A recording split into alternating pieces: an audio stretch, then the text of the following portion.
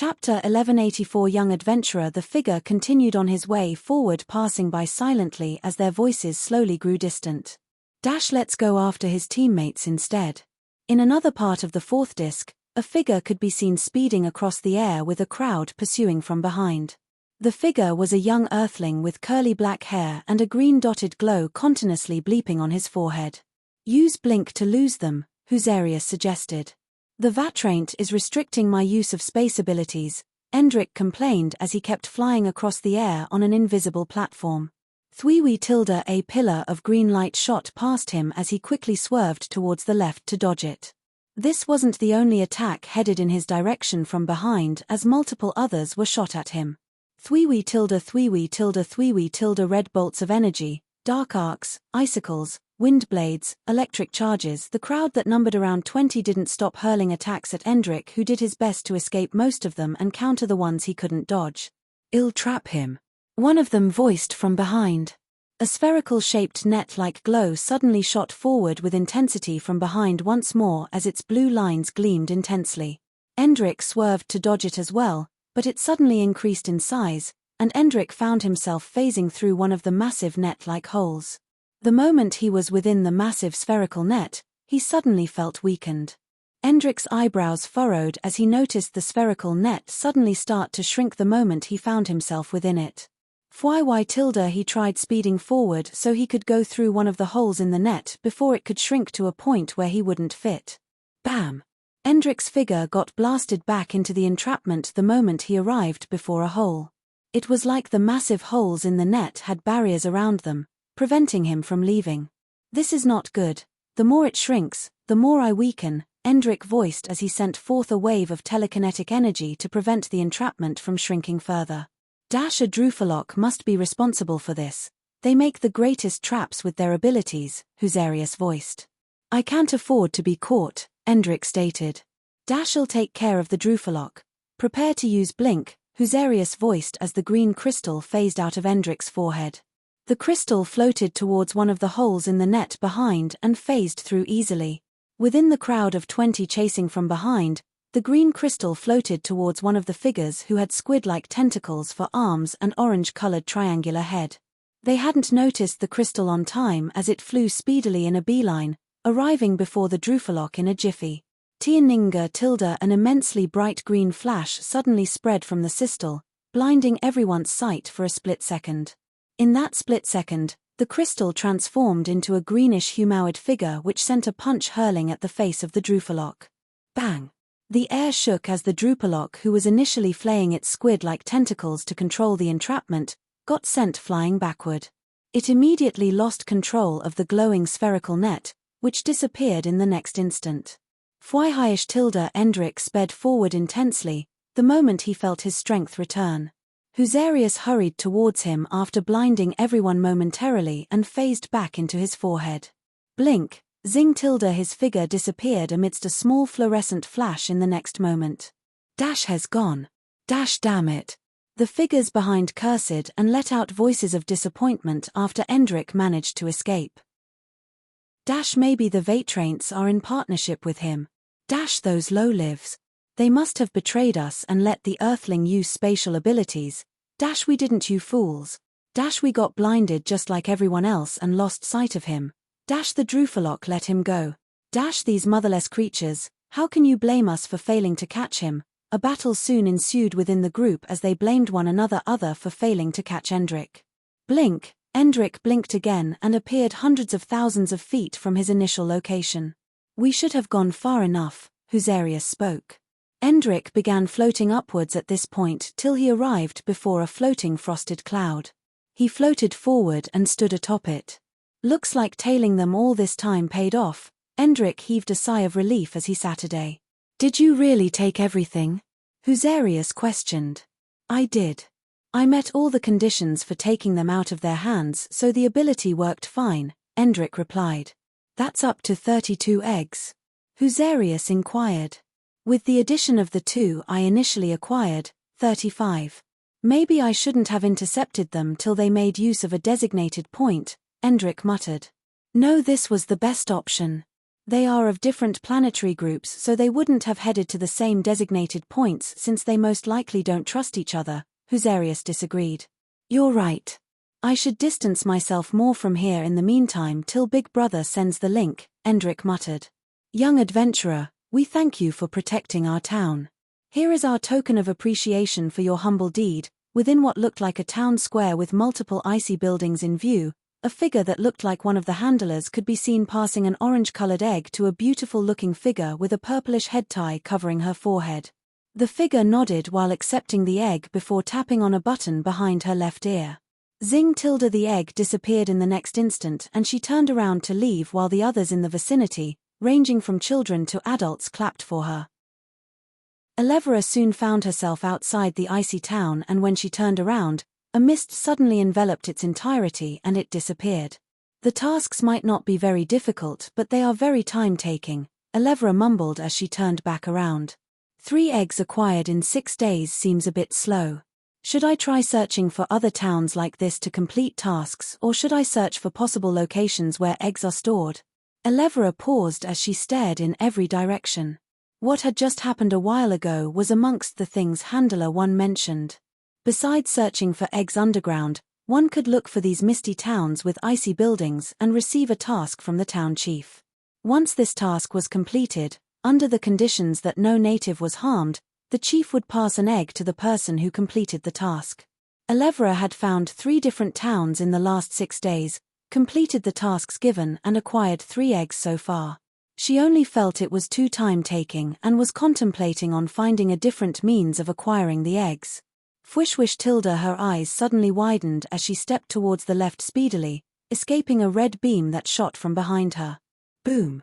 The red beam slammed into a frosted mountain up ahead, ripping a massive hole straight through its center as it came crumbling down in the next moment. Elevra turned around at this point, spotting the source of the attack. I won't miss next time, so I suggest you hand over the eggs you have acquired. The voice of a cone-shaped being with humanoid hands and a head-sized hole in its chest rang out. An oxykick. Elevra instantly identified the alien, who also happened to be a participant. Why don't you come and take it, if you can? Elevra's eyes dropped as her body began to emit intense purplish fog-like energy. Looks like I will have to encourage you forcefully to relinquish them, and you will sorely come to regret it. The hole in the oxykick chest suddenly gleamed intensely with a deadly red glow. A destructive red beam shot forth from it, causing the air to tremble as it arrived before Elevra. Fwywai. Elevra instantly leapt into the air, dodging the beam which ripped straight through another icy mountain up ahead, causing its collapse.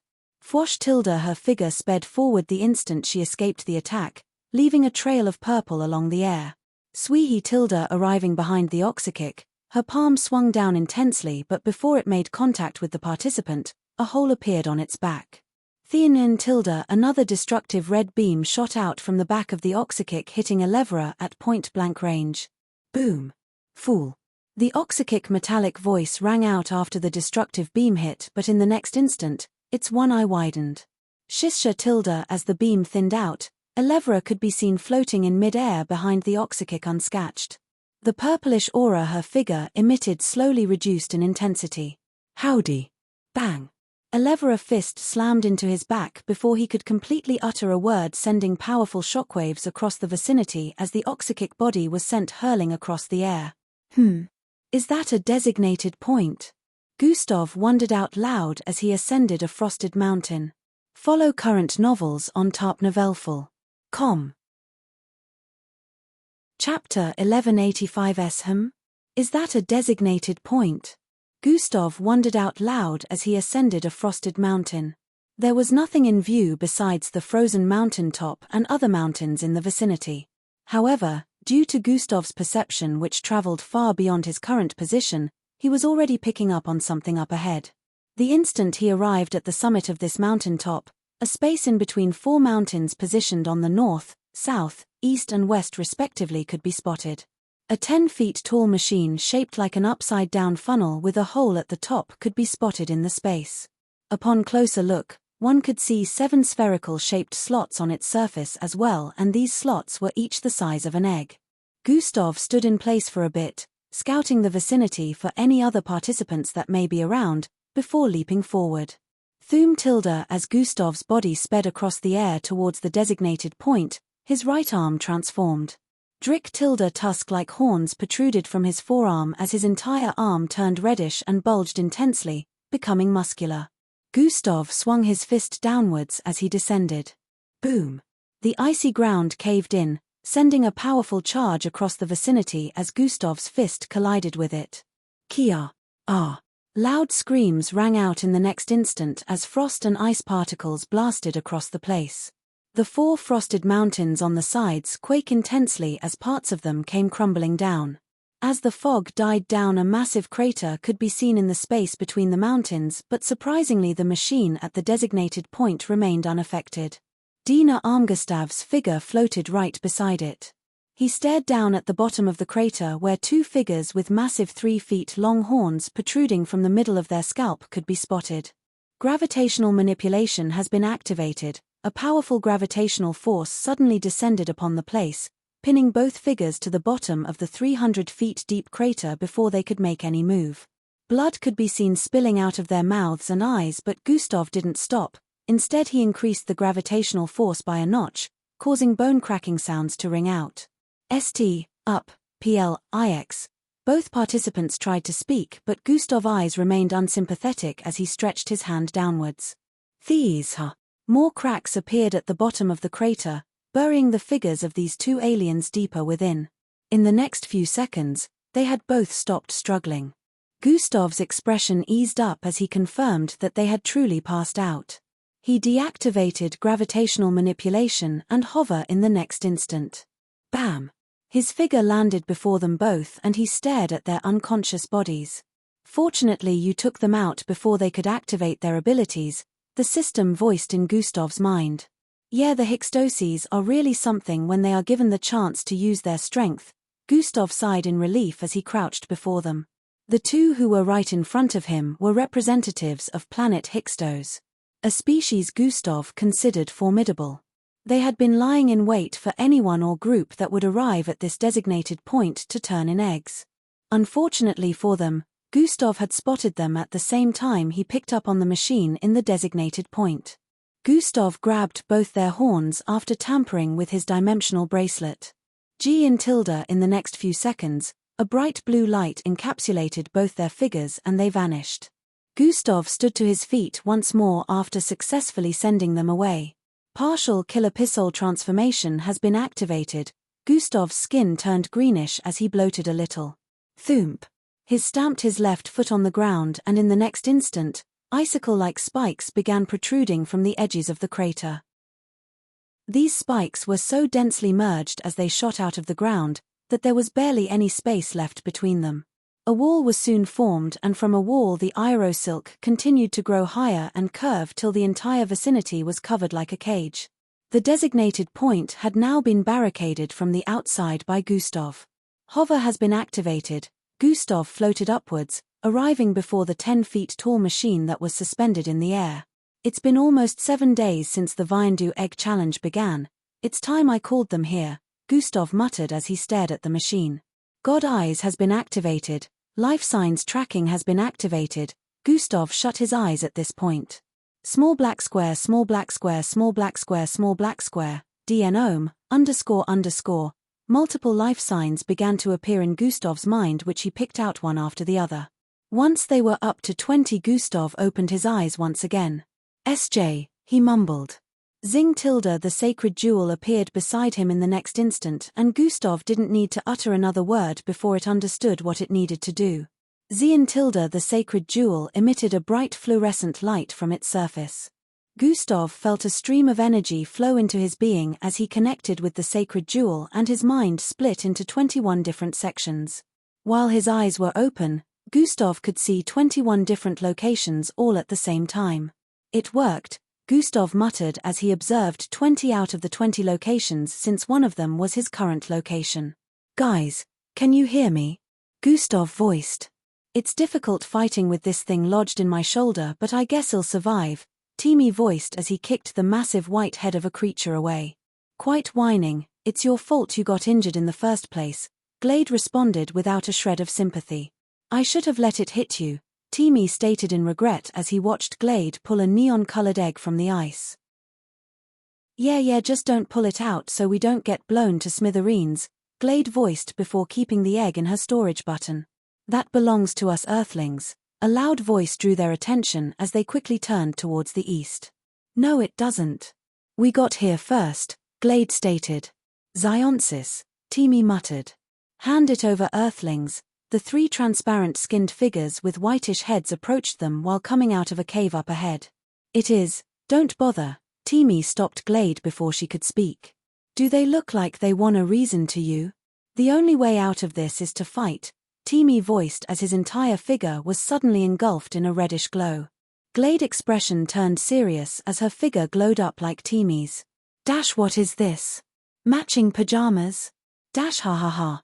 You Earthlings are too cocky for your own good. All three Zionsis charged forward in the next instant. The first one swirled like a raging tornado, forming a scarlet storm in an instant, while the other two that followed behind caused the grounds on the side to decay and cave in. They manipulate nature. Be careful, Teamy voiced. I know. Before Glade could complete her sentence, a giant thorny vine phased out of the icy ground behind her and wrapped around her figure. Fu hui tilde it flung raised her entire figure upwards in the next instant before slamming her into a mountain, hundreds of feet away. Bang! At this same instant, Team had leaped away from the isolated icy platform he was standing on, which only had caved in grounds around. Fui tilde as his figure traveled across the air towards one of the Zionsis, the raging scarlet tornado suddenly increased in size and began pulling him in. I might need something bigger, Teamy muttered as the reddish glow surrounding his figure increased intensely. Fauhum tilde a gaint reddish figure was formed around him, increasing his size by 10 times as he flew into the scarlet tornado with a massive red club forming in his grasp. In the next instant a loud blast reverberated across the vicinity and with it came a painful cry. Aurora! A figure was sent flying out of the scarlet tornado, which cleared up in the next couple of moments, revealing Teamy within. Bang! At the same instant Teamy landed on his feet with his massive reddish figure encapsulating beam. 2 robust vines shot towards him from the sides. The club disappeared as Teamy stretched both his arms out and caught the vines, but once he did, the third Zionsis had conjured up gigantic hails which began descending upon his figure from above. Fyi tilde a red axe suddenly cut through the air from behind, cleaving both vines in half and freeing Teamy. The instant Teamy was free he leapt backwards, dodging some gigantic hails that landed on his initial spot. Bang! Bang! Bang! Glade figure suddenly shot forward from the mountain, which was hundreds of feet away, with glowing red eyes and armor surrounding her figure. Lineage tilde a reddish castle materialized from nothing above one of the Zionsis, and Glade landed atop it with force, causing it to descend powerfully. Boom! Chapter 1186 show offs Lineage tilde a reddish castle materialized from nothing above one of the Zionsis, and Glade landed atop it with force, causing it to descend powerfully. Boom!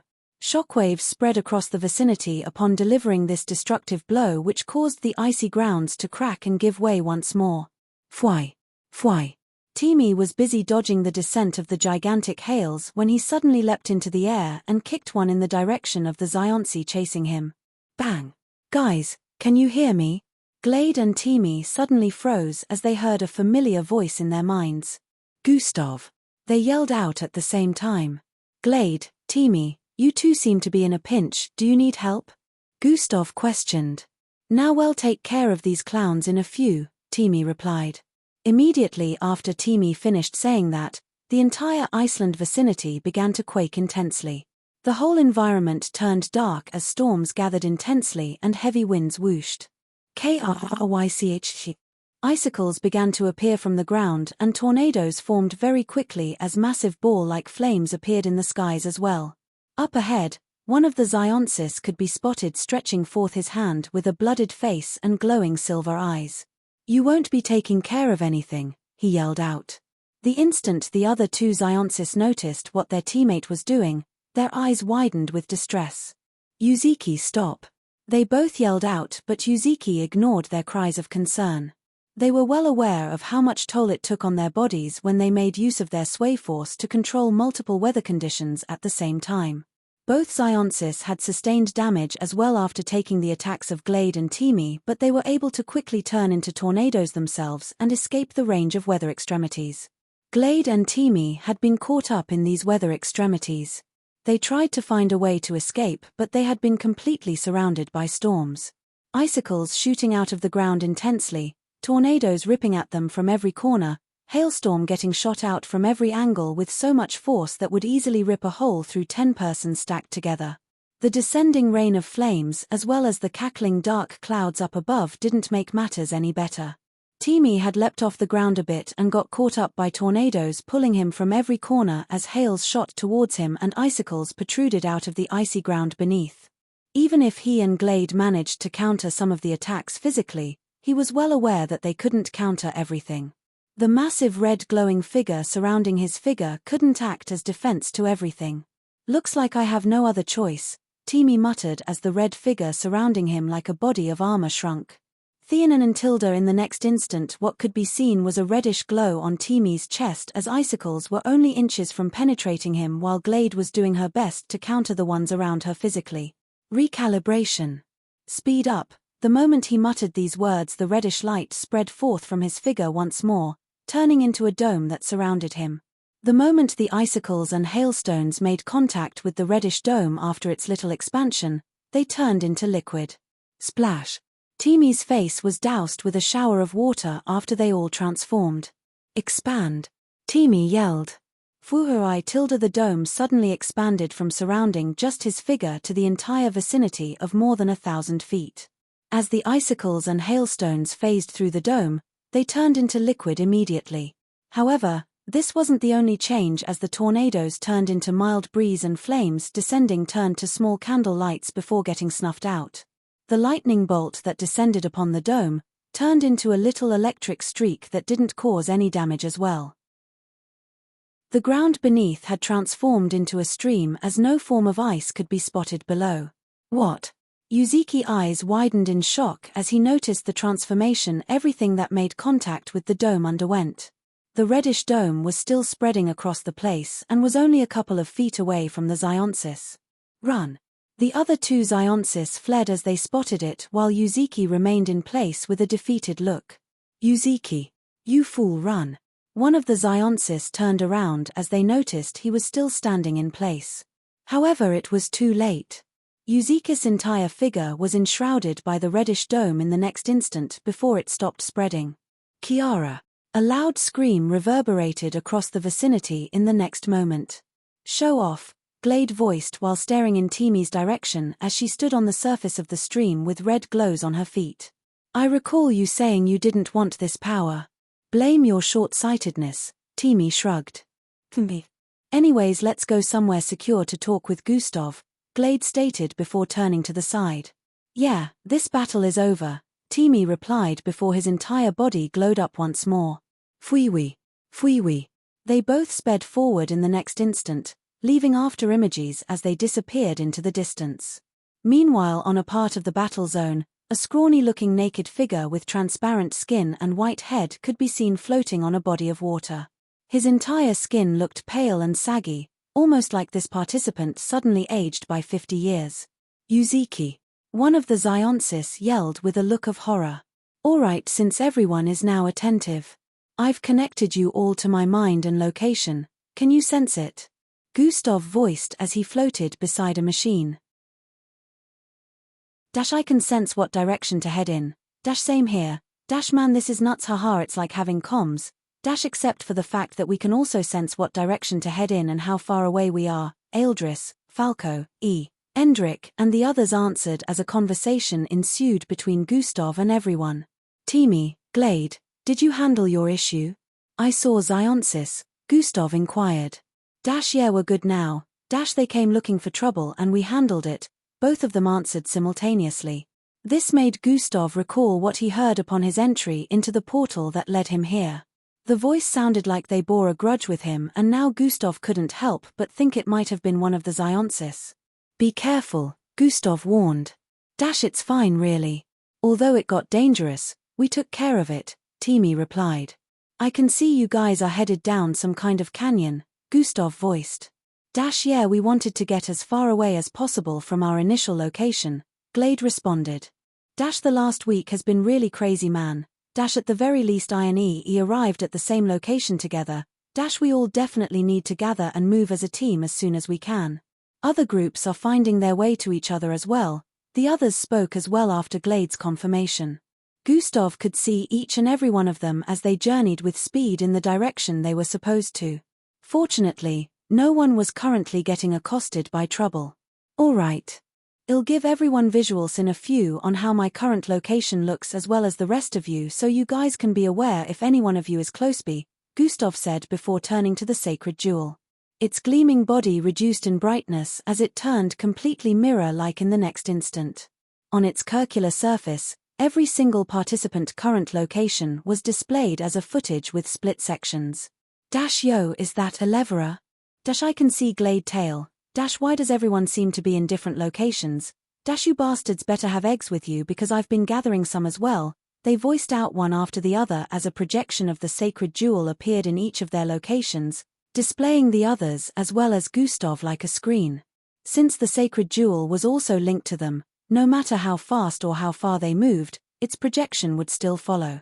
Guys, focus. Gustav called everyone's attention back to him, causing them to keep quiet. In the next couple of hours, we would have spent a week on the fourth disc. You know what this means, Gustav voiced out. The screens displaying the current scores from the Vindu challenge will appear. Endrik seemed to instantly figure out what Gustav was talking about. Precisely, Gustav replied. I'm not following. Do you want us to arrive before it does? Abestos questioned. I don't think that is even possible, Fink stated. Yeah, and even if it is, I don't think it's what Gustav's wants, Matilda added. It isn't. Do you guys know what will happen once the current scores are released and everyone is aware of the planets that have acquired one or more Vindu eggs? Upon Gustav's mention of this, Ealdris' face beamed up. Oh, now I see what you're getting at, Ealdris stated. Chapter 1187. Upon Gustav's mention of this, Ealdris' face beamed up. Oh, now I see what you're getting at, Ealdris stated.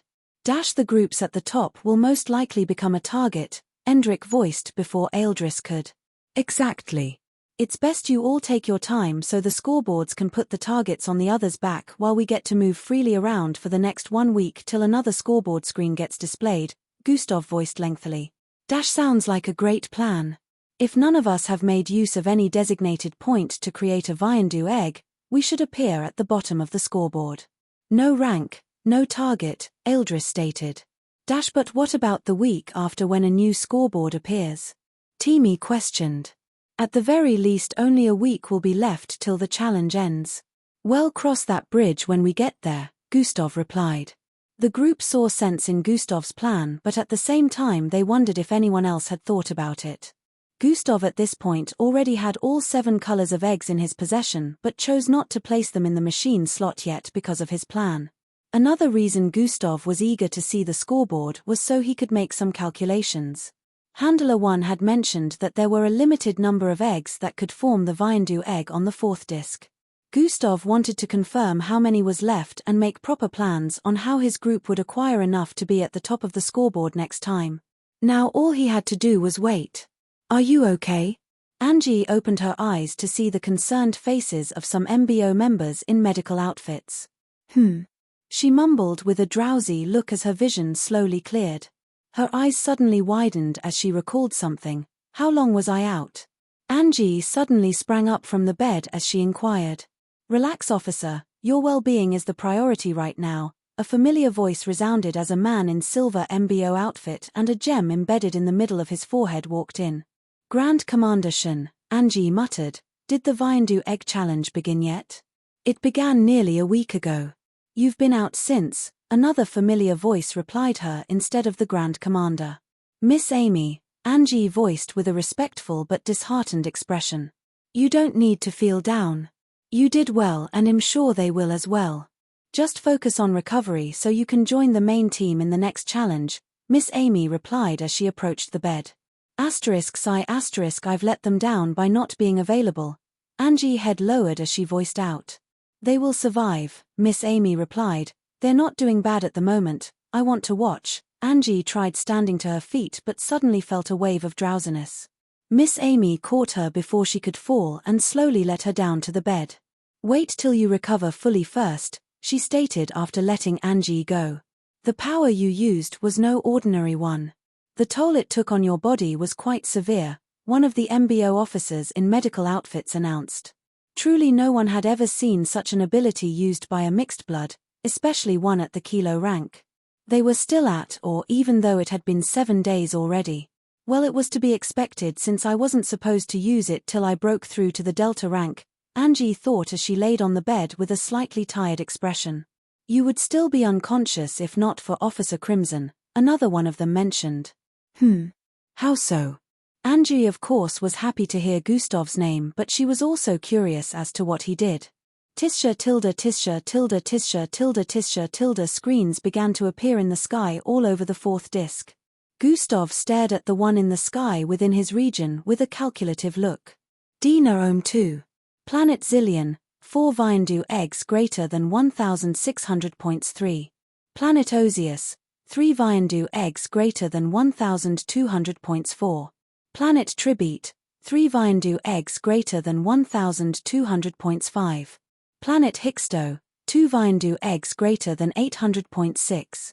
Planet Diov, 2 Viandu eggs greater than 800.7. Planet Osiris, 2 Viandu eggs greater than 800.8. Planet Oxlark, 2 Viandu eggs greater than 800.9. Planet Gundabalt, 2 Viandu eggs greater than 800.10. Planet Indulus Prime, 2 Viandu eggs greater than 800.11. Planet Klaxosape, 2 Viandu eggs greater than 800 points. Gustav stared at the top 100 planets on the screens that displayed the scoreboard. Every one of them had at least 2 Viandu eggs, while the ones below 101 had 1 each. From the lower 300s, the other planets had not managed to get a single Viandu egg, and unsurprisingly Earth was in the top 800s. Gustav nodded in satisfaction as he took note of the stats. The planets he expected to be at the top were precisely the planets that were currently at the top. The screens displaying the scoreboard remained up there for about 2 minutes before they disappeared. At this time Gustav had already calculated the number of eggs left that were required to create a Viandu egg. Fortunately around 8,400 eggs required for the creation of the Viandu eggs are still unclaimed, Gustav muttered. Which means 1,200 Viandu eggs can still be created, the system inputted. Yes, but if we were to subtract the number of those who haven't gotten their eggs to a designated point yet, that number would be lesser, Gustav voiced with a contemplative expression. In other words, in the next 1 week there is a high probability eggs would no longer be available, the system added. Indeed. The winner would practically be decided, so the last week would just be groups trying to rob other groups of their Viandu eggs so they can rank higher on the scoreboard. Gustav reckoned that the second week would decide things. The last week would just be a dangerous one where groups with high ranks get hunted and chased. I'll have to come up with a plan for the last week, Gustav thought as he tapped his storage button. An holographic tray where 3 feet large eggs could be spotted appeared in his line of sight. Gustav tapped on them and the eggs appeared in fiscal form. Gravitational manipulation has been activated. The eggs floated around Gustav and he proceeded to pick them one after the other, slotting them into the machine in front of him. Violet, indigo, orange, neon, dark red, ultramarine, raisin black. Gustav placed the eggs with these colors into the machine and waited. Thein Nunha tilde it suddenly glowed up intensely with a spectrum of colors and chimed softly a few times before a loud popping sound rang out. Pooh! A milky white egg with golden circular stripes shot out of the hole atop the machine in the next instant. Gustav reached out and grabbed the egg, which was the size of a human head. The circular golden stripes around it gave off a mystical glow as Gustav inspected it. So this is a Viandu egg. It almost feels like it has other uses besides just being the acquisition goal of a competition, Gustav muttered as he activated God Eyes. God Eyes has been activated. Tick. Thingy. Gustav exclaimed in pain as he felt a sharp stab in his eyes the instant he tried to see through the egg. A protective energy. Gustav deactivated God Eyes while muttering. Kinda suspicious, the system voiced. I agree, but I'm not curious to the point where I'd jeopardize our acquisition of a Viandu eggs, so I won't poke any further. For now, Gustav decided as he kept the Viandu egg away. He still had about 3 other required colors for creating a Viandu egg, but 4 more were needed before he could use the machine at this designated point again. He wanted to wait for his teammates to arrive before sourcing for more of these colored eggs, but from what he could sense, the closest teammate to his location would still take at least 120 hours to get here. The 4th disc was just too massive, and they were unlucky to have spawned very far away. To Gustav, this was still favorable because at the very least everyone would manage to get here before the 2nd week ended. If they had spawned farther than this, there was even a possibility they wouldn't meet up till the challenge ended. In the meantime, Gustav had decided he would gather more eggs, and he expected the others to do the same as well while they were on their way here. 3, 2. Gustav had already picked a checkpoint and decided to leave the sacred jewel here till he returned. 1, zing. A flash of blue light enveloped his figure and he vanished in the next moment. Gustav reappeared before a flaming frosted tree in the next instant. Up ahead he could spot another familiar-looking cave. Chapter 1188. Gustav reappeared before a flaming frosted tree in the next instant. Up ahead he could spot another familiar-looking cave. This was one he already looted, so he didn't bother going in. Instead he turned to another direction before heading forward. Since these flaming trees that don't get consumed signify checkpoints for areas with caves possessing the same colors of eggs, there's no point in checking the other caves. Gustav was well aware that he would find the same eggs colors he got from this cave earlier, which was still in his possession. He needed other colors, so he had to leave this area. Fauhuhum tilde. Gustav leapt into the air and disappeared from sight in the next instant. That is exactly why I have come here. The leaders of the Alliance need to be warned. Within the seating area of Earth's spectators, Miss Amy voiced out. Are you sure? For such a claim, proof is needed or no one would be willing to take your word for it, Grand Commander Shen responded. The eye that appeared is enough proof. They will be idiots to not believe that something is coming, Miss Amy spat with a straight expression. They could come up with a number of things to counter that and not take it as an actual threat. Even though you have myself and the Earth backing your claim, there are still more than 100 other planets in the Alliance and 4 other Alliance leaders. Grand Commander Shen shook his head. He preferred it if they just dealt with the situation themselves instead of bringing the Alliance into it, but Miss Amy claimed that she sensed the threat would be greater than what Earth could handle themselves. She also added that it probably wouldn't be a threat to Earth alone, but didn't reveal that Gustav's claims was the reason she believed the threat would be universal. If she mentioned Gustav even though she trusted him, they would be even more unwilling to listen to her due to his age. She knew she would only get an audience due to her strength and prestige. I will make them listen, it is for their sakes as well. Miss Amy folded her arms and shut her eyes at this point. I could destroy the 1st to 12th layer of this planet easily, and I can't sense any existence here that is remotely a threat to me yet. That eye. Miss Amy couldn't help but recall the eye. She really felt like a small entity compared to just a single organ. It was nerve-wracking. These fools better take it seriously. Miss Amy was well self-aware that she wouldn't usually care about such, but then Gustav was also involved as well as the well-being of their galaxy, so she had to care. Swooshy tilde. A massive frosty-looking snake-like creature blasted out from the icy ground, ascending with speed into the sky. Boom. Boom. Boom. Explosions and sounds of heavy coal lions rang out as well as the ground blasted open wider and multiple participants flew out of it. Don't let it get away, one of them yelled as they shot a flurry of attacks towards the flying frosty-looking colossal snake creature. Despite these participants representing different planets, they seemed to be working together in combating this creature. Two whoosh. One of them vanished and appeared right in front of the creature. Twee. Tweewee. Tweewee. Multiple pieces of massive frosted objects appeared right above the creature and began to fall. The frosty-looking creature wriggled its way across the air, dodging most of the projectiles. It proceeded to wrap its tail around some of them and hurled it in the direction of the chasing participants. Bang! Bang! Bang! Attacks coming from the participants giving chase overwhelmed the hurled projectiles, and some of them were close to hitting the creature when it suddenly turned around. Rah-rah! The instant it opened its mouth to roar, heavy whitish flames shot forth from it. Kia! Some of the participants yelled as their bodies turned to frost and received grievous injuries. The frost was beyond coldness. Even the air froze and a thick wall of ice had built from the ground to the sky, spreading across the vicinity. Bang! The creature slammed its tail into the participant that initially appeared before it, causing her to spin across the air before slamming into the wall of ice and getting impaled. Poochie tilde dash that thing is really stronger than the ones I've faced so far. Dash at this point it might get away with the eggs in its belly, DN Omsum of the uninjured participants complained as they watched it fly away. However, at this moment one of them who had black wraps of clothes covering his entire body like a mummy, blasted through the wall of ice. Boom!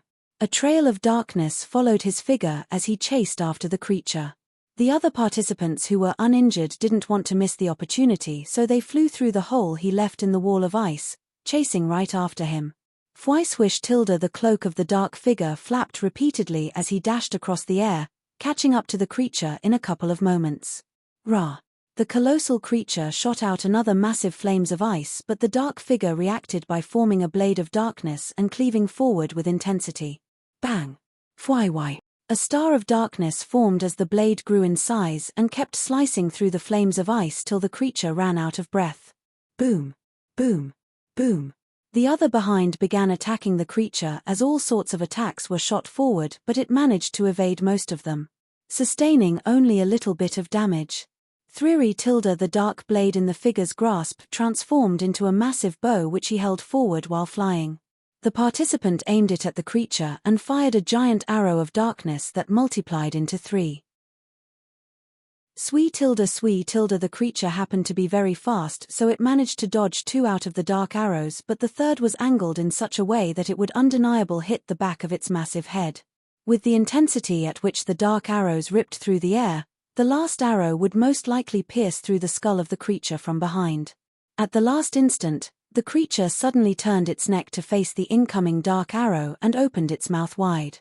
Its icicle-like teeth were revealed for a split second, which came crashing to a close just as the tip of the dark arrow went in a little. Bang! It caught the dark arrow in between its teeth and got blasted backwards for thousands of feet in the air due to the powerful force, but it held it tightly in between its teeth. The creature spun after stopping in mid-air before spitting it away. The dark figure wasn't the only shocked participant here, the others were in disbelief as well, seeing how the creature managed to escape such an onslaught with little to no damage. PND no one othesish. A lightning streak suddenly appeared in front of the creature, and with that came a 30 feet long milky-colored blade that was already descending upon its head. Screeve! Bang! A loud sound of collision reverberated across the vicinity as the milky-colored glowing blade cleaved through 3 feet of the creature's head.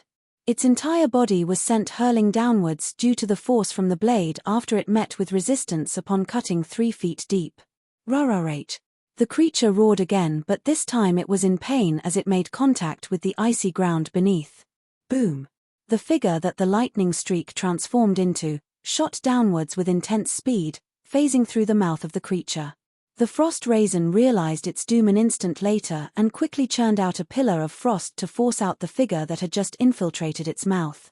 However, this was to no avail as it felt a force tugging against its belly from within after a few moments. Boom!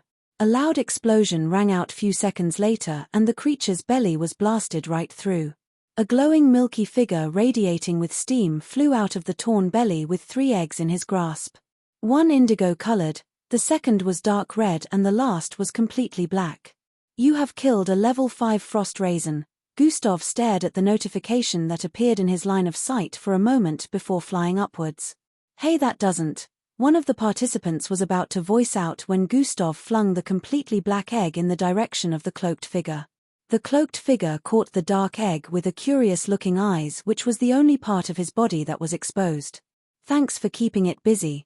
The distraction was all I needed for my attack to be successful. After saying this.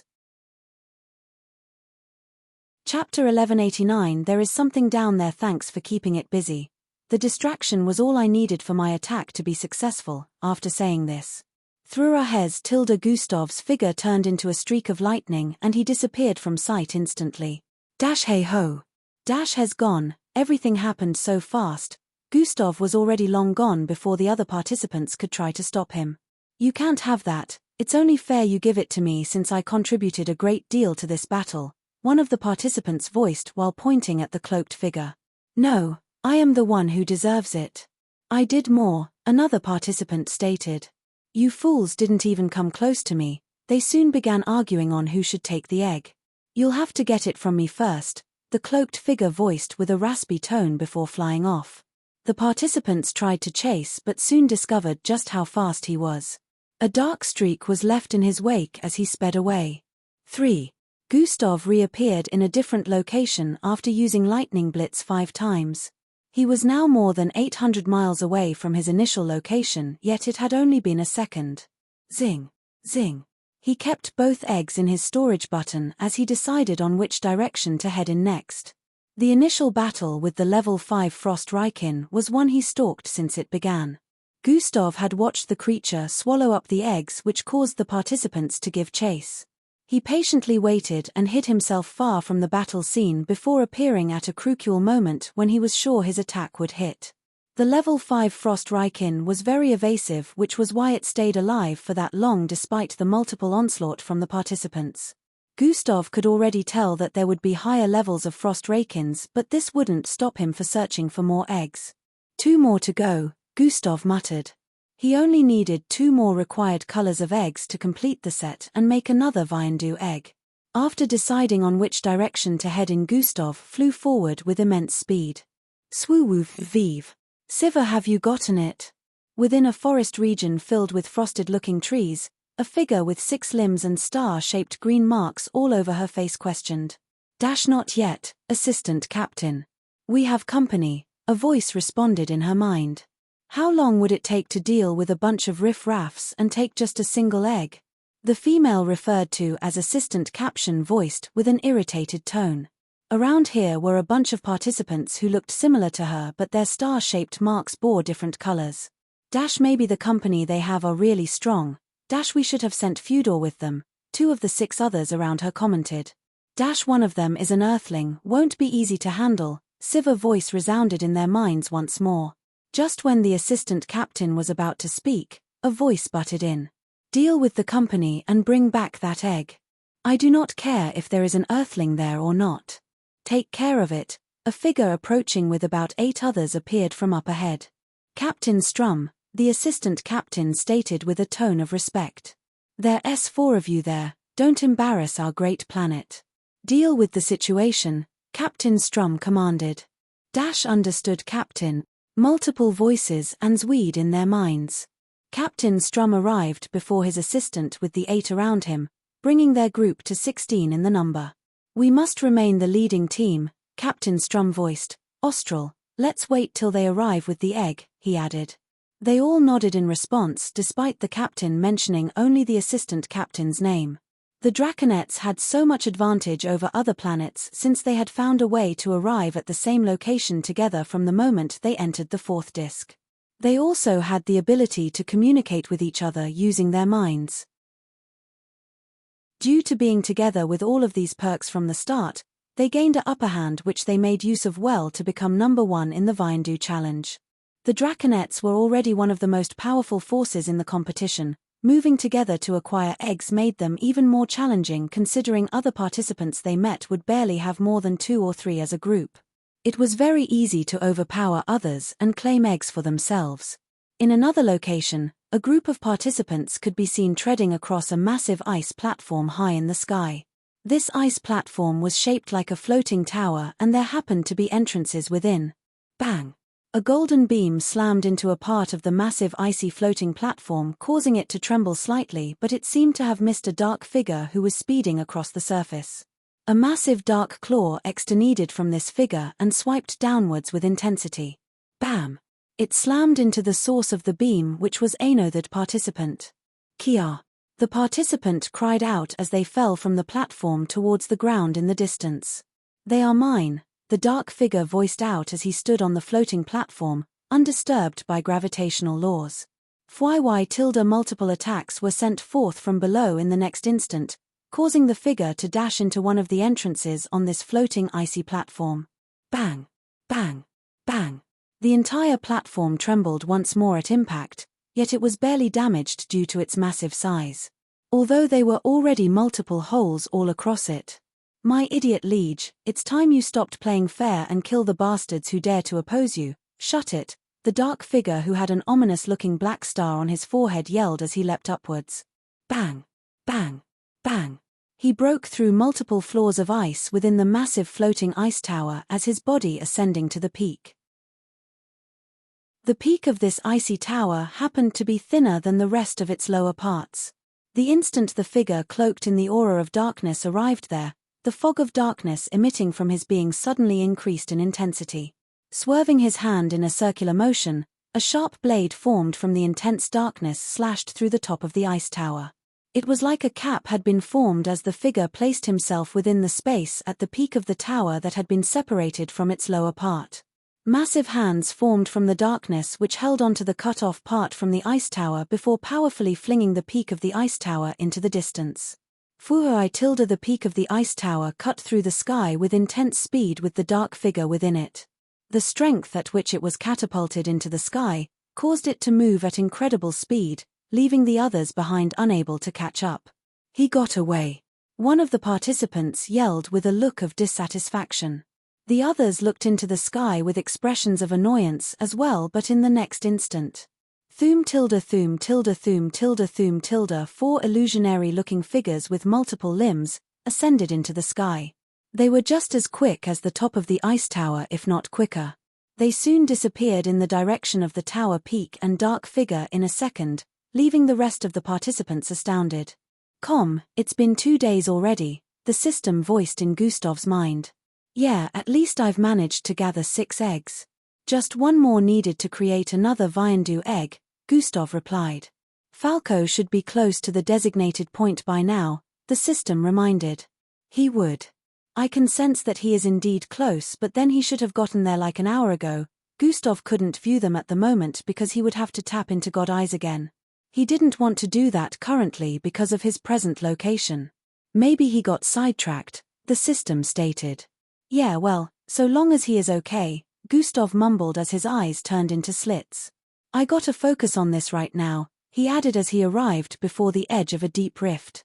There was utter silence in the environment as Gustav stared down at what looked like a divide on the 4th disc. It was so lengthy that the end of this rift on the ground couldn't be seen with the naked eyes. However, it wasn't only lengthy, it was also deep and wide. It was like staring into the abyss as darkness was all that could be seen from the top. One also couldn't see where the land was supposed to continue beyond the ledge. A spectrum of glowing colored lines were the only things that could be spotted in the distance. It was both an amazing and mind-boggling sight at the same time. Anyone would think they have arrived at the edge of the 4th disc if they saw this, Gustav muttered. Indeed, however, you and I are aware that there is something down there. Follow current novels on tarpnovelful.com. Chapter 1190. That was reckless. Anyone would think they have arrived at the edge of the 4th disc if they saw this, Gustav muttered. Indeed, however, you and I are aware that there is something down there, the system added. It is pretty deep though, Gustav's eyes squinted. There was no way to tell if anyone was down there from this height, but Gustav's intuition told him there was definitely danger and fortune at the bottom, or at least on the way to it. You're not telling me everything again, right? Gustav said with a suspicious tone. Since you already know how things are, why do you still bother asking? The system retorted. TCH, Gustav proceeded to step forward at this point. His body began to rapidly fall through the air into the depths of the unknown. Surprisingly, as he descended, the darkness had reduced due to the glowing lines which he occasionally phased through during his descent. However, mist became visible upon further descent, which became denser and denser, impairing visual capabilities. The mist around him had become too dense that one couldn't even see their own body, but Gustav's high perception made it so this wasn't a problem. 10,000 feet, 20,000 feet, 30,000 feet, 40,000 feet, 50,000 feet. It felt like Gustav had been falling for ages, but he didn't wish to increase his speed just yet because he was unaware of what to expect. 100,000 feet tilde 110,000 feet tilde 120,000 feet tilde 140,000 feet tilde 160,000 feet tilde 200,000 feet tilde 300,000 feet tilde. As Gustav continued to descend, he began to feel moist. Usually the dense fog was enough to make one feel moist, but this was different. Lash tilde Gustav suddenly felt himself phase through a shower of liquid. Where did that come from? He was still falling through the air, so he was dumbfounded as to how liquid appeared in mid-air. As he fell further, he could feel drizzles on his body. His perception picked up on a floating waterfall far towards the east. He was still very far from the bottom of wherever this led, yet a giant body of water was falling from mid-air. 400,000 feet tilde Gustav kept falling, but the instant he crossed the 200,000 feet mark, he suddenly felt an intense pressure. His body began to fall faster, like the gravitational laws had changed. An impending sense of danger assaulted his senses as his body got pulled further downwards. He was falling 4 times faster than before. At this point, Gustav finally decided to do something. Hover has been activated. His body paused in mid-air, defying the unexpected change in gravitational force. He could finally sense a kind of distortion thousands of feet below. There's something wrong there. Gustav grabbed a snack from his storage space and dropped it. Fui tilde, God Eyes has been activated. His sight followed the snack as it dropped like a rock despite its small size. When it reached the distance where Gustav sensed the distortion, the green-colored snack turned monochrome before disappearing. Gustav could see that he hadn't gotten to the bottom of this place. In fact, it seemed like he was still a far distance, yet the snack disappeared instead of continuous descent. Gustav dropped another after moving a couple of feet towards the right, and the same thing happened. It's not transporting them to another dimension or anything, the system voiced. Yeah, I can tell. It doesn't give off any spatial energy. Whatever is down there instantly erased them from existence, Gustav muttered.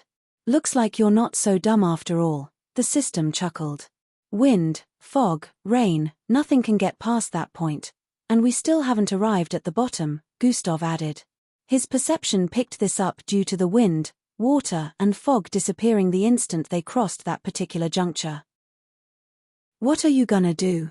The system inquired. It's pretty simple. I can still see beyond that point, so it means that even if it has the capacity to erase things from existence, wind, rain, fog, seeing through means, it is unable to erase light. Most likely 'cause light is too fast, Gustav voiced lengthily. You're not as fast as light though, the system pointed out. True, but I don't need to be that fast, I just need to be fast enough to move past that point before I get erased from existence. From the looks of things, it's only a layer, Gustav explained. And do you know how fast you are meant to move, or you're just gonna gamble with your life? I praised you too fast, you're still dumb, the system stated with a tone of ridicule. The gamble of death brings a certain thrill, doesn't it? A smirk appeared on Gustav's face. No, I am uninterested in engaging in such foolishness. Find me another host if you're seeking death, the system yelled as it appeared in holographic format before Gustav.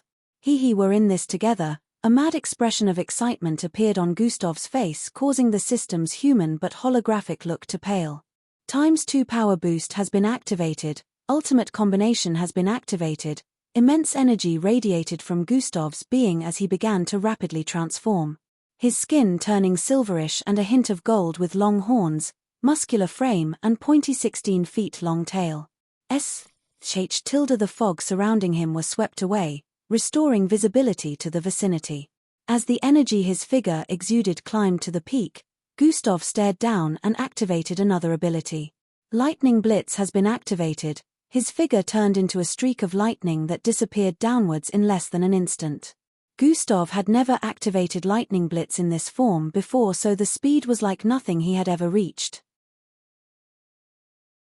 Thririus hose tilde a loud sound of collision reverberated across the vicinity as the lightning strike turned a little pale when it reached a point below, before returning to its original color. A small crack had appeared at that point but soon disappeared afterwards. Gustav had managed to cross almost 2 million feet in a single second. It was the fastest he had ever gone, and although he was a little hindered when he arrived at the erasing layer, he managed to break past that point. Fu Hui tilde thra tilde Gustav returned to his initial state after reaching a particular distance down and stared at his surroundings. You lost an arm, the system stated. It will grow back, Gustav responded with an unbothered tone, ignoring the fact that he was currently missing a left arm. That was reckless, the system nagged. I know, Gustav replied once more with an unfazed tone. Looking around him now, he could see floating diamond-like platforms in mid-air all across the place. The bottom of this location was still quite a distance away, but Gustav could finally sense it with his perception.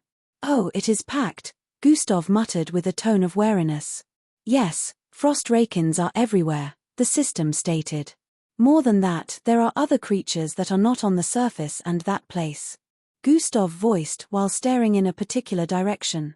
From his current height, nothing could be seen downwards, but with his perception, he was able to make out dark ridges, floating fiery mountains and frost mountains in different areas. Caves as well as territorial regions where unknown-looking creatures could be seen in droves. Going down there was like trying to commit suicide. It was practically an haven of monstrosities. The creatures numbered in hundreds of thousands and each one was incredibly dangerous. Even the frost rakins in the floating frosted mountains were very high-leveled compared to ones on the surface. This wasn't something Gustav just wanted to jump into, however. Now it makes sense why this place harbors so much danger, Gustav voiced as his sight focused on a particular item on the peak of a floating mountain. Ready-made Viandu eggs, the system girly voice uttered. And there are numerous of them in this place. How come the handler never mentioned this? Gustav wondered, but immediately had multiple theories appear in his mind which gave him the answers he needed. One of the theories included how multiple participants would lose their lives if they came into contact with such a place after being aware that there were Viandu eggs down here. If there was a way to skip gathering 7 colored eggs and heading to a designated point to make a single Viandu egg, everyone would be eager to try it out regardless of how dangerous it would be. Gustav recalled one thing Handa 1 mentioned. There are still a couple of mysteries, but the rest will be left for you youngsters to uncover by yourselves. Gustav decided to push all the unnecessary questions to the back of his mind for now as he focused on the main task ahead. I need to get some Viandu eggs without being noticed or gathering as low attention as possible to myself, he stated.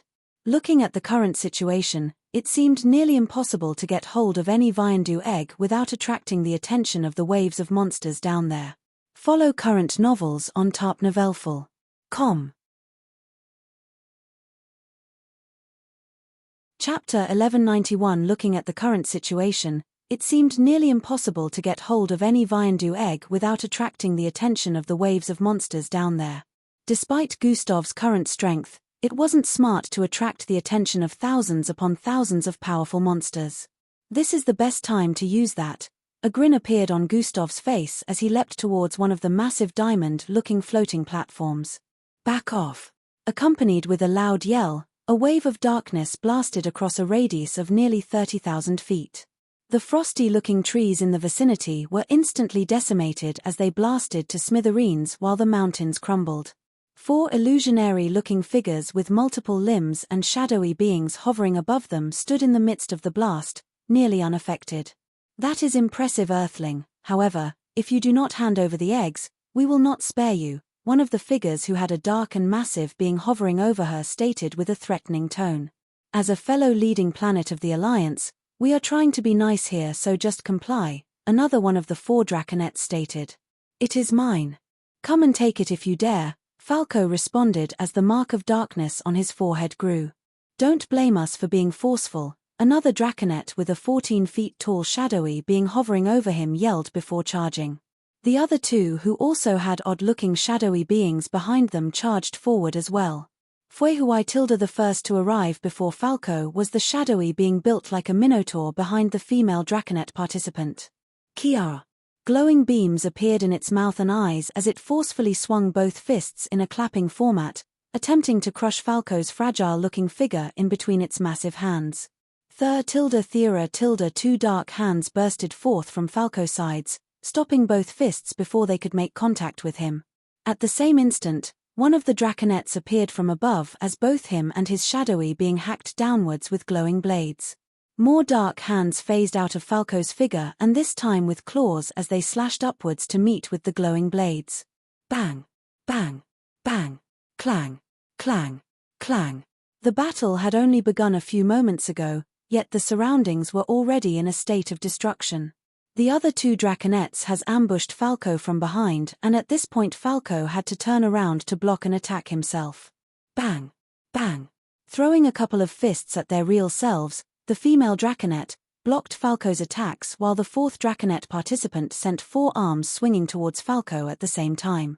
Falco managed to jump backwards, dodging the onslaught of multiple limbs, but he still had to focus due to the shadowy beings that had hovered above the draconets. Multiple hands swung towards his back the instant he landed on his feet, which he quickly deflected with more dark arms phasing out of his being. Bang! Bang! Bang! Bang! Falco barely managed to dodge their hits and was slowly starting to take damage without being able to successfully land a single attack on any of them. The longer the draconets engaged Falco, the more he kept getting pushed back. Since they were not in any way weak, one of them managed to land a hit on him. Bang! Falco's figure was sent flying, and at this same moment, one of the gigantic shadowy figures which was up to 200 feet tall descended upon him from above. Boom! Destructive shockwaves spread across the vicinity, bringing along cracks as the already decimated surroundings caved in even more. The massive Shodoi being stood in place with a condescending gaze as the draconets heaved a sigh of relief.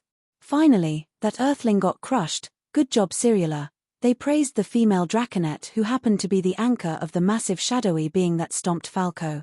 Siva, then, Cyrilla was about responding when her face froze.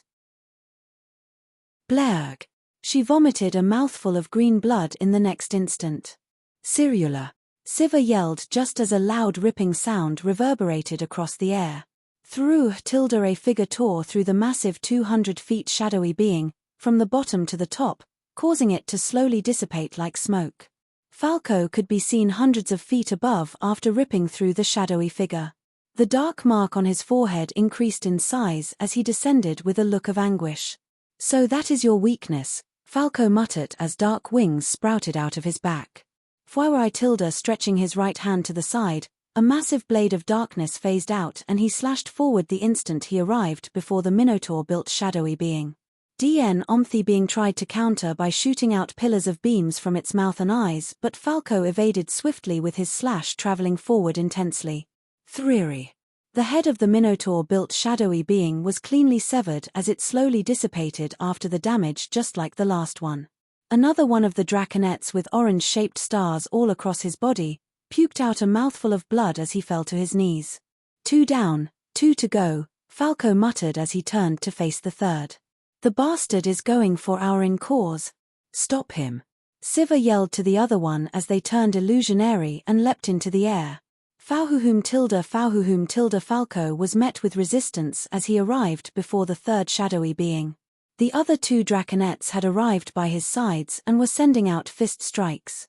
8 fists were approaching different parts of his body at the same time from the sides, while he had already conjured up a powerful attack for the shadowy being in front of him. Falco could tell that, if these shadowy beings received a certain level of damage, they would disappear and their bearers would also take damage. He had 2 choices at the moment: go on with the attack and cause the third encore to disappear, or block the attacks of the 2 on his sides.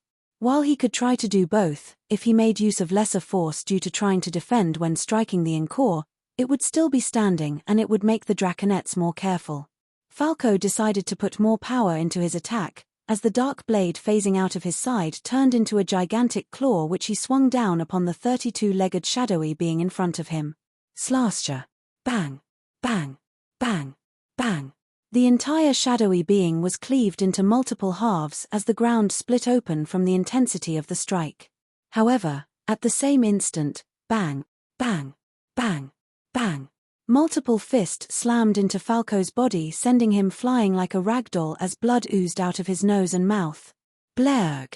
One of the 2 draconets who had just successfully landed hits on him puked blood in mid-air and began falling to the ground as he turned light-headed. Pula!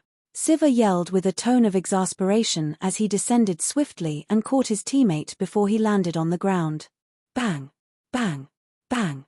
Falco's body slammed into multiple trees thousands of feet away as he got blasted away, causing them to snap and break into smithereens. Threri.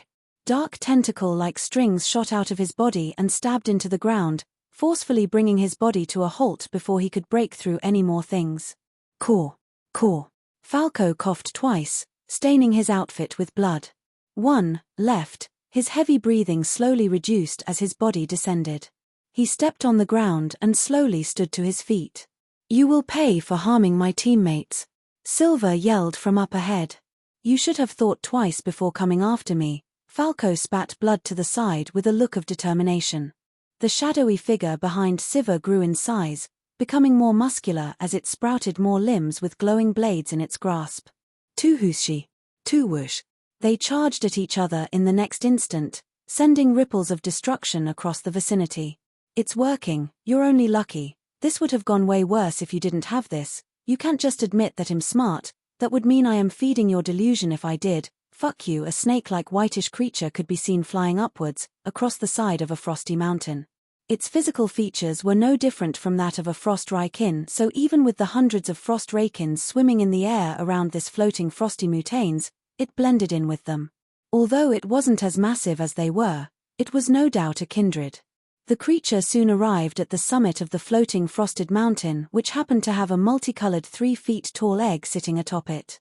Here comes the tricky part. So long as I am fast enough, they shouldn't notice the switch. The smaller frost raikin approached the multicolored egg, which happened to be a Viandu egg. Chapter 11:92 30 seconds countdown. The smaller frost raikin approached the multicolored egg, which happened to be a Viandu egg. Although the other frost raikins in the vicinity were not suspicious, they still had eyes on the Viandu egg.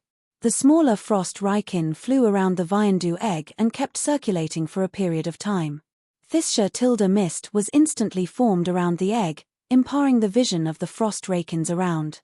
Usually the frost raikins would have enhanced capabilities whenever they were close to anything cold, so a mist wasn't supposed to impairing their vision. However, this mist wasn't formed from frost or coldness. It was a different type of mist. The frost raikins became suspicious at this point and flew into the mist after a few seconds. The mist began to die down at this point, and when they were finally able to see the summit of the floating frosted mountain again, nothing was out of place. The Viandu egg remained seated atop. However, the smaller frost raikin was nowhere to be found. The other frost raikins just assumed it flew somewhere else during the mist covering, so they still didn't think much of it. Minutes later, a figure appeared more than 10,000 feet away from the floating frosted mountain. He stood above a massive floating diamond-like platform with a Viandu egg in his grasp. That was easy, Gustav muttered. Only because you were smart enough to acquire the form of a frost raikin initially, the system voiced. Even with that, it would have caused alarm had I not exchanged it with a fake, Gustav stated. Before Gustav took on the form of a frost raikin, he did a little painting with a white egg he had taken from one of the caves. White wasn't one of the required eggs to make a Viandu egg, but Gustav had taken this one just like he took many others that would be considered useless as well. Cases like this was where the usefulness of these colors of eggs came into place. Gustav painted the egg to look just like a Viandu egg and replaced it with the one at the summit of the frosted mountain. From the moment he stirred up the mist, he was already gone. He had made use of his cognitive concealment ability to mask his presence. One more Viandu egg successfully acquired, Gustav stated before keeping the egg in his storage button. Going after the others won't be as easy, the system voiced. I know, especially since I don't have the forms of the other creatures. Gustav turned to stare in the southwest direction. A platform growing out from the rocky wall in the distance looked like the massive floating diamond-like rock he was currently standing on. However, this one seemed to be stationed on the wall, 4 times as large as a skyscraper, and had an entrance. Creatures who only had a massive owl-shaped head for a body and thin but gigantic fowl-like wings could be seen flying around the entry point. Besides this, they had sharp claws for beaks, and their legs looked like it could easily rip a person in two like paper. While it looked like there were only about 30 in number flying around the entry point, Gustav's perception had picked up on the high numbers that were nestling within the platform. They were over 50,000 feet from his location, Yet Gustav's perception had infiltrated their territory to the point where he could already tell where the Viandu egg was. Why do they all keep the Viandu eggs like it's some kind of trophy? This was amongst Gustav's many questions. On the surface, the frost rakins protected the required eggs to form a Viandu egg like it was their child, and here, thousands upon thousands of creatures protected just a single Viandu egg. Gustav couldn't complain. He had managed to save days of wandering up there by getting a single Viandu egg. He didn't want to be too greedy, but one wasn't enough. Zing tilde, a circular metal-like button appeared in Gusta's grasp, and he proceeded to put it on his forehead. Cognitive concealment has been activated. Gustav's presence completely disappeared to the point. One wouldn't be able to tell if he was even around them unless they directly set eyes on him. His footsteps made no sound. If he tapped on anything, it made no sound. His speed also made no sound, as it would always generate whooshes. Everything was masked. "I'll have approximately 30 seconds to get in there and take the Viandu egg out before I am spotted," Gustav stated as he tapped the button on his forehead. His entire figure instantly turned invisible. Now he was at a near-perfect state of concealment. Gustav's body transformed as he leapt into the air. Dash has been activated. The timer had started counting down. There was no sound as he arrived before the entrance of the diamond-like platform only a second after the countdown had started. 29 seconds. Wings sprouted out of his back in his invisible state as he glided across the air, evading the creatures around the entrance so as not to make contact with them. Oh, so they're called Ziaphanos. Gustav took note of the species name as he flew into the diamond-like platform. The instant he got in, flashes of bright reflections assaulted his eyes. The gravitational force within the diamond-like platform shifted, causing Gustav to bear the weight of 100 tons. Gustav was surprised by the shift and paused for a bit as the pressure bore down on him. However, the weight was really nothing, and he resumed flying a moment later since it had only startled him a little. The Ziaphanos kept flying across the place unrestrained by the difference in gravitational force between the exterior and the interior. This made Gustav realize that these creatures would be very fast, so he had to be careful so as not to attract their attention. 25 seconds. The scenery within the diamond-like platform was quite inexplicable. It looked much larger on the inside compared to how anyone would have thought. The shards and icicle-shaped objects reflecting rays of light across the vicinity could be seen hanging from the rocky walls and even the ground. However, one stood out the most. "It's up there," Gustav said internally as he stared at the massive shard in the middle of the Ziaphanos territory. This shard was so massive, it towered high up, reflecting blinding rays across the entire vicinity. Due to its height, the ceiling of this diamond platform was thousands of feet above. Swarms of Ziaphanos flew around the massive shard, similar to how the frost rakins were flying around the floating frosty mountain earlier. Just as initially calculated, there were over 10,000 of them flying around the shard and even more just moving about the place. The space within their territory was like a mini-city. Despite the increment in gravitational force, Gustav flew upwards with speed. He was well aware of his limited time and didn't want to waste even a second. The usual vibrational waves and turmoil, his speed would cause the environment had all been masked by the cognitive concealment ability, and the invisibility button just made things smoother.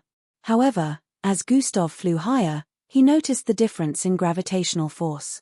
For every 50 feet scaled, the pressure would increase by 100 tons. Gustav noticed this when his speed decreased after scaling up to 1,000 feet in an instant.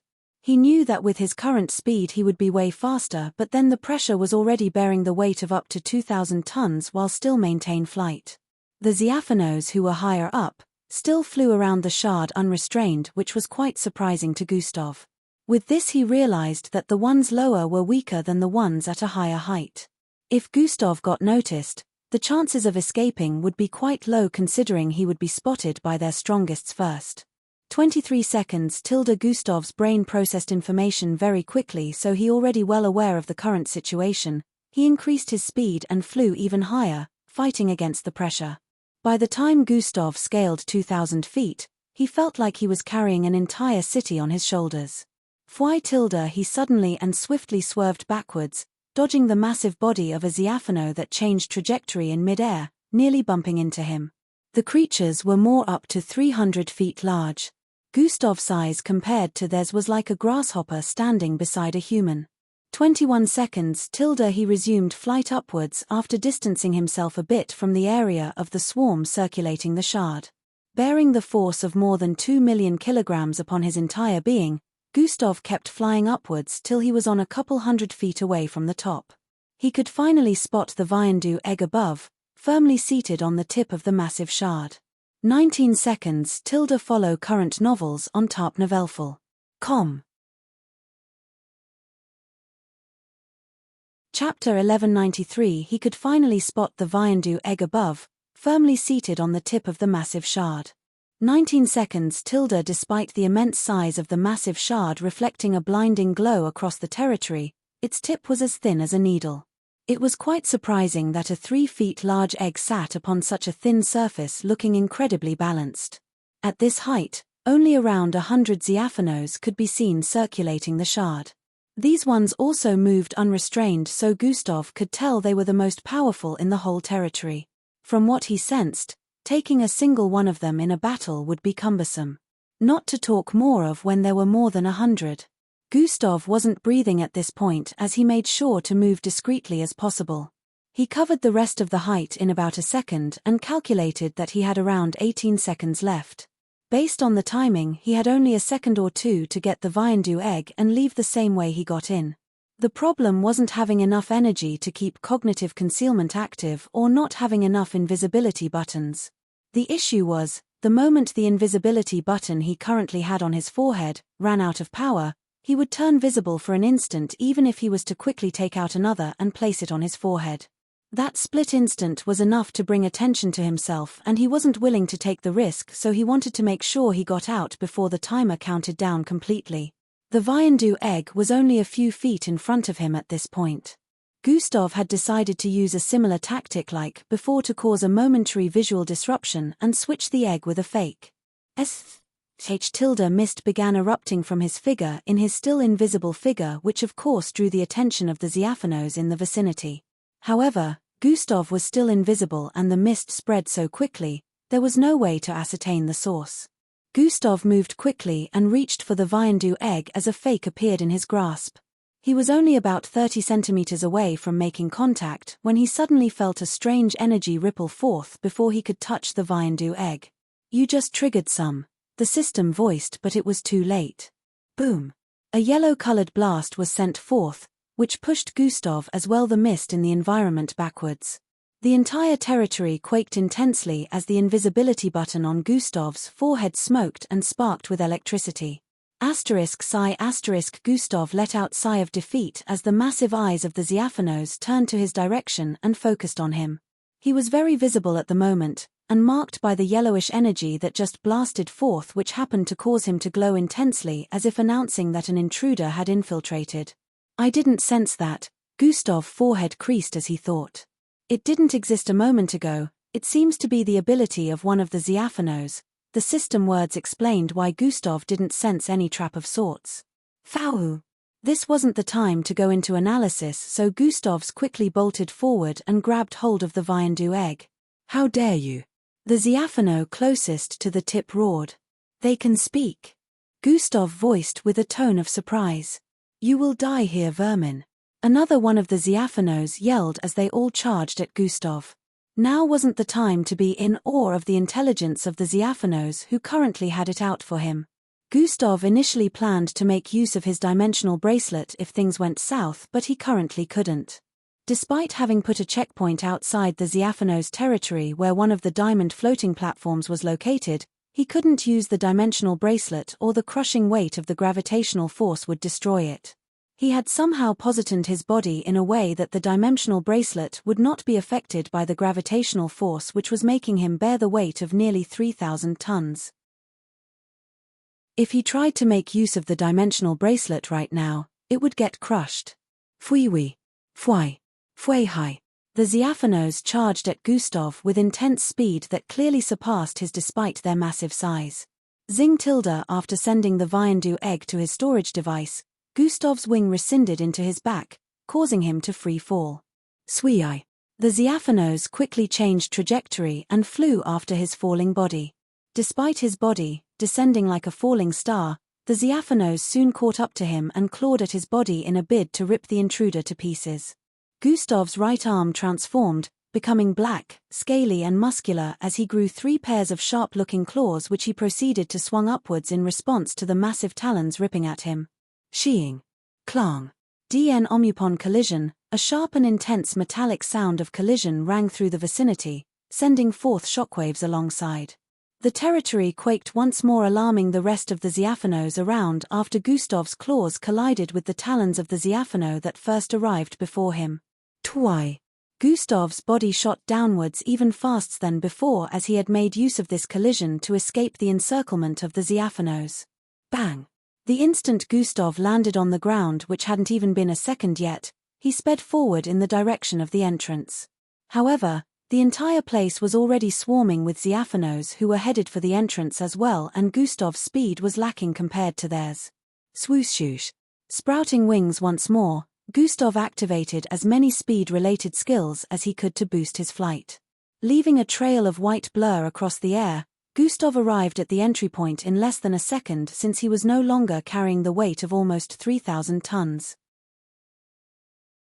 Unfortunately, the entry point happened to be packed with hundreds of Ziaphanos who were already aware of the intruder in their midst. They all bit and clawed at Gustav intensely as he approached them. Haven't used this in a while, but it should help. A red hilt katana with dark blade appeared in Gustav's grasp.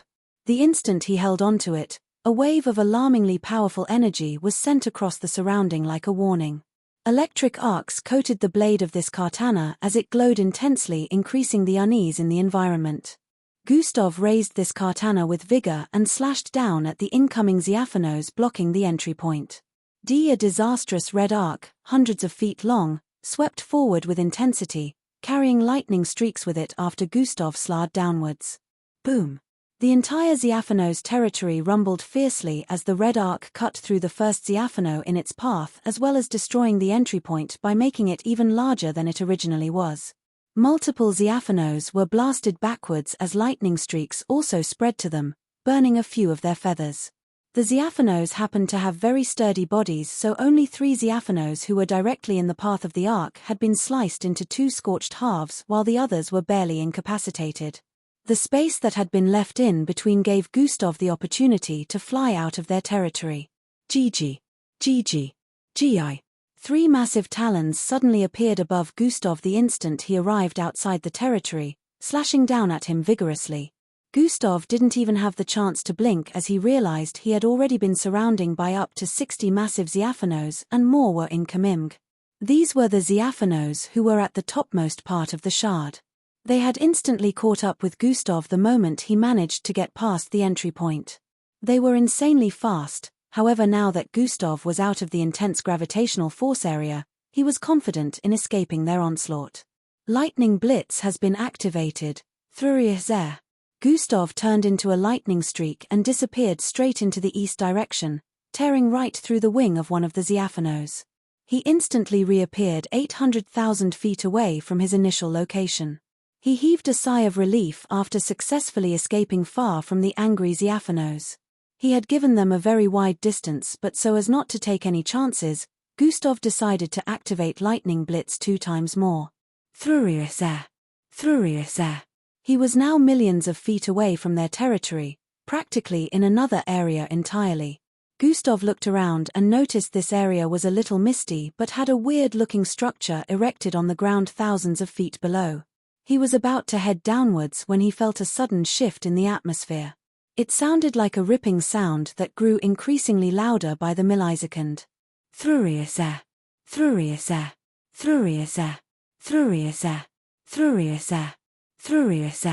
Gustav's eyes widened as dark streaks cut across the air in the distance and arrived across him. These streaks were the same massive Ziaphanos guarding the top of the massive shard he had stolen the Viandu egg from. Shit. The reason POVs get switched occasionally is so that you guys can get faint updates of different scenarios occurring in variety of locations across the 4th disc. If you guys prefer only Gustav's POV during the challenge, let me know in the comment section. Also, follow me on TikTok, Timvik_.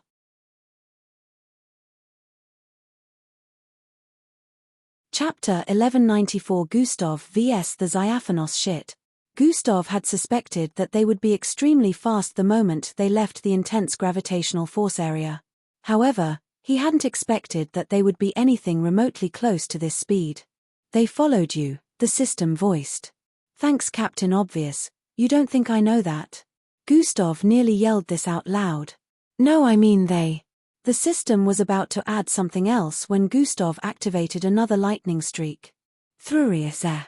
There's no point, look behind you, I know, Gustav voiced as he turned around to see black streaks appear before him once more after scaling close to 1,000,000 feet in 1 second. They are. The system was about to add something once more when the Diaphanos reached for Gustav. Die vermin. One of them yelled. Zwehei. Wuhei. They were extremely fast, causing their slashes to send sharp and massive arcs forward that tore through the air. Gustav's body bloated a little and turned greenish as Iroh silks sprouted out of his body like spikes, covering him up. Bang! Bang! Bang! Slash! Multiple sounds of heavy collisions rang out as the Iroh silk along with Gustav got blasted backwards intensely. They traveled speedily across the air with the Iroh silk crumbling to little pieces as Gustav crashed through multiple diamond-like floating platforms. The hundreds of Diaphanos flew after him in order to make sure they finished the job, but the instant they got close to the diamond-like floating platform Gustav's body was embedded in, an intimidating energy spread forth. Gustav had used ultimate combination. He climbed out of the hole his body got embedded into with a powerful energy cascading forth from his being. The air rippled continuously as it felt like space was twisting due to the strength of the form he had just taken. The Diaphanos were well aware that the so-called vermin they were looking at was no ordinary being. However, they seemed confident in their numbers. Kill him and take back the Sifa, one of them yelled as they charged forward. This is troublesome. I guess I have no choice. Gustav charged in their direction as well. He wasn't ready to leave this place yet, and there was no guarantee that he could use the dimensional bracelet to return fast. Time was a luxury, each as powerful as level 250 mixed breeds. Gustav had to admit he had never done something so crazy before. Level 250 mixed breeds were quite rare on Earth and each of them were extremely powerful. Their strength was equivalent to a beta-ranked mixed blood, and yet he was going against more than 100 of them at once. Swoosh tilde the first 3 Diaphanos that arrived before Gustav swung their talons at him. Gustav reached out to grab the first one while his hands were coated with milky-colored energy. The talons, which could easily rip an entire city in two, just from the wind generated with its slashes, were stopped by Gustav. Fu Hui tilde he spun to the right and flinging the entire massive 500 feet large creature in the direction of his associate. Kiai! The Diaphano cried out as its associate talons ripped through its right wing. White blood squirted out like a fountain while the Diaphano fell from great heights unable to make use of its damaged wing. Bang! At the same instant, the sharp talons of the third Diaphanos slammed into Gustav from behind. Fu Hui! Fortunately, he had conjured Iroh silk behind him. However, the Iroh silk crumbled instantly upon collision, sending him flying across the air for hundreds of feet. In his years of using the Iroh silk, this was the first time any creature was able to damage it with just a single strike. The Diaphanos were truly fearsome creatures.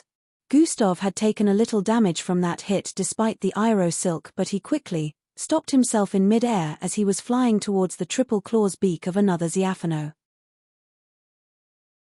Treriio Woon. A massive destructive dark and purplish energy beam formed in the mouth of the Diaphano he had stopped before. With the way the air trembled, Gustav could tell that this was no ordinary attack. Fuhush. He sped forward and swung his fist upwards with intensity. Boom! It sounded like a thunderbolt as Gustav's fist slammed into the jaw of the Diaphano, causing its entire head to tilt backwards while it got catapulted away by the force. Thum tilde the energy it was initially gather exploded in its beak, causing the head of the Diaphano to exploded to smithereens. Boom! The residual energy blasted across the place, sending forth charges that also slammed into Gustav. Being small has both advantages and disadvantages. Gustav realized as the Ziafanos around were not in any way affected by the blast. The Ziafanos had swung out their talons once more, causing Gustav to quickly create Iroh silks. Bang! Bang! Bang! Bang! Gustav puked blood as his body got blasted thousands of feet away after the Iroh silk he constructed around himself repeatedly crumbled. The Ziafanos were unrelenting and he had only taken out about 3 of them so far. There were still in the hundreds. Take on someone of your own size, Gustav muttered as he cleaned his mouth. Zujun. His body suddenly began to lengthen, along with his silver scales and muscular arms. His horns grew very large along with his tail as well. The glowing light on his forehead also increased in size as well. The Ziafanos were stupefied once more. It looked like the so-called vermin had more tricks underneath his sleeves. Gustav reached out to the closest Ziafano with his right arm glowing yellowish. Bang! He slammed his fist onto the head of the Ziafano, causing it to get hurled thousands of feet backwards as a mark appeared on its body. Boom! An explosion from the mark sent the Ziafano hurling further backwards as it cried out in pain. Other Ziafanos didn't wait for him to approach them before baring their talons once more upon him. Now that he was larger, it was easier for them to attack him. Bang! Bang! Bang! Gustav moved as quickly as he could across the air, throwing multiple fists at the Ziafanos while also receiving the full brunt of the attack from the ones at his flank. The creatures were faster than he was, but he had no trouble striking blows due to his perception that let him predict their movements. However, he couldn't dodge all of their attacks either. The battle was becoming incredibly destructive and brutal as time passed. Boom! Boom! Boom! Boom! Every single Ziafano that Gustav managed to make contact with bore a small mark that exploded after some time. This caused the Ziafanos to take more damage as time passed, but Gustav was also very injured as well. Thizzy. These. Gustav slashed at multiple massive, destructive and dark purplish energy beams shot from the mouth of Ziafanos. Each of them were as large as skyscrapers, causing the air to twist and turn, but Gustav struck them with massive atomic blades. Boom! Boom! Boom! They couldn't all be countered and the explosion sent destructive ripples across the air energy dispersal. Gustav muttered as the atomic blades vanished from his grasp and he clasped his palms together. Thoom! A red wave of energy blasted forth from his being, colliding with the explosion. Multiple floating diamond-like platforms crumbled to dust as the ripples repelled everything within a radius of more than 100,000 feet. Gustav's figure vanished and reappeared behind a Ziafano that was hurling across the air due to the blast. Grabbing hold of its neck, Gustav forcibly ripped its head from its body and flung it in the direction of another Ziafano. The creatures were very sturdy, but it was nothing compared to Gustav's natural body defense. Another Ziafano clawed Gustav's from the side, piercing a little into his shoulder, but it got stuck. Gustav reached out and grabbed the 2 other Ziafanos that had attacked from the front, which talons were lodged in his bleeding body. Aurora! Gustav screamed loudly, causing sonic waves to blast forth from his mouth. Bang! The 2 Ziafanos in front of him got sent flying across the air as the sonic waves caused their organs to shatter from the inside out. Reaching back to grab the Ziafano that had clawed into his sides, Gustav held onto its beak and forcefully ripped the head of the creature open. Blood splattered across the place as Gustav realized he had already taken down about 40 of them. However, there were still a little over 70 left and he had expended a lot of energy. I don't want to use cosmic superiority, Gustav said internally as he flew upwards while the others chased after him. It's not like you haven't used it before, the system responded in his head. On a small scale yes, but with these creatures, I'll have to use it on a large scale, but I'm actively trying to avoid that, Gustav replied internally as he activated Lightning Blitz once more. Thruahase tilde, you can't escape from them using this B. I know, follow current novels on tarpnovelful.com. Chapter 1195 Thruahase tilde, you can't escape from them using this B. I know. They are fast, although their speed is quite inconsistent. At the very least it gives me 1 second to collect my thoughts, Gustav voiced out as he reappeared close to 1,000,000 feet away. I was going to tell you that they're not that fast, They just tag onto your energy with an ability they possess which also lets them reappear wherever you are when you activate Lightning Blitz, the system stated. What? Why didn't you tell me? Gustav voiced with a slightly surprised tone. To Gustav, this explained why their speed was inconsistent. The Ziaphanos were still really fast, but their speed was not a match for Lightning Blitz during Gustav battles with them. If they could move that fast every time, the battle would have gone in a completely different direction. Gustav had noticed the inconsistency and chalked it up to something related with acceleration. He thought they could only do it at specific periods and not limitlessly. Now it turned out, they only tagged along with him whenever he made use of it. Knowing this information out wasn't of great use to Gustav since he wasn't aware of any means of stopping them from following him after Lightning Blitz activation. Looks like I will have to use that. What better time to test out its effectiveness than now, Gustav voiced. As he made his decision, the 1 second he had to collect his thoughts were up. Thrizh. Black streaks tore through the air and with it bore the arrival of the Ziaphanos. Gustav stood in place as they approached him with speed. Tekafib's 6th dimension has been activated. Gustav's entire face suddenly turned black, looking mushy as a weird energy permeated the air. The incoming Ziaphanos, heading in Gustav's direction, suddenly turned to strands of black lines that go sucked into the blackness on Gustav's face. This is such a convenient ability, the system voiced in Gustav's mind as close to 30 of them got into this predicament. The other Ziaphanos in the vicinity turned to the sides upon seeing what became of their kin. What has he done to our brothers? One of them yelled as he turned around and to slash Gustav from behind. Gustav turned around at this point. The Ziaphanos gazed upon the face of darkness and got transformed into a black line that got absorbed into Gustav's face as well. Some others in the vicinity happened to witness this and gazed at Gustav with fury mixed with intrigue, trying to figure out he was doing this. However, they suffered the same fate, turning into black lines and getting absorbed into Gustav's dark face. 3. The darkness on Gustav's face flickered a couple of times, before disappearing. Tekafib's 6th dimension has been deactivated. He reckoned that all of them would have gotten sucked in if the ability was not limited in usage. Gustav tried to activate it again but it had apparently gone into cooldown mode. It doesn't matter, they are intelligent species, they would have figured it out sooner or later, partially true. Taking them by surprise was the biggest step to making the ability successful. Gustav also realized that some of them flew in different directions and hid behind some floating diamond platforms in the vicinity because they didn't understand how the ability worked. This saved about 30 of them as they were still unaware at the time that the ability works by gaze. The moment the creatures gazed upon Gustav's face while the ability was activated, their entire being would be pulled into the 6th dimension. Trapped forever, never to come out again.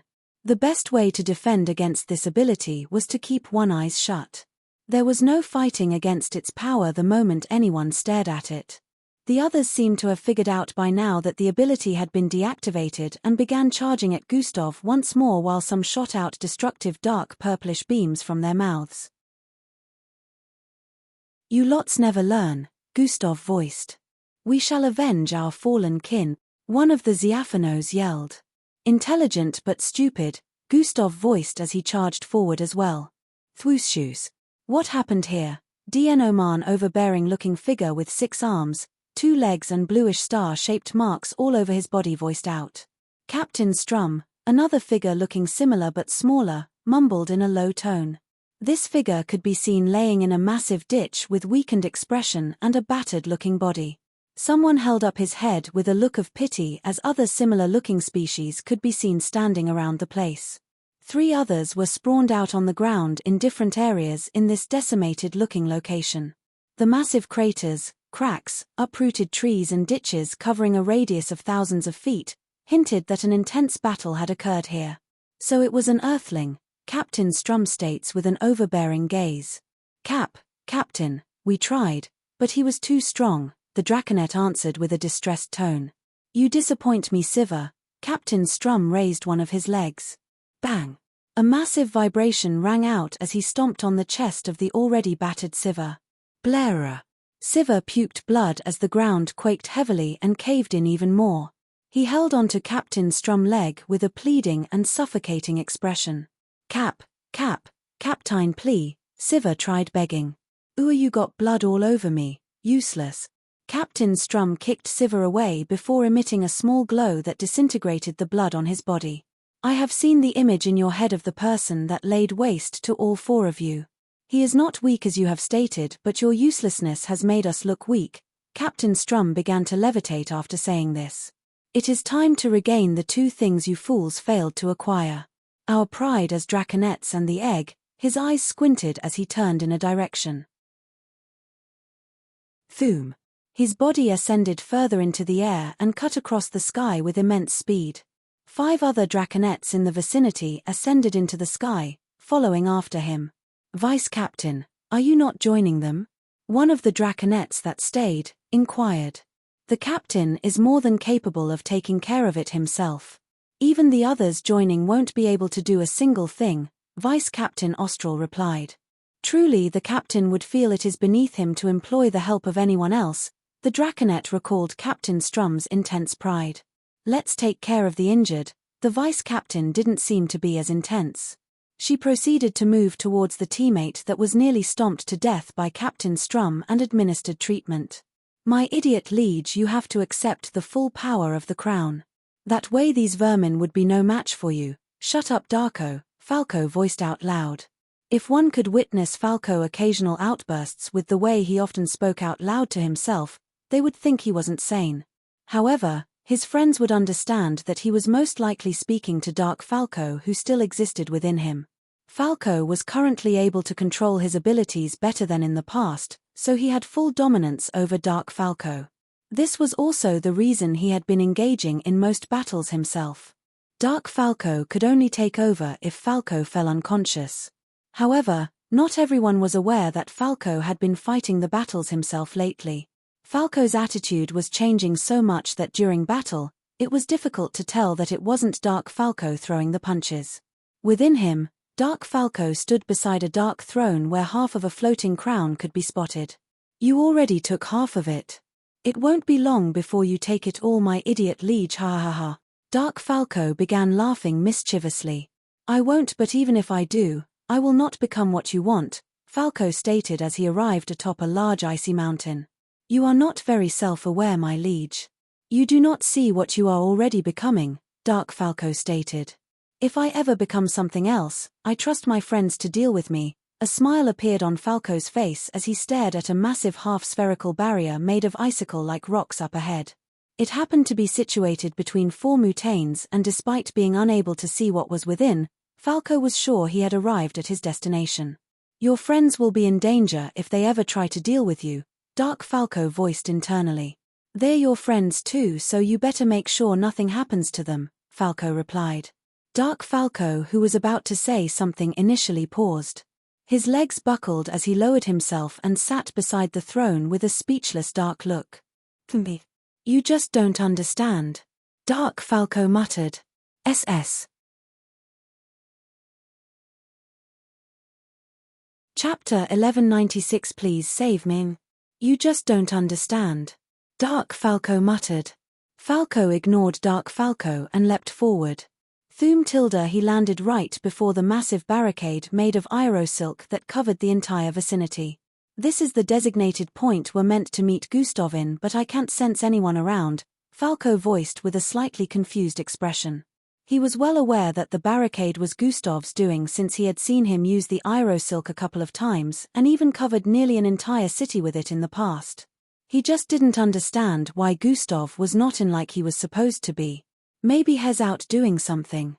I should just hold on in the meantime. Falco proceeded to sit in a crossed-legged position. He tapped on his storage button, which revealed holographic images of the contents within. About 25 eggs could be seen arranged within. Falco was quite satisfied with the number of eggs he had gathered himself. He was also eager for everyone to meet up since it would make it easier for them to gather more eggs together. My liege. Dark Falco yelled internally. What is it? Don't start with your whole whining again. I am not interested in incoming hostiles. Dark Falco cut Falco off before he could finish his sentence. Incoming. Dark Falco was still speaking when a massive bluish glowing spear tore through the skies. Thra. Falco leapt to his feet instantly, but the spear, which happened to be moving at immense speed, slammed into the icy ground at that same instant. Foo hui tilde boom. Intense shockwaves blasted across the vicinity as Gustav's aero-silk barrier crumbled to dust along with the 4 icy mountains in the vicinity.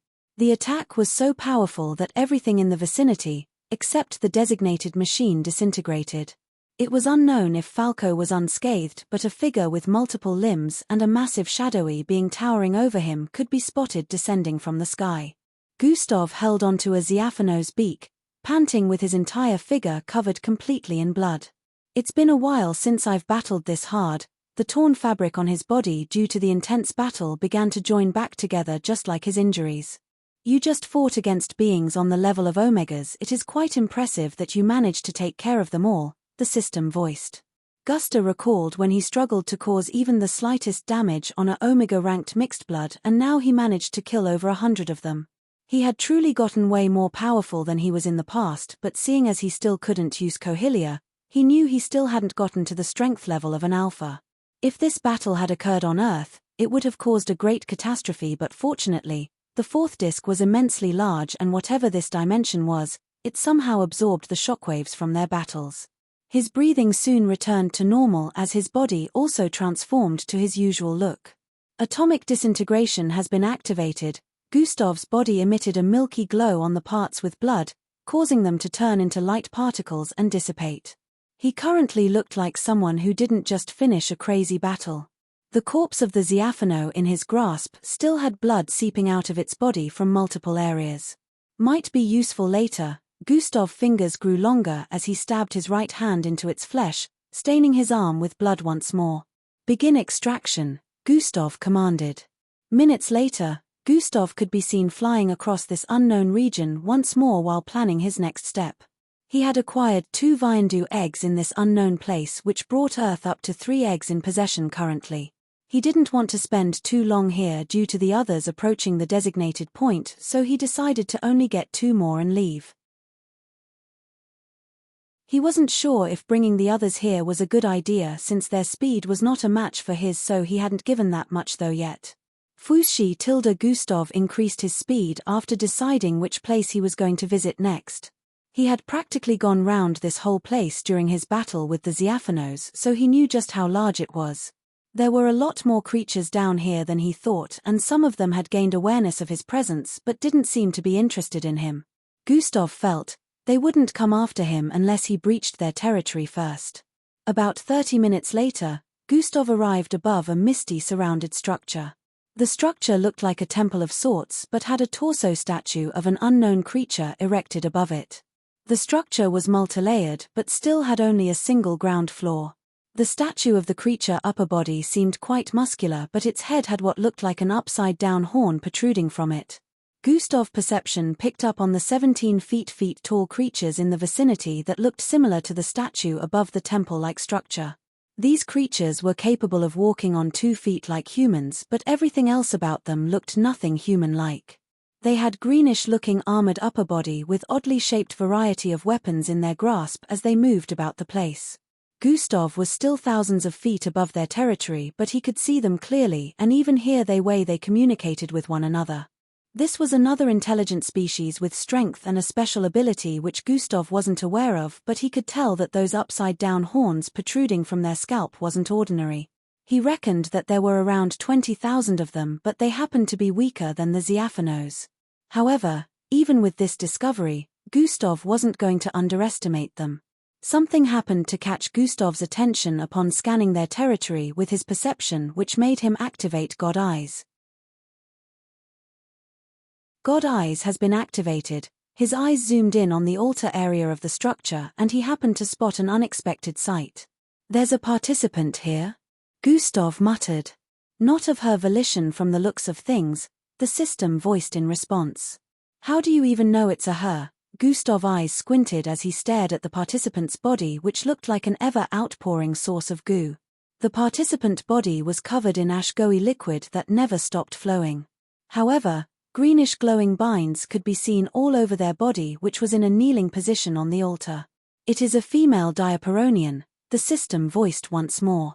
How did a participant even manage to get here? Gustav recalled nearly getting erased from existence on his way down here. The diaperonians are not as powerful as the planets that lead the Alliance, but they are not bad in terms of abilities. Yes, but none of their abilities should be able to help her get down here. Besides, if she is that powerful, how did she wind up in this situation? Gustav voiced.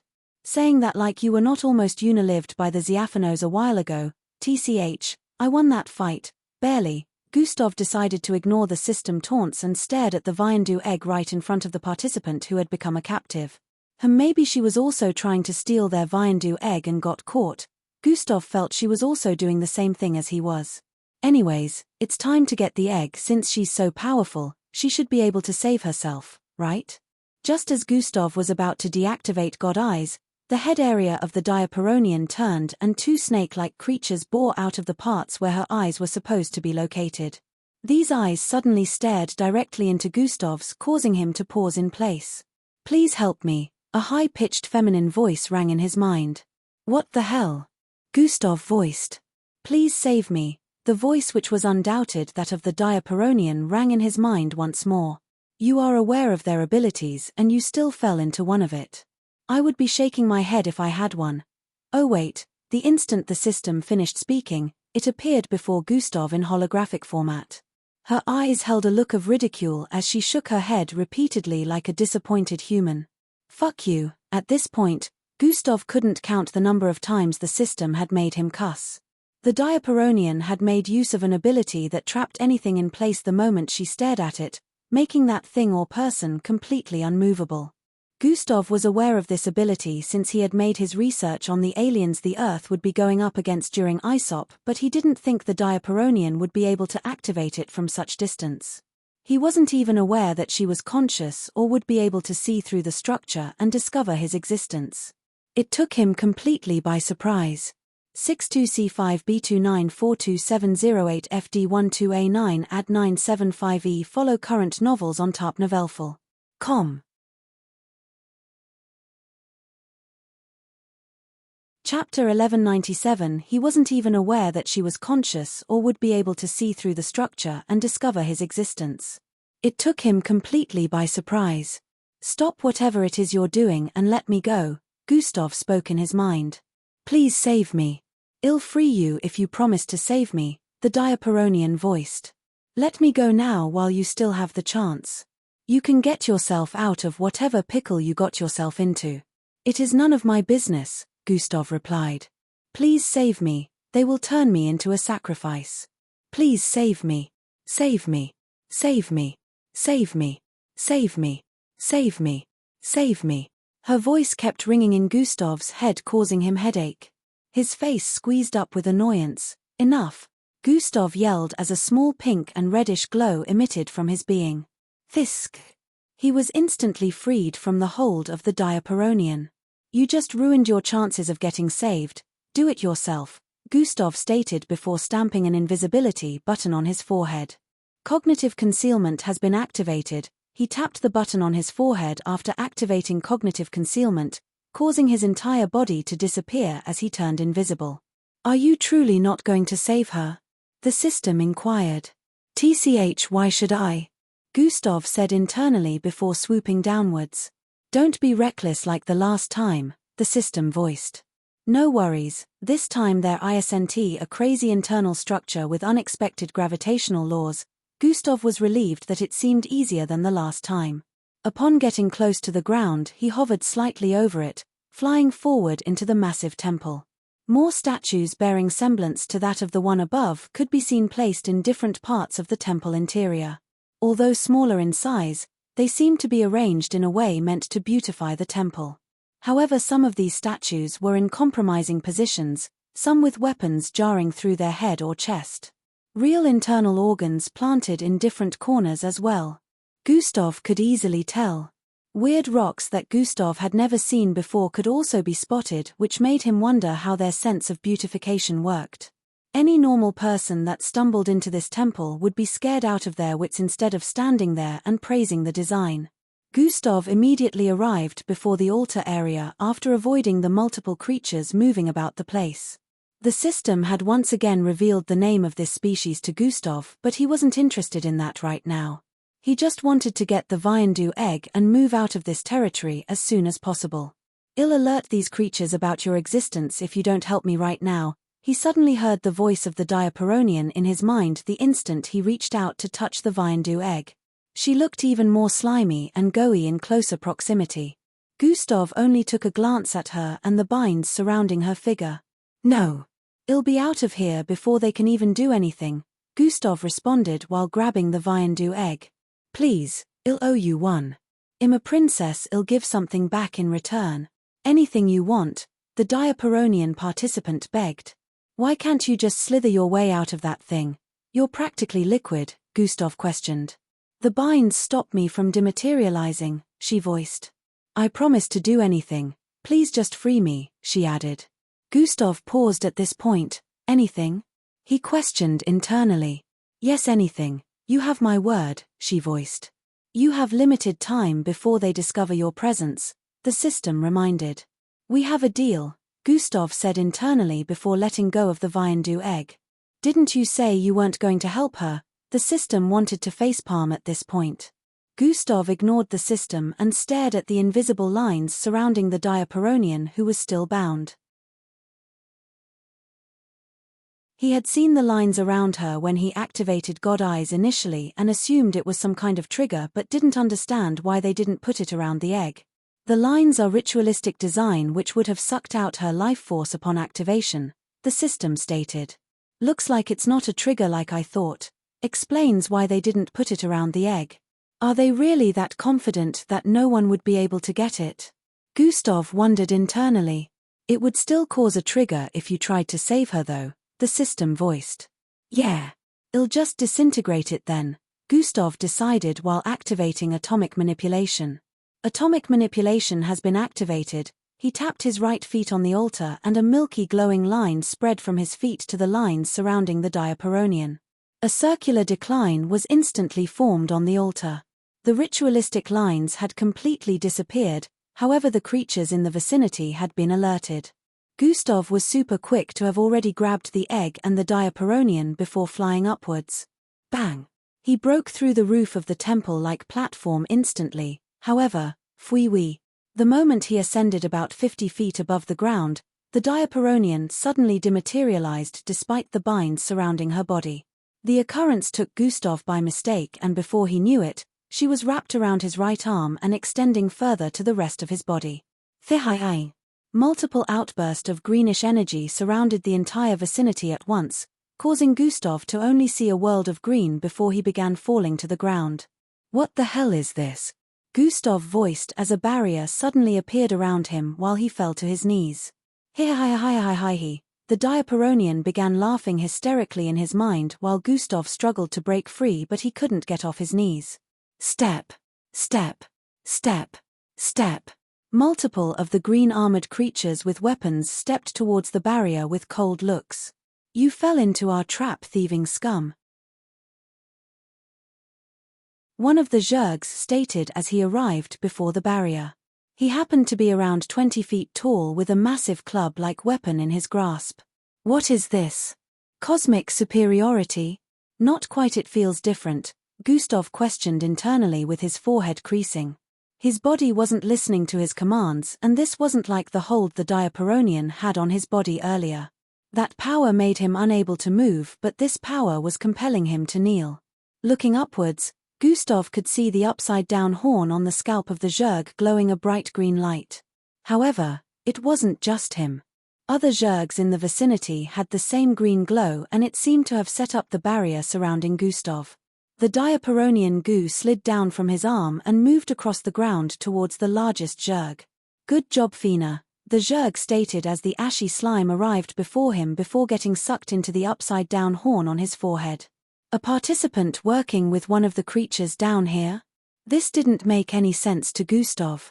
The binds which were supposed to stop her from dematerializing seemed to have been a fluke and she could have dematerialized anytime she wanted. Gustav had been successfully fooled.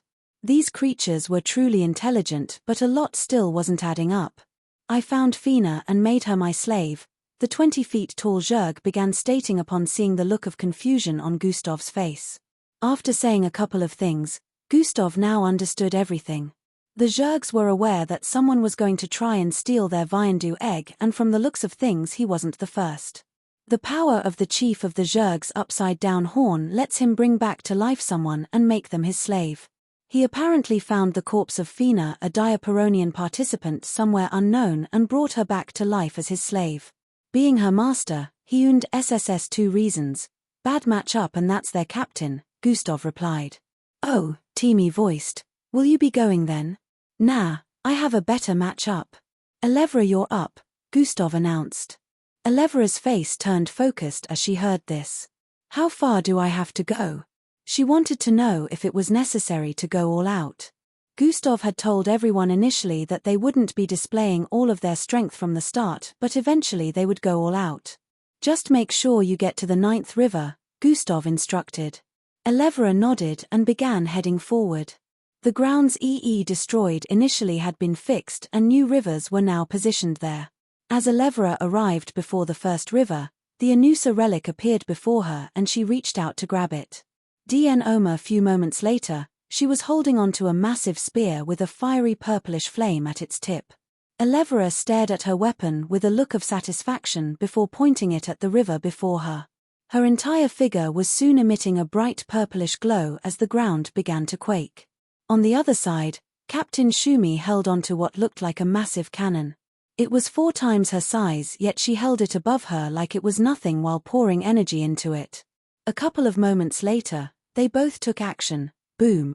A shot was released from the cannon which flew into the river ahead and exploded with intensity.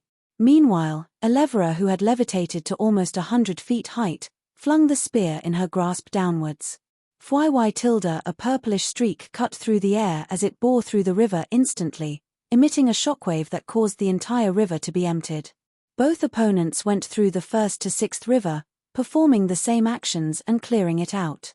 Her strength should be reaching its limits after this river, Captain Shumi thought as she gave it her all and cleared the 7th river as well. The purplish aura surrounding Elevra climbed as she flung down her spear from the air once more. Bang! The entire river was emptied once again effortlessly as cracks spread across the floor of the river.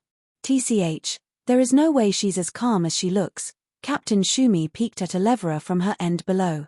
They were currently at the 8th river now, which was the limit for a lot of participants.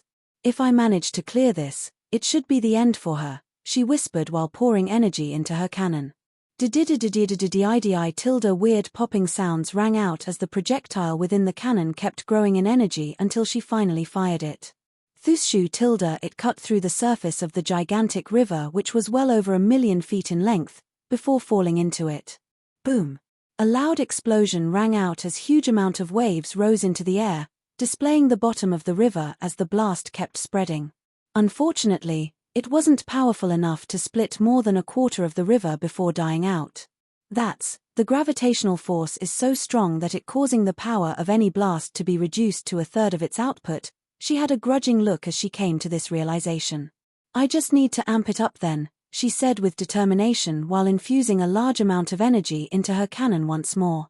Up above, Elevra was also gathering energy as the purplish aura surrounding her continued to climb. Her head tie was still wrapped around her forehead and there didn't seem to be a need for her to reveal it. The sky had begun to change color in her position due to the purplish aura she emitted, but she knew it still wasn't enough. On the ground, Captain Shumi finally fired her cannon once more. A rocking explosion rang out, clearing 3/4 of the river in front of her, but it still wasn't enough to clear all. At this point she stared at the river before her with a look of disbelief since she was aware of how much power she had just used. That other earthling must be immensely powerful, she recalled However, she wasn't ready to give up as she began charging her cannon again for the 3rd and final try. At this same instant, Elevra held up her spear and arched her arm back to the limit with a serious expression. She flung her spear downwards with intensity, causing shockwaves to spread from her location even before the spear hit the water. The sky cleared out and the river surface blasted open while the spear was still 100 feet away from making contact with its surface. Boom tilde in a split second the spear had made contact with the bottom of the river and a powerful force spread forth from it, pushing the water body out of its 1 million feet hole radius. Cheers tilde cheers tilde cheers tilde cheers were heard from the spectators' area as she cleared it in one attack once more. Captain Shumi instantly lost morale as she witnessed this and released her shot impromptu. As expected, it didn't manage to clear the 8 river, leaving Elevra the winner. Planet Earth 2-0 Planet Gundabalt. The spectators' areas focusing on Earth and Gundaball's face-off erupted in cheers and groans of satisfaction as well as disappointment. They both headed back to their respective groups. Elevra and the Oaths jubilated after their second win while a cloud of gloom was casted on the Gundabalt's area. We can still win this. They are using all their powerful representatives from the start. Meanwhile we still have Tyvan, Shuei, and the others, Captain Shumi voiced. Captain Shumi is right, WS can still win, some of them agreed as they tried not to lose hope. Gustav proceeded to send Timi next as he wanted and there was no disappointment. Timi cleared 7 rivers while his opponent did not manage to successfully clear the 7th. The Earth had been hailed to have one of the most powerful species in the universe, but they hadn't expected to lose 3 bouts in a row without winning a single one. It was humiliating. Captain Shumi wasn't happy with the current turn of events, but she made sure to keep to her strategy and kept sending out the weaker teammates from her side first. Time went by very quickly and before Evio knew it, both planets had completed 7 bouts. So far, Aeldris, Glade, Vin and Yonder had participated and none of them lost. Planet Earth 7-0 Planet Gundabalt. At Planet Gundabalt's side, Captain Shumi turned to one of her teammates who happened to be the smallest in their midst. He was about 2 feet tall with a glowing green root-like hair that floated up. Tyvan, it's time for us to make a comeback, head out there and do the needful, she said to him. He didn't say a single word in response and just began to head forward. This will be a tough one. Endrik, you're up, Gustav voiced. Endrik, who had been silent all this time behind, finally walked forward. I see what you're talking about. Hes strong, Endrik stated as he arrived before Gustav. Yes, the type of weapon you two get actually matters, Gustav voiced. Have faith in me, big brother. I will take care of this, Endrik reassured before he began stepping forward with a solemn expression. He has become quite reliable, Aeldris voiced from the side. Gustav remained silent but deep down he admitted to what Aeldris had just said. Endrik soon arrived before the river and the Anusa relic appeared before him. What type of weapon do you want? His forehead beeped with a greenish glow as Husarius' voice rang in his mind. You can manipulate that? Endrik questioned internally. Yes, just tell me the weapon you are interested in, Husarius inquired once more. I just want something that doesn't hinder my telekinetic abilities, Endrik replied while reaching out to grab the relic. Ironing tilde in the next few moments, a 4 feet long katana with bluish glowing blade appeared in his grasp. This is good, now I have no worries, Endrik voiced as he raised the katana. In tilde his irises turned sky blue as he gathered telekinetic energy. On the other side Tyvan held onto what looked like a metallic club. The club began to extend in length as he floated into the air. It became so long, it extended beyond the first river. Whoa, is that even allowed? Bang. Swinging the massive metallic club downwards, it instantly split a couple of rivers as it dropped onto them. Meanwhile, Endrik also swung his katana forward at the same instant. Telekinetic split, universal separation, he muttered as a wave of energy was released from the blade of the katana.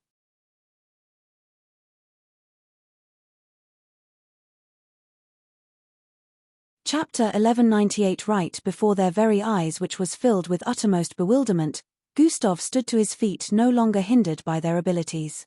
What? How are you doing this, thieving scum? The chief of the Zergs voiced. It's just a Yaki dupe, Gustav muttered as he stepped forward and grabbed the Viandu egg. Gustav barely activated cosmic superiority since he didn't want to bring any attention to himself. Exuding a little bit of its energy was enough to break out of the hold of the Zerg's power. Yaki? That creature is dangerous, chief. What is this? The Zergs were already astonished and wary upon witnessing Gustav's feat, but in the next instant he suddenly disappeared from sight. Bang! A loud crash assaulted their ears as the barrier blasted to smithereens. The Zergs were unable to process things very quickly despite their powerful ability. Their eyes widened when they spotted Gustav in the sky with their chief in his grasp, powerless. The club-like weapon in his grasp had fallen to the ground as well. "Chief!" They yelled with looks of horror as they began throwing weapons upwards. "LTS time to send you to the afterlife." A smirk appeared on Gustav's face as his frame cut across the air with intense speed. Despite his size, the chief of the Zergs struggled powerlessly with Gustav's right hand holding tightly onto his throat. "Please spare me. You can have the egg," the chief pleaded after seeing their immense difference in strength. "I already have the egg, you don't strike a good bargain," Gustav stated as his fingers tightened around the neck of the chief, which was very small in comparison to his size. "Aruraj, I have a better bargain please, Spriem A," the chief of the Zergs pleaded. "I don't wanna hear it. Greed got me into this situation. Your power will be enough compensation," Gustav replied as he prepared to extract the chief's ability. "MP, I have a MAP, I see an HELPYOU, Giet Mori EGGS, the chief kept struggling to speak. "He says he has a map," the system voiced. "I already know my way around," Gustav replied. "You do, but you keep getting into these situations that delay you. Didn't you say you wanted to get out of here as soon as possible?" the system inquired. Gustav thought about it for a second. He was unaware of the abilities of the creatures here, so he kept getting into unfavorable situations. However, if a native of this part of the fourth disc helped him, things would become easier and he wouldn't get delayed by falling into unexpected situations again. "I guess you're right, but I really like their abilities though." Gustav reluctantly released his tight grip on the chief's throat. "You're not just gonna give me a map, you will also stake the eggs for me," Gustav stated while still holding the chief up. I agree, but can my savior release our eggs since we will be helping you steal more?" the chief inquired. "You don't get to make demands besides, what do you guys even need them for?" Gustav questioned. "Please savior, you might as well just slaughter us now if you still wish to take our egg," the chief pleaded. "Why is the Viandu egg so important to the creatures down here?" Gustav wondered internally with a slightly raised left brow. "Who knows?" The system answered like it was unaware too. "Very well then," Gustav voiced while turning around. Fuehuai tilde he sped across the air once more and arrived above the territory of the Zergs who were still prancing around in despair. Gustav let go of the chief who fell from the aid and landed before his kin. "Chief!" the Zergs yelled in joy. "Now listen up." Gustav floated a few feet above the ground with a menacing gaze, causing the Zergs to shudder. They meekly fell to their knees and listened as Gustav made demands on what he wanted. The creatures would do anything to make sure their eggs were not taken from them, so they accepted Gustav's demand. They couldn't even disobey even if they wanted to since their chief already agreed. With the partnership, the Zergs informed Gustav of this part of the fourth disc properly. Apparently, it was a kind of dimension between the fourth and fifth disc, but they were still a part of planet Osius. However, they weren't completely recognized by the major species existing on the surface of the discs. The Osis. They were seen as less important and inferior, and the eggs happened to be what helped them evolve and grow as a species. DNOMD, it was normal for a planet to have multiple species, especially one as massive as this. However, he didn't understand why the Osis choose not to acknowledge the existences of the ones here. As he stayed longer, he realized the Zergs were more peaceful than they looked on the surface. Despite the chief's special ability to revive the dead with that upside-down horn of his and turn them to his slave, he didn't think of conquering more territories. This ability could change the tide of battles if he wanted to conquer even the surface, but the chief only wanted to protect his people. "This is the one we will be infiltrating second, the Buttfog territory. They have warping abilities and tend to set a lot of traps, but I can get you the egg without them ever knowing it," the chief spoke to Gustav after their first haul. They had already managed to get one Viandu egg in the last hour. It was so easy to get into the territory due to the help of the chief and get the egg out after replacing it with a dummy. This time Gustav didn't get into any scuffle. It was almost too easy that he thought something was wrong. So you know their leader? Gustav questioned. We have been acquainted in the past, yes, the chief answered. So you're willing to double-cross this acquaintance of yours? Gustav inquired once more. To save my people, with no question, I would, the chief answered unhesitatingly. All right then, let's go, Gustav voiced before getting off the altar within the temple. Finan. Gustav held his right eye as he felt a small thump. Savior, is anything the matter? The chief questioned with concern while staring down on Gustav due to his large size. Nothing, let's move. Gustav lowered his arm before stepping forward. Kua. Falco coughed out spurts of blood as he knelt in the middle of a massive crater. The frost in the surrounding had completely vaporized, leaving a completely decimated environment. Falco looked up with an unyielding expression as a figure descended from above. Bang! He landed directly on Falco, who was struggling to get up. The entire vicinity quaked intensely as the figure with 6 arms and blue-starred patterns got off Falco back, which had made a loud crack upon collision. Oops, I didn't mean to, Earthling. Captain Strum squatted before Falco and grabbed his hair with one of his left hands. He slowly pulled his head up a little, which had blood smeared across. I applaud you for surviving my first attack. You are indeed strong, but you know, it's only right for me to treat you the same way you did my subordinates. I'll get the egg back after having a little fun with you. A confident and prideful grin appeared on his face. Don't die just yet, Captain Strum voiced before pulling Falco completely off the ground and smashing his face into the wall of the crater. Bang! Bang! Bang! Bang! Bang!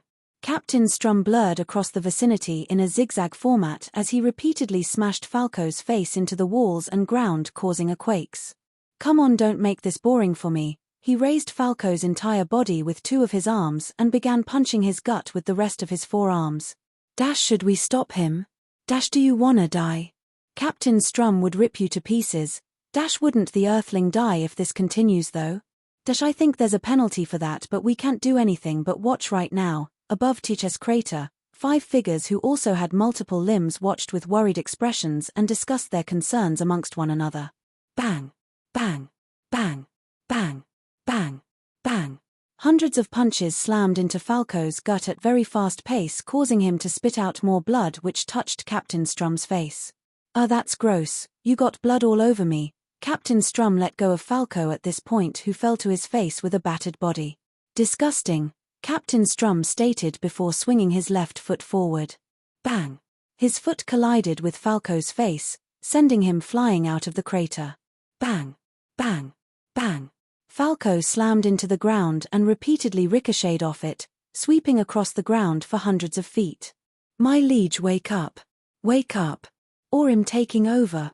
Wake up!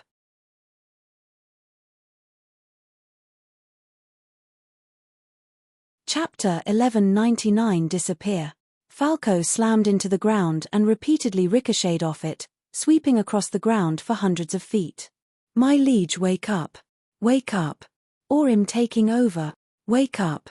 Dark Falco kept yelling internally as Falco's body swept across the ground, creating long ridges. Ugh! Falco groaned as his body came to a stop after a while. He felt extremely sore all over and lightheaded. Bleurg! He vomited out another mouthful of blood as his visibility slowly returned to normal. My liege, you are not a match for him as you are now. Accept the full power of the crow, not a mtch, we shall see about that, Falco interrupted with a stubborn look while trying to pick himself up once more. Thwooshie. Captain Strum's figure flew out of the crater, which happened to be hundreds of feet ahead, with intense speed in Falco's direction. His arms were arched back as he prepared to launch another flurry of fists on Falco's body. Immense dark energy suddenly radiated from Falco's being before Captain Strum could get to him. Thra! Falco's left arm, which was twisted 180 degrees right due to the damage he took from the beating earlier, spun back to its usual angle as he leapt into the air to receive Captain Strum. A large fist conjured from dark energy formed as Falco swung his initially broken arm forward to meet with the multiple fist headed in his direction. Boom! Shockwaves blasted in every direction as the massive dark fist collided with Captain Strum's multiple fists, causing both figures to instantly separate in mid-air. Falco landed on his feet and slid tens of feet backwards, just like Captain Strum, who has a little expression of excitement on his face. "Now that's more like it, Earthling," he stated while two of his arms rested on his hips while another one smoothed his hair backwards and one pointed at Falco. "Don't make this boring for me," he added. "You only held the upper hand for a little because your attack took me by surprise. Don't get too full of yourself." Falco wiped the blood off his mouth with his sleeves. "Big talk for a person that I don't need my encore to defeat," Captain Strum stated with a confident grin planted on his face. Falco recalled that what the Draconettes called encores was that shadowy figure that would be projected behind them, which was usually very powerful. However, he felt things might have been easier if Captain Strum made use of it, considering that he was aware that the encores was also their weakness as well as it was their strength. The aura of darkness covering Falco entire being grew in size as the mark on his forehead enlarged as well. "To wash." They both charged forward without saying any more words at this point, as Captain Strum didn't seem to have gotten enough out of the beating he gave Falco earlier. Multiple dark arms phased out of the dark aura covering Falco's being as he clashed repeatedly with Captain Strum. Bang! Bang! Bang! Bang! Bang! They both threw out thousands of punches in seconds, making it look like a flurry of blurry arms swinging forward repeatedly. Shockwaves wrecked the entire vicinity even more as these two continued to exchange fists in mid-air, unyielding to the other. He managed to hold his own against the captain. That Earthling is truly impressive. We can't even interfere or the captain would face us and beat us to a pulp.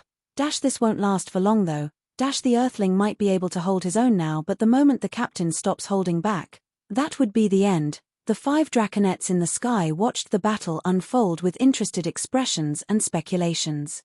It looked like the battle was still in stalemate even after a few minutes had gone by, but Falco was not interested in letting things stay this way. He had conjured more than 17 dark arms to combat Captain Strum's 6 arms, yet the captain was able to fend off the attacks from every single one of them by swinging faster each time there was a new dark arm. "I need to incapacitate him," Falco thought as dark energy spread further from his being, encapsulating Captain Strum's figure within. Zazzian! In the next instant, a radius of more than 1,000 feet had been covered in darkness. All Captain Strum could see was darkness as every ounce of light completely got snuffed out. Thra! Thra! Captain Strum suddenly found his entire figure wrapped by massive dark arms shooting from the ground behind him. Fuhui! Falco dashed forward at this point with the other dark arms extending from his being, suddenly grabbing Captain Strum's 6 arms to trap him in place. Falco, who had arched his right arm back to the limit, hurled a punch forward at Captain Strum's gut the instant he arrived before him. Bang! Captain Strum's figure catapulted across the air with intensity, spiraling for several hundred feet before slamming into the ground far ahead. Fwoscha! Falco charged forward once more, as multiple arms shot out of the ground in this vicinity of darkness, trying to trap Captain Strum in place once more. Bang! Bang! Bang! Captain Strum swiftly threw fists across the place, hitting the dark arms away, but the instant he fended them off, Falco arrived before him. Bam! Fists were exchanged once more, and before Captain Strum could fend them off completely, hundreds of dark arms had held onto his 6 arms, once more trapping him in place. Bang! Bang! Bang! Bang! This time, Falco didn't let him off with a single punch. Bang! Bang! Bang! Bang! Falco's face squeezed up in anger as he repeatedly punched Captain Strum across the air, leaving him no chance to counter or land before driving fists into his gut. Such humiliation. "I need to find a way out of this dark domain," Captain Strum thought as he received a flurry of fists. Bang! Bang! Bang! Conjuring another massive dark fist, Falco threw an uppercut at Strum, sending him hurling upwards. As his figure ascended for hundreds of feet, his figure escaped the dark area Falco had set up for an instant. Falco charged upwards instantly, but Captain Strum was quick enough to further fly upwards, escaping the dark domain. "I need to get him back in," Falco thought as he flew after Captain Strum. "Such nuisance," Captain Strum voiced with a frustrated tone as a massive shadowy figure appeared behind him. "Disappear," he voiced as the shadowy figure raised his arm with a massive glowing bluish spear appeared in his grasp. Falco's eyes slightly widened as he recognized the massive spear, but it was too late. Fwei. The spear was flung down, instantly cutting through the air with intensity and bearing a tremendous pressure as a massive line could be spotted in the sky. Boom! Falco's entire being shot downwards, as the spear crashed him into the ground beneath, sending bluish destructive waves across the vicinity. The darkness in the vicinity instantly disintegrated into light particles as the bluish blast leveled the surroundings. Looks like that was all the captain needed to do. There's no way that Earthling survived now since it was a direct hit. Now the captain will get a strike ****. The Draconettes shook their heads with looks of pity as it seemed like any attack from Captain Strum's Encore was absolute. Are you guys going to need any help protecting yourselves though? Within the temple-like structure, Gustav held onto another Viandu egg with a look of satisfaction on his face. We will be fine, Savior, the chief of the Zergs stated. You know it wouldn't take a rocket scientist for the Buttfargs to figure out that you're responsible if they ever find out that the egg with them right now is a fake, Gustav voiced out. What is a rocket scientist? The chief of the Zergs questioned with a look of confoundment. Never mind, it's an Earth term, Gustav replied. The chief still had a look of intrigue, but Gustav wasn't going to explain it no matter how much he asked. Say, Chief, are you the only one that can use that revival power? Gustav inquired. Indeed, I am the only Zerg on that level of power, but another could achieve it maybe in the next 50 to 200 years, the chief of the Zergs responded. Gustav figured it was a thing of cultivation and stared at the other Zergs in the vicinity. So it's not entirely impossible then, Gustav thought. Also, I cannot revive a person that has been a corpse for longer than 5 minutes, the chief added. Then the Diaperonian girl was only a fresh corpse when you found her, Gustav voiced. Yes. I don't know where she came from. I just found her corpse nearby and used my power to turn her into my slave. I didn't even know that it would work, the captain of the Zergs answered. 62C5B2942708FD12A9 add 975E follow current novels on tapnovelful.com.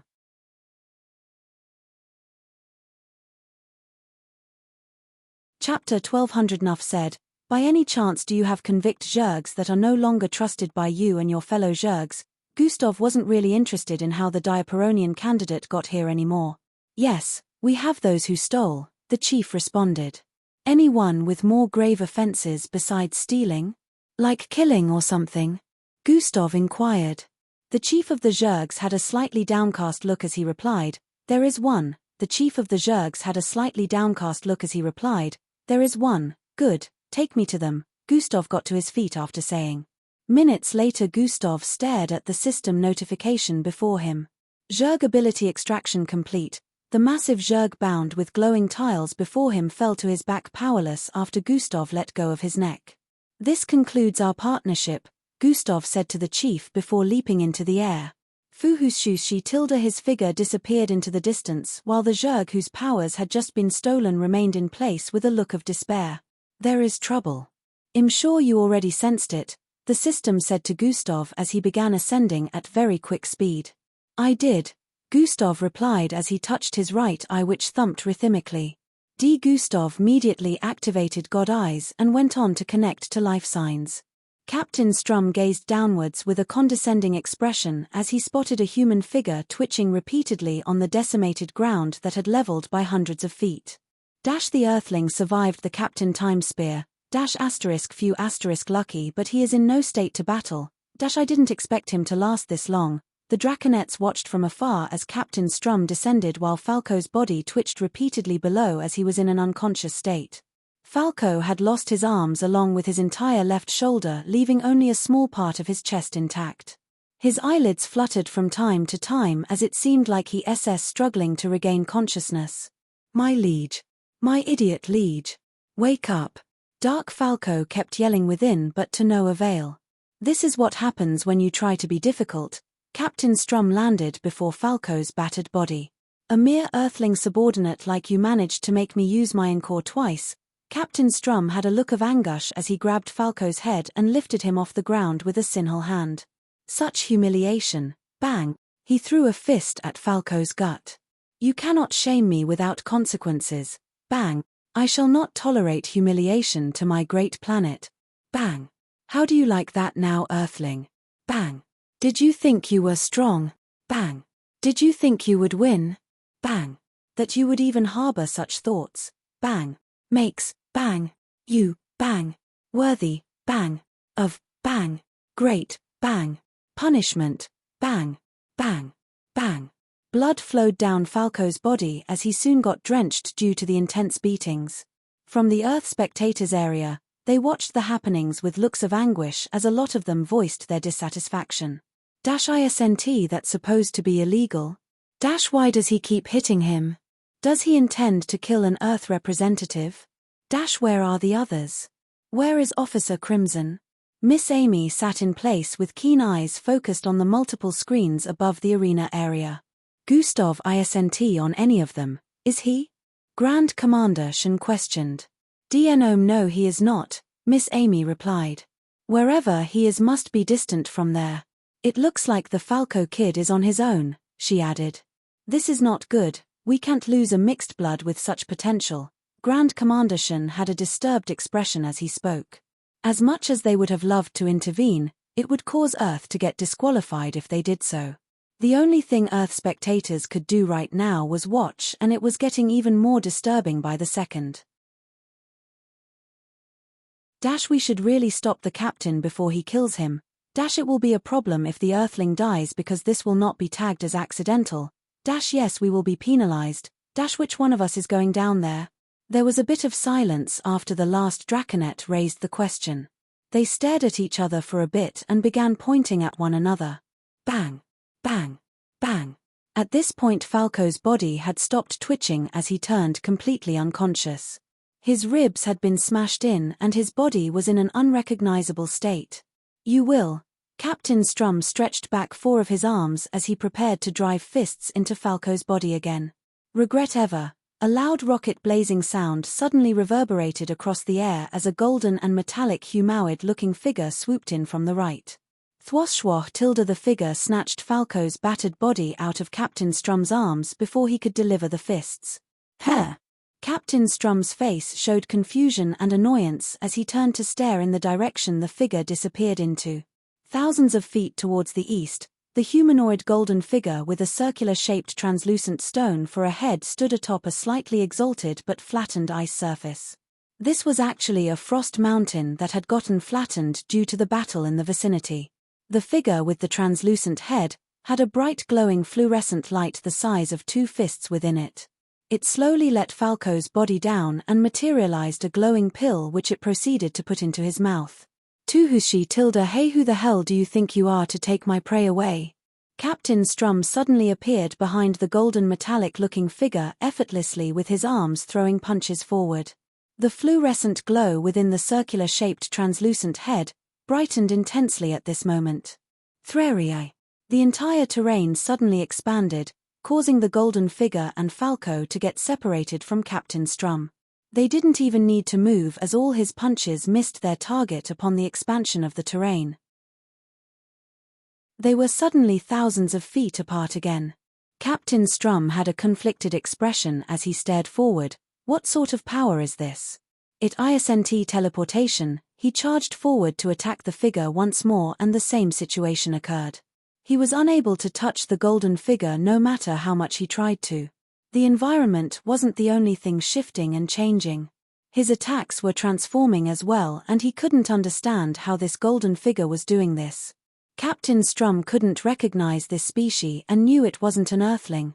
You are not a participant, are you? He soon realized that this might be why this golden figure hadn't even tried countering his attack and only evaded. However, if this golden figure wasn't an ISOP participant, then what was it? Minutes ago Gustav slightly opened his mouth but could only hiss in rage as he witnessed what was happening on the surface through God eyes. Welp, you would have prevented this if you had gotten back up there earlier, the system stated. SJ, take care of Falco till I get back. Gustav could see the sacred jewel floating in place beside the designated machine without any sight of the aerosilk he built around. Don't touch that guy, he's mine. Gustav stared directly at Strum, who was still beating Falco up. The sacred jewel communicated to Gustav through a telepathic link, so it already replied Gustav and began transforming. It took the form of a golden but humanoid-looking being about 12 feet tall, with its glowing translucent body taking the form of a head. Gustav deactivated God Eyes at this point and stared up. Lightning Blitz has been activated. Thruahahze.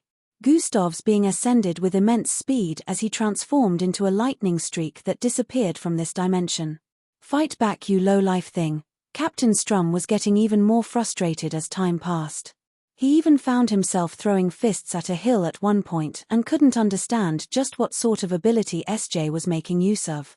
My master said he wants to have the pleasure of dealing with you himself. A projection of light appeared above SJ, displaying words that only the Draconettes would understand. Your master? Who is that? Internally, Captain Strum was a little disturbed that such a creature had a master. Behind you, her? Captain Strum turned around with a look of surprise, and what he witnessed stunned him. A brewing ice storm had covered the entire vicinity behind. It looked like the ground and sky had ripped open and blasted into little pieces that caused the ice storm. This was due to a something that was traveling at incredible speed and causing destruction to the environment due to ripples spreading from it. On closer look, it was a silhouette. What is? Before Captain Strum could even dissect the situation, the silhouette had arrived before him with glowing crimson eyes, bearing down a punch that parted the sky. Boom! A fist-packing intensive destructive force on a subatomic level slammed into Captain Strum's chest, triggering a shockwave. Thoom! It seemed like gravitational force had come to a reversal as every solid particle within a 10-mile radius got crushed into little pieces that acided into the sky.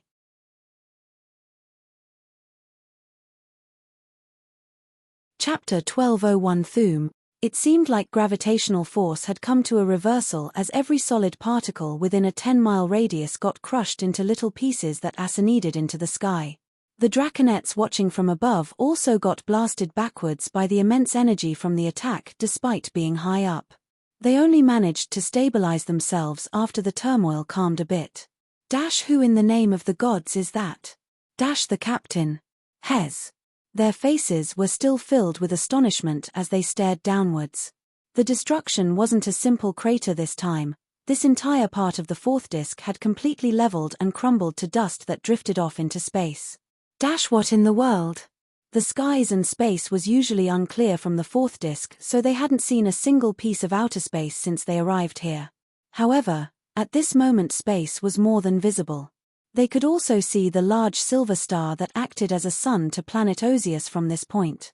Fortunately or unfortunately, this didn't last long as the breach in the fourth disk began repairing itself, building new frosty ground to cover up the hole. Far ahead of where the destruction had occurred, a two-limbed, slightly charred body that looked like it had been reduced to less than half of its original state, laid in a ditch. Gustav floated above the destruction he had created with his fist emitting smoke and his expression displaying silent rage. He turned slightly to stare upwards. It is the captain of the Earthlings. He can see us. That look is threatening us not to interfere. He is more powerful than we thought. We should inform Vice Captain. The captain can handle himself, but just in case more Earthlings arrive, we have to let the Vice Captain know of the current situation. The Draconettes didn't doubt that Gustav had just glared at them with a warning look despite their distance. This was Gustav trying to say he wouldn't engage unless they tried to mess around like their captain, and if so, they would end up in the same state. Gustav turned to the east and flew forward. Fuhusha. The sacred jewel was quick enough to act in accordance with Gustav by moving Falco out of the area of concentration of his attack.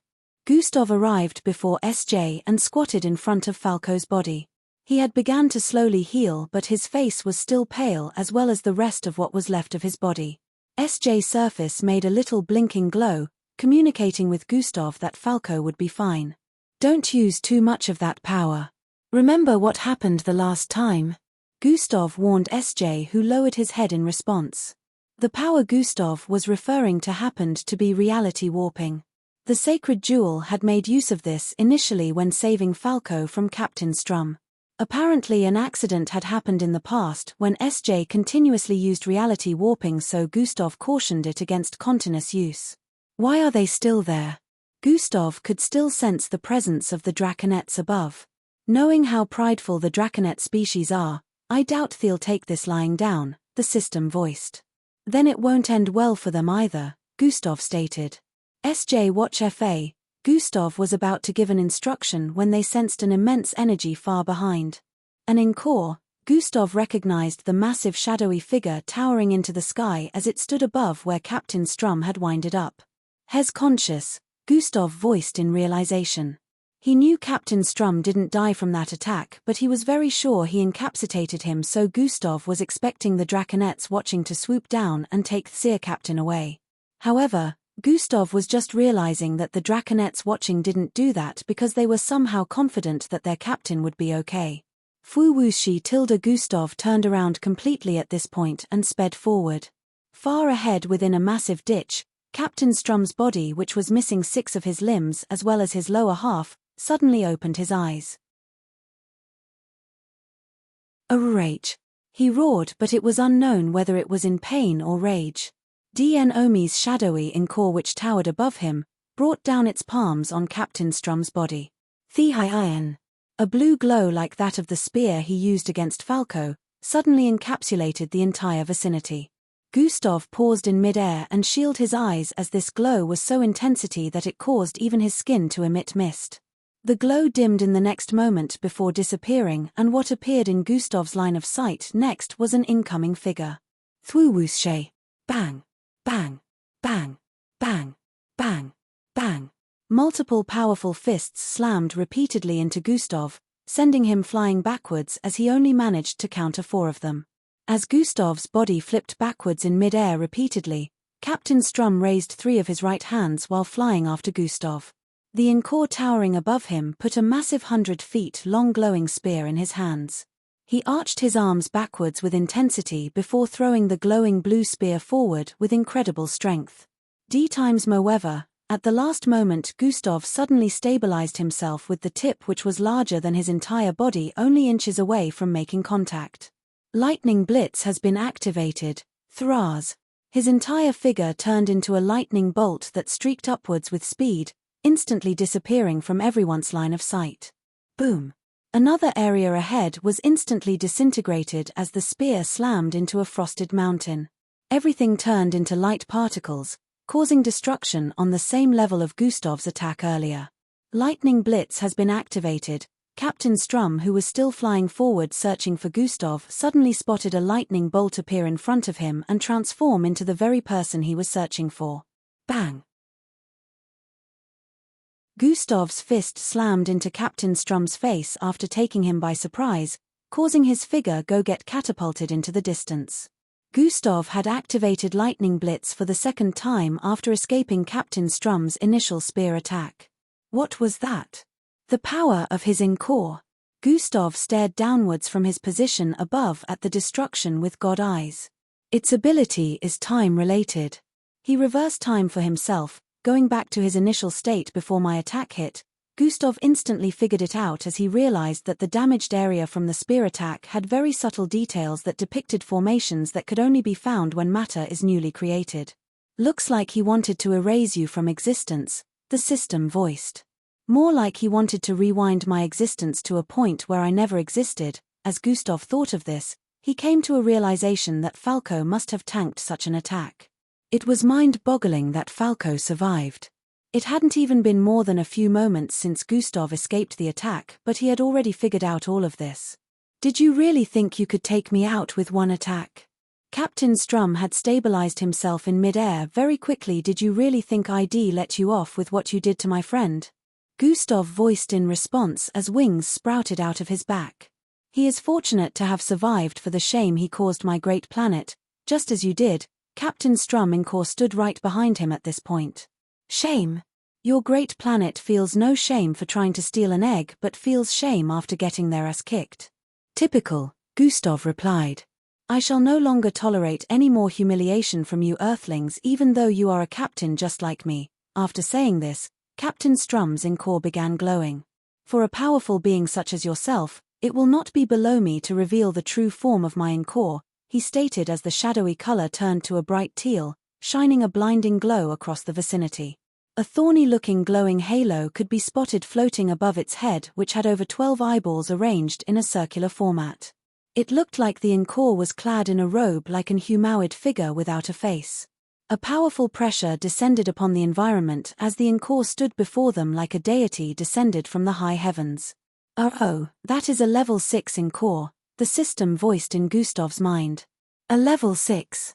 That isn't something a 20-year-old should have, Gustav thought with a straight face. Yeah, just like how you also shouldn't be this powerful, but here we are, the system added. Fair point. Gustav's face remained straight like he was unfazed, but internally he was quite surprised. Captain Strum was the first participant he was meeting that was practically on his level of strength. If you kneel before me and apologize while handing the egg over to my subordinates, I shall spear you, Captain Strum stated with a prideful tone.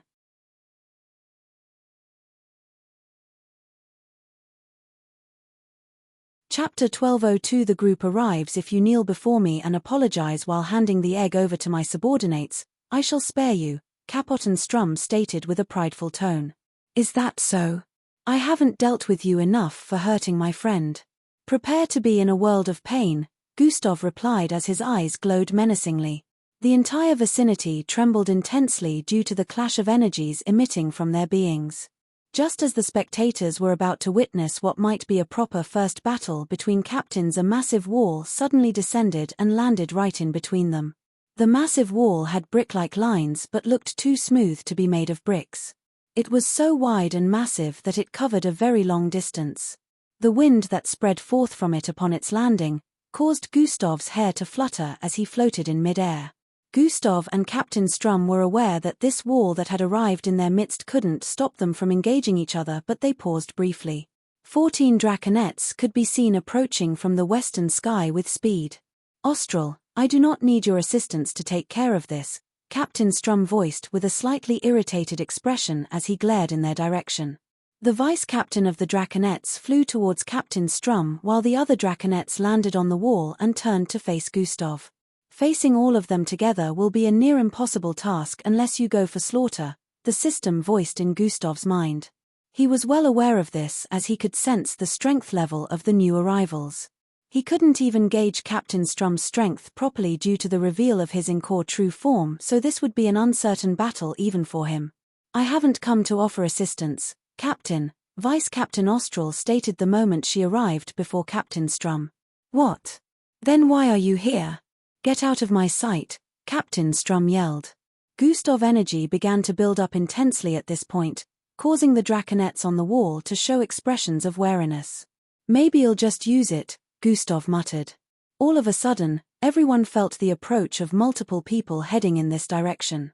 Swoosh, swoosh, swoosh, swoosh, swoosh, swoosh. Some flew, some leapt across the air while others sped across the ground. They are here, a smile appeared on Gustav's face. A violet-colored vortexes appeared on the wall before him and 2 people walked out of it. Yo Gus, are these people bothering you? A familiar voice called out to him. How did you guys get here so fast? Gustav asked. You underestimate us, Captain. We move as fast as required when it is necessary. So who are we beating up this time? Voiced with an excited tone. The draconets stared at the newly arrived 2 on the wall with them.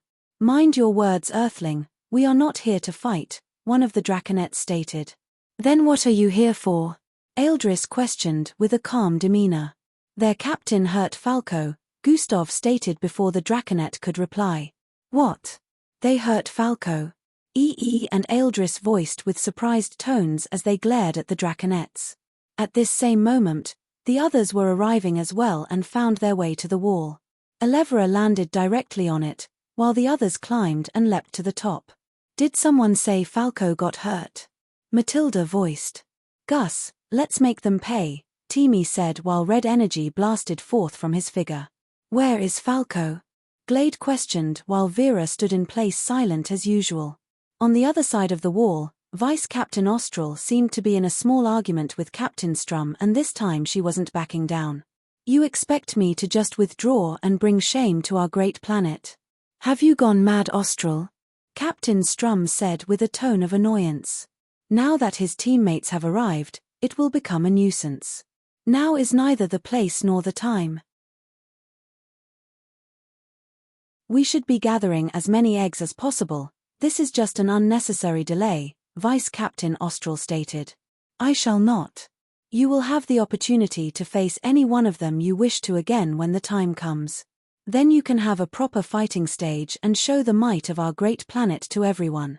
For now, it is best we withdraw, she explained with a convincing tone.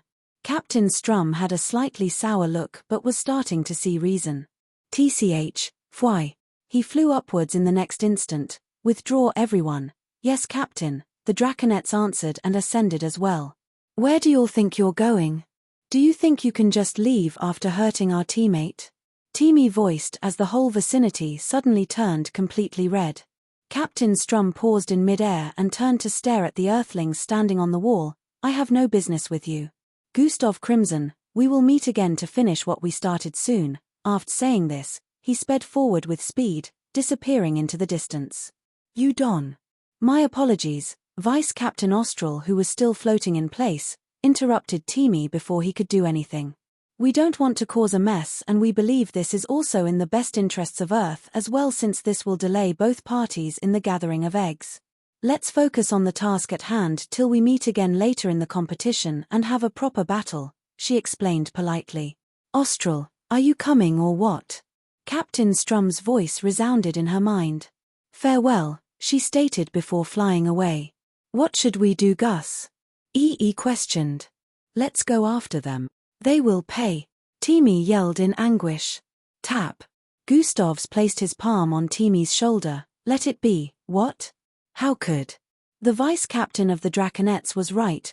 Gustav cut Teamy off before he could complete his sentence. I agree. The battle would delay us since it isn't the focus of this challenge. We can deal with them later and we certainly will have the opportunity to, Eldris specified. Teamy slowly calmed himself after hearing this but asked Gustav, you really didn't do anything after he harmed Falco? Would you believe it if I told you he was nearly dead a couple of minutes ago? Gustav responded with a question. He looked fine to me, Teamy said. Gustav recalled his energy at this point and flew in the direction of the sacred jewel. Don't push the subject. You should know Gus well by now. There is no way he would just let a person who harmed someone he cares about go just like that, Eldris said to Teamy. Eldris is right. I would know since I've experienced his wrath firsthand, Endrick chipped in from the side. The tension within the group began to dissipate as they flew in the same direction Gustav headed in. We don't even know if he is the right person yet, we need more time. Our Lord said his offspring hangs around our target so it has to be one of them. We cannot make the mistake of using the ultimate attack on the wrong person. Remember we can only use it once. A group of dark phantom-like participants with dark bandage-like clothes wrapped around their body from head to toe could be seen transversing past a cold valley. What about our captain? One of them questioned. He is still making his findings. I believe we should have confirmation after this challenge, another one answered as darkness steamed out from his head like smoke. The offspring, should we kill him too? One of them asked. Only if he fails to accept the throne then he will no longer be of use to our Lord. We can execute him if that happens. Flicker tilde Falco slowly opened his eyes to see a roof of icicle-like rocks covering his head. You're finally awake, Teamy voiced from the side. Huh. I'm not dead. Falco muttered as he slowly sat up. Well, I would have sent the ones responsible to join you in the afterlife if you were, Teamy replied with a smile. If you're here then, the others. Falco looked around and could only see a floating Viandu egg machine upwards and a charred ground beneath. They went to gather more eggs. I stayed to watch you with SJ, Teamy responded. SJ? Teamy showed a slightly confused expression before SJ appeared beside him. Oh. This thing that follows Gustav around, he voiced in understanding after seeing the translucent circular object with glowing internals. It saved you before Gustav arrived. Teamy began explaining everything that had happened since Falco was out. SJ had showed them the footage so he also watched Gustav's arrival when he nearly destroyed Captain Strum's existence with a single punch. Timmy was a bit astonished but was happy to be alive nevertheless. However, something began to bug him after a couple of minutes of being awake. 62C5B2942708FD12A9 AD975E Follow current novels on tapnovelful.com.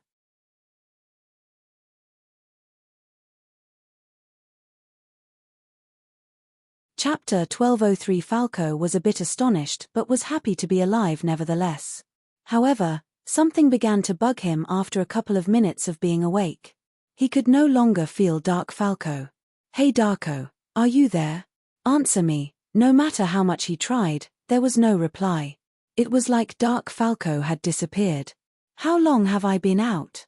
Falco inquired. "It's been 2 days, Timmy replied. 2 whole days? What the hell?" Falco's face showed surprise. "Be grateful that you're even alive. Gustav explained to us how the Draconet's captain ability worked and it felt like you shouldn't have even survived that," Timmy said with a sincere tone. He was still surprised even till now. Bang! A figure descended upon the head of a massive arthropod-looking light brown creature, blasting a hole through it.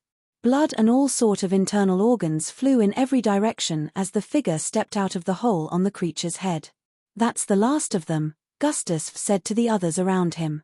"Man, things sure have gotten easier since the group got back together," EE voiced as he snapped his finger, causing a violet-colored egg to fall out of a vortex above Gustav. Gustav caught the 3 feet large egg with his right arm and proceeded to keep it in his storage device. Swoosh tilde a green blur sped towards them from the east and arrived before Gustav. "Captain, there are no more eggs left within a 150 miles radius." The participant with green hair had around 6 eggs of different colors piling in his grasp which towered over him. "Gravitational manipulation has been activated." The eggs began floating, freeing the teammate from the difficulty of stabilizing them. "Good job, Wong," Gustav voiced as he tapped on his storage button. Zing, zing, zing, zing. The eggs disappeared in the next instant as everyone else began gathering around Gustav. "Although Captain, I don't see why we are gathering eggs we don't need," Wong voiced with a conflicted tone. "How?" Wong asked once more. "You'll see when the time comes," Gustav responded with a small smirk. The others who were more familiar with Gustav could more or less tell what Gustav had in mind, and as usual it was something cunning. "Let's head back to the designated point for now," Gustav instructed. "It must have been really smooth sailing for you before the group got together," Glade said to Wong as they began their journey back to the designated point. "What? Why do you say that?" Wong questioned as they sped side by side. "Because you don't understand why Gustav needs those useless eggs. You definitely didn't get chased or accosted by other participants who wanted your egg," Glade spoke with a slight look of ridicule. Wong still had a look of confusion even after hearing that. "The useless eggs are mostly going to be used to deter teams that come after us in the future with the intention of taking our eggs," Endrick voiced from above. He was standing atop an invisible floating platform that flew forward, right above Glade and Wong. "Oh," Wong had a look of realization mixed with contemplation after hearing that. He definitely didn't have to battle any greedy participants off. "I and Timmy even had to deal with those stinking Zionsis," Glade stated. "I and Eldris had a group of Flokists chasing us for days too," EE who was being lifted princess-style by a leverer as they flew yelled from above as well. Eldris chuckled as he recalled their experience. "EE got stripped," he voiced. Hey foul man, you were supposed to keep it between both of us," EE yelled with a look of injustice. "Ha ha ha, I wanna hear more about this. How did it happen?" Matilda cackled from the side. As Eldris narrated, Elevra couldn't help but chuckle, causing EE to yell out more in injustice. The group recounted their experiences on their way over to the designated point, bring laughter in most cases as some were hilarious and some were really so serious it had the group stunned. "Gustav, what about you? Anything interesting happen while you were waiting for us?" Abestos questioned. "DNOM haha, it's Gustav, of course many interesting things definitely happened with him," Matilda voiced. "The trouble magnet himself," EE added with a chuckled. "I found another dimension within the 4th disc," Gustav voiced from up ahead as he maintained the same speed with the group. "Wait, what? Brew, I fucking knew it," The group was both astonished and unsurprised at the same time. It was Gustav after all. He always got into all sorts of situations. Handler 1 didn't mention anything about another dimension though. Vera's face showed a contemplative look. There are lots of Viandu eggs in that dimension, Gustav voiced, once more causing their astonishment to turn into confusion. Viandu eggs? Or eggs required to make a Viandu egg? Elevra inquired. Ready-made Viandu eggs, Gustav responded. He initially didn't want to tell the others about this, but he decided that there was no point in keeping it from them. They wondered if the handler didn't mention anything about it due to the already created Viandu eggs and not wanting the participants to get off easy. Then why aren't we heading there instead of gathering required eggs? Yonder yelled with a look of dissatisfaction. Because there is no real means of getting in. There's a layer of protection on the way there that erases things from existence the moment they try to get past that point, Gustav explained. Eck. It erases anything? Sheila had a slightly fearful expression. Yes, Gustav replied. Then how did you get in? Efildhor inquired. I moved too fast for the layer to successfully erase me completely, although I did lose an arm, Gustav responded once more. They were all shocked since everyone knew that right after Angie, Gustav was the fastest in the group yet he lost an arm. How fast were you moving? Ria asked. Around 1,500 times faster than the speed of sound, Gustav gave them a rough estimate. Yeah, no way in hell any of us are getting past that layer. Instantly gave up upon hearing that. Can we just use spatial abilities? Abestos questioned. Endrik initially wanted to mention the use of spatial abilities, but he realized Gustav would have already mentioned it if it was plausible. Won't work. You can only use it within and outside of the dimension, but you cannot use it to get in or out of it, Gustav shook his head. Although he knew there was most likely another way to get in due to the Diaperonian candidate that somehow ended up in there, but he decided not to mention this since he hadn't figured it out. The group soon arrived back at the designated point to see that Falco had regained consciousness. Man, you were out for some time but you didn't miss much. Instantly began chatting with Falco upon their return. The group brought out the rest of the required colored eggs they had gathered and began placing them in the machine. Soon they had acquired another 2 Viandu eggs which Gustav proceeded to keep in his storage device. How many Viandu eggs have we gathered in total now? Falco questioned. 17, Gustav responded. 17. Falco had a shocked expression on his face as he voiced out. Yeah, Gustav managed to find a dimension with already created Viandu eggs and got a couple from there, added with the ones we all gathered separately and together, Matilda counted with her fingers as she elaborated. The group sat together and began plotting their next step from here.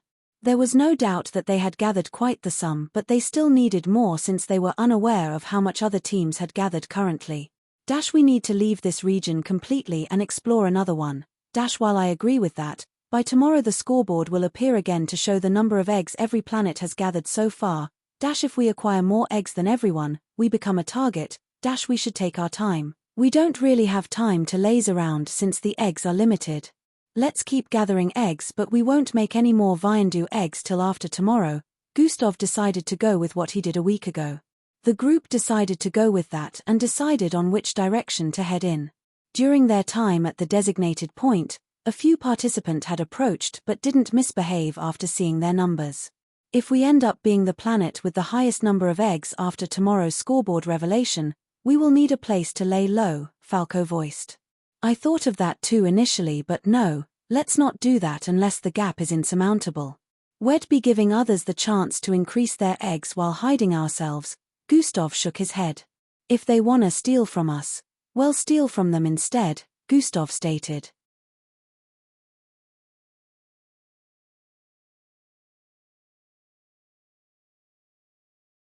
Chapter 1204. The towering statues terrains. If they wanna steal from us, well, steal from them instead, Gustav stated.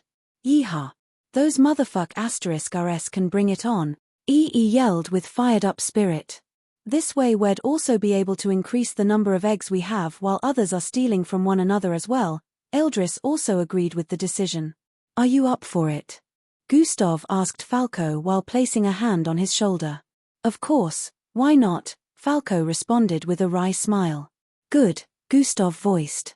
Falco walked away with a contemplative look to wait for the others outside the aero silk cover. Darko, where the hell are you? He wondered internally as he raised his right palm. I sent all right, the system voiced in Gustav's mind while he deactivated the aero silk. I know, but I won't push it unless he asks for my help, Gustav replied internally. Guys, shall we? He proceeded to conjure a large vortex. The group proceeded to move into the vortex and reappeared a great distance away. ES spatial abilities had become so powerful that he could open a vortex in space while standing on the surface of a planet. His range had improved a great deal as well as many other aspects since their time at the Oasis. The group wasted no time in searching for eggs upon arriving at a new environment. This was a sparse forest of frosty trees which happened to have a sloppy terrain. Gustav's first action was scanning the entire vicinity and telling his teammates which direction to head in to gather eggs. They soon cleared the area of required colored eggs and moved on to the next. Ensured to conjure a vortex that was close to 1,000 miles away just to make sure they were away from the vicinity completely. Gustav would always make sure to spread his senses around so he could inform the group when there was nothing left. Occasionally, they came across different participants of other planets, but they continued on with their business and only left if Gustav sensed that there was no eggs around. After many hours had gone by, they arrived in another area that happened to be silent and very gloomy.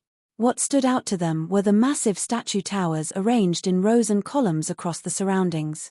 These statues were around 3,000 feet in height and each of them looked similar to handlers with insect-like head and antennas that held their eyeballs. However, each of these frosty statues held on to different weapons, each just as massive as they were, and Gustav calculated that there were at least 10,000 statues. Since the statues were lined up in rows and columns, there were passable spaces in between them despite their figures covering up the entire vicinity.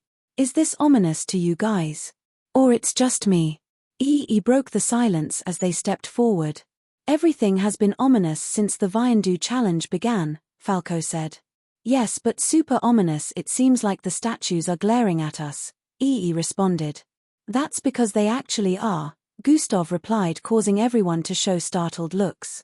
This is one of those challenge areas on THS 4th disk where passing would get us eggs. Elevra seemed to have figured it out. She is right.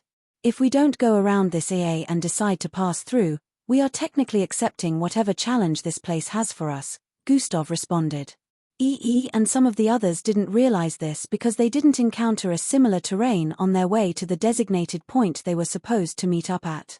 Elevra, on the other hand, already engaged in some challenges herself. Although it was different from this, she was instantly able to recognize this as one after viewing the similarities. The challenges are not very beneficial since they only grant a single required egg after completion, Elevra voiced out. It wouldn't be very beneficial if it was a single person but were 20, which also means 20 eggs, Eldris stated. Everyone nodded in agreement. 20 required colored eggs would be acquired if they were all successful. Let's go, Gustav instructed. Everyone began stepping forward while activating their bloodline energies in preparation for what was to come. The instant they walked past the middle of the first statues before them, the eyeballs of the statues emitted a bright aqua glow. Bang! Bang! 2 statues ahead suddenly dropped their arms to the side, slamming their weapons to the ground in between the space in their midst, blocking the path of the group. Their axes-like weapons instantly emitted frosty fog that spread across the vicinity. Usually they were unaffected by the intense coldness of the 4th disk, however, once this frost fog spread around, everyone felt their speed decreasing. It was like the frost had seeped into them and began to slow everything in their bodies down, including the flow of bloodline energy from their channels. Watch out!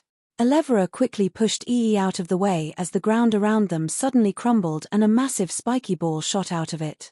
It looked incredibly gigantic but wasn't half the size of the statues around. Spread out, Gustav instructed as he kicked the ball. Bang!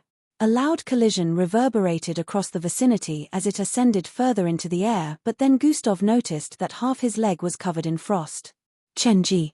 He hissed in pain and quickly emitted flames from his body, however the frost remained. Don't touch the ball, Gustav yelled as the ball began descending from the air. Sphere! Sphere! Sphere! Sphere! The massive spiky ball made of frost suddenly multiplied in mid-air as it descended. Move now! Gustav yelled to the others to begin heading forward.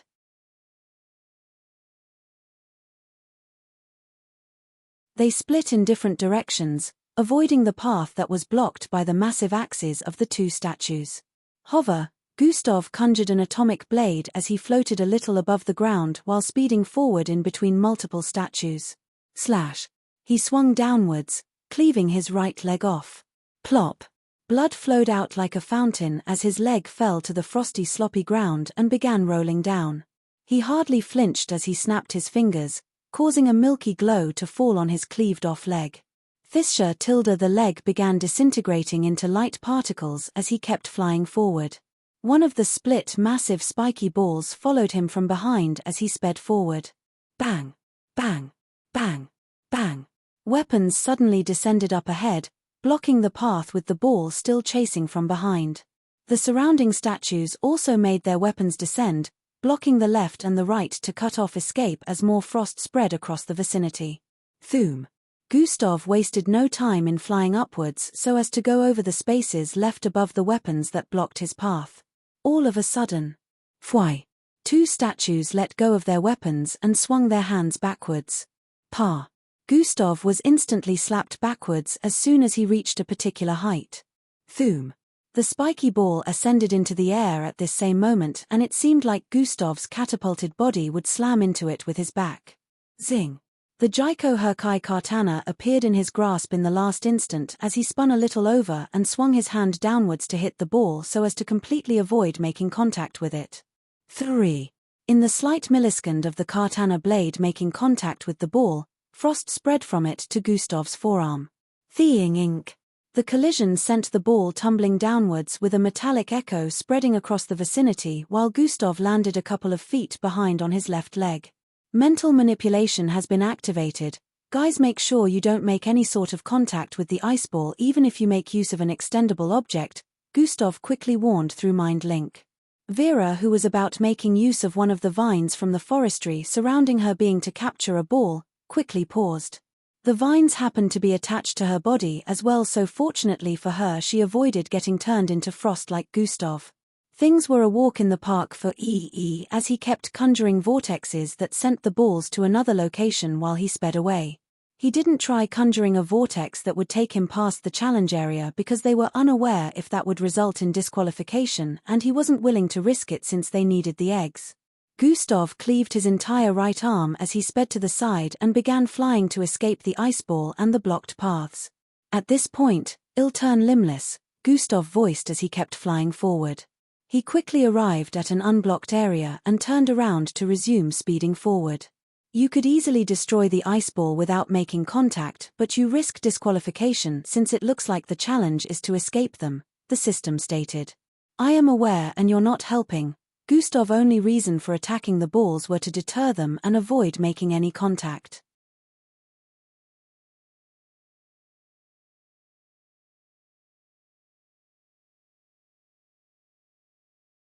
Chapter 1205 I am aware and you're not helping. Gustav's only reason for attacking the balls were to deter them and avoid making any contact. He was never trying to destroy them in the first place. Fui. As the group made it past a quarter of the statue challenge terrain, the statues behind suddenly stabbed their weapons downwards. Bang! Bang! Bang! Bang! Bang! Bang! The statues behind, lined in an horizontal format, blocked the path with their weapons slamming into the ground. The ice balls chasing after Gustav and the others were completely blocked off and could no longer chase them. Phew, that was something. EE heaved a sigh of relief as the group came together once more. Man, you didn't even have any issues, Timmy voiced with a slight tone of annoyance. Gustav, are you okay? Vera questioned as they stared at Gustav standing with a single leg and missing an arm as well. It will grow back, Gustav stated. Don't let your guard down. We're not out of the clear yet, he quickly added before the group could ask any more questions. We've definitely entered another stage of the challenge, Eldris stated as they peered forward with intrigued and wary gazes. We should Just as Falco was about to suggest something, the ground began caving in around them. Kryycccda. As the icy sloppy ground caved in around them, they were forced to head towards the middle path as it seemed to be the only unaffected area. The statues remained standing in the vicinity despite the crumbling grounds. The team arrived in the middle path, which was large enough for them to stand side by side. Looking over the edge, they could see a water body hundreds of feet below where the grounds had caved in. God Eyes has been activated. It is as I suspected. The water below us is not ordinary, Gustav informed the others, the instant he inspected the liquid below. A metal bar appeared in Gustav's grasp from his storage space, which he proceeded to drop as he stood before the ledge. As the bar fell towards the liquid below, it began freezing up, before turning into a complete chunk of ice in mid-air. It hit the liquid moments later and drowned in it, which meant the body water below them was extremely cold. Cold enough for the mist emitting from it to turn anything or anyone into a statue of frost before they even hit the surface, yet the water body remained liquid. "We just gotta make sure we don't fall in, right?" Rhea said while gulping down saliva. "I don't think they intend to let us make it through," EE voiced while pointing at the statues lining up on the sides of the path up ahead. Theing. Their eyes emitted a silver gleam as they raised the weapons in their hands. "Move," Gustav instructed. Bang. Everyone dashed forward as quickly as they could, missing the descent of a massive club-like weapon that slammed into the path. Kryycc. Web-like cracks spread across the place as the path began to split open. The group had rushed forth, so they escaped the area of impact. However, up ahead, the other statues were swinging their weapons downwards and backwards. Why? Gustav jumped slightly as he reached a particular distance. A massive blade, the size of a 5-story building, swept below him as he ascended, sending blistering winds across the vicinity. Regeneration complete. Watch out, Gustav warned the others since he happened to be ahead. Unfortunately, he seemed to be the one in need of this warning as a massive staff-like weapon shot forward, heading in his direction as he had ascended to the exact height needed to make contact. His entire figure had been covered up by the looming shadow of this gigantic staff which had arrived before him in an instant. Gustav swiftly reacted by stepping forward in mid-air. Dash has been activated, swooshi. He sped across the tip of the massive spear, arriving atop its body in an instant.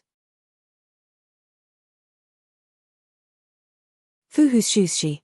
DNOMD times Mies teammates who were initially worried, showed expressions of relief as they also did well to avoid the oncoming onslaughts of the statues. Bang! Bang! Bang! Bang! Timmy had conjured a spherical red enclosure that encompassed his entire being as he flew forward and zigzagged his way across the path to dodge the weapons. "Don't try to parry the attacks, just do your best to escape them," Gustav announced up ahead as he did multiple front flips in mid-air, dodging massive metal balls that shot forward from a cannon-like weapon in the grasp of one of the statues. Snap! Massive vortexes opened up, swallowing the weapons in ES path and appearing far in the sky.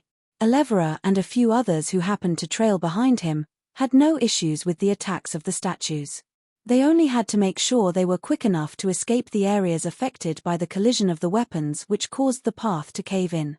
"Show off," Glade made a low tch as she jumped and swerved sideways repeatedly, dodging the flurry of attacks while watching Timmy escape them effortlessly.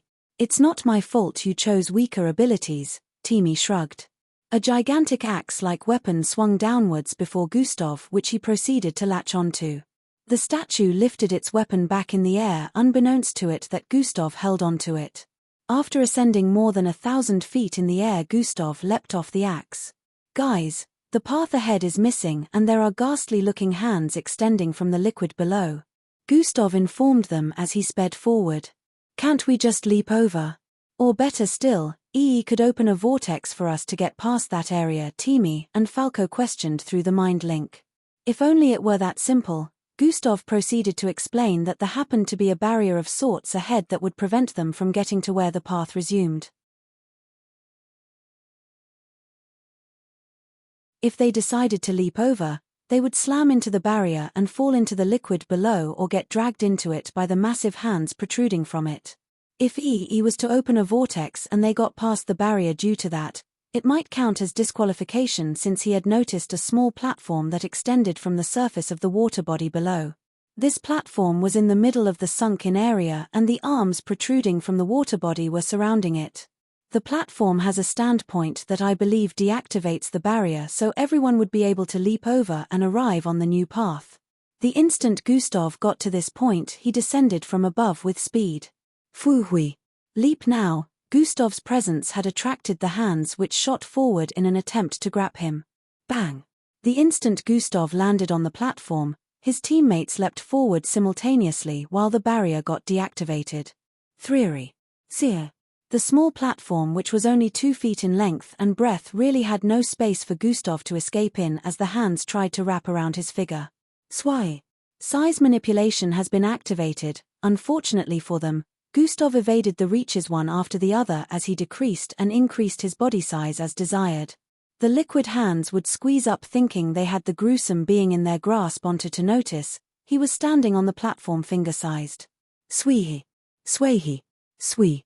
Gustav would occasionally change size becoming either as thin as a piece of paper and slanting backwards of making himself very little.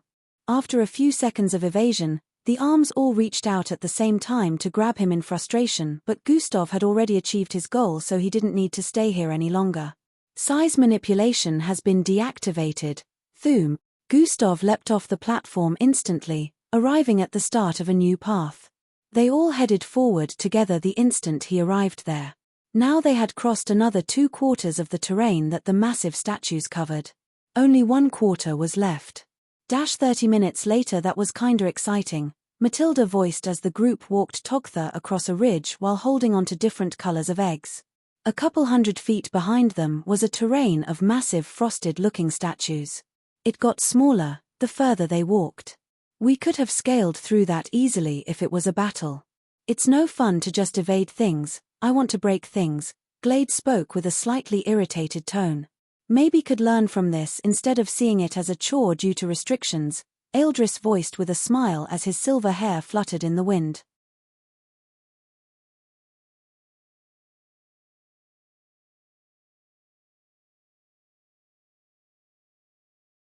Chapter 1206 Maybe could learn from this instead of seeing it as a chore due to restrictions, Ealdris voiced with a smile as his silver hair fluttered in the wind. I have said this before, not every battle will be a battle of strength or power, Gustav voiced with calm tone. There will be battles you cannot win with just your fists, that is where your wits and intelligence comes in, he added.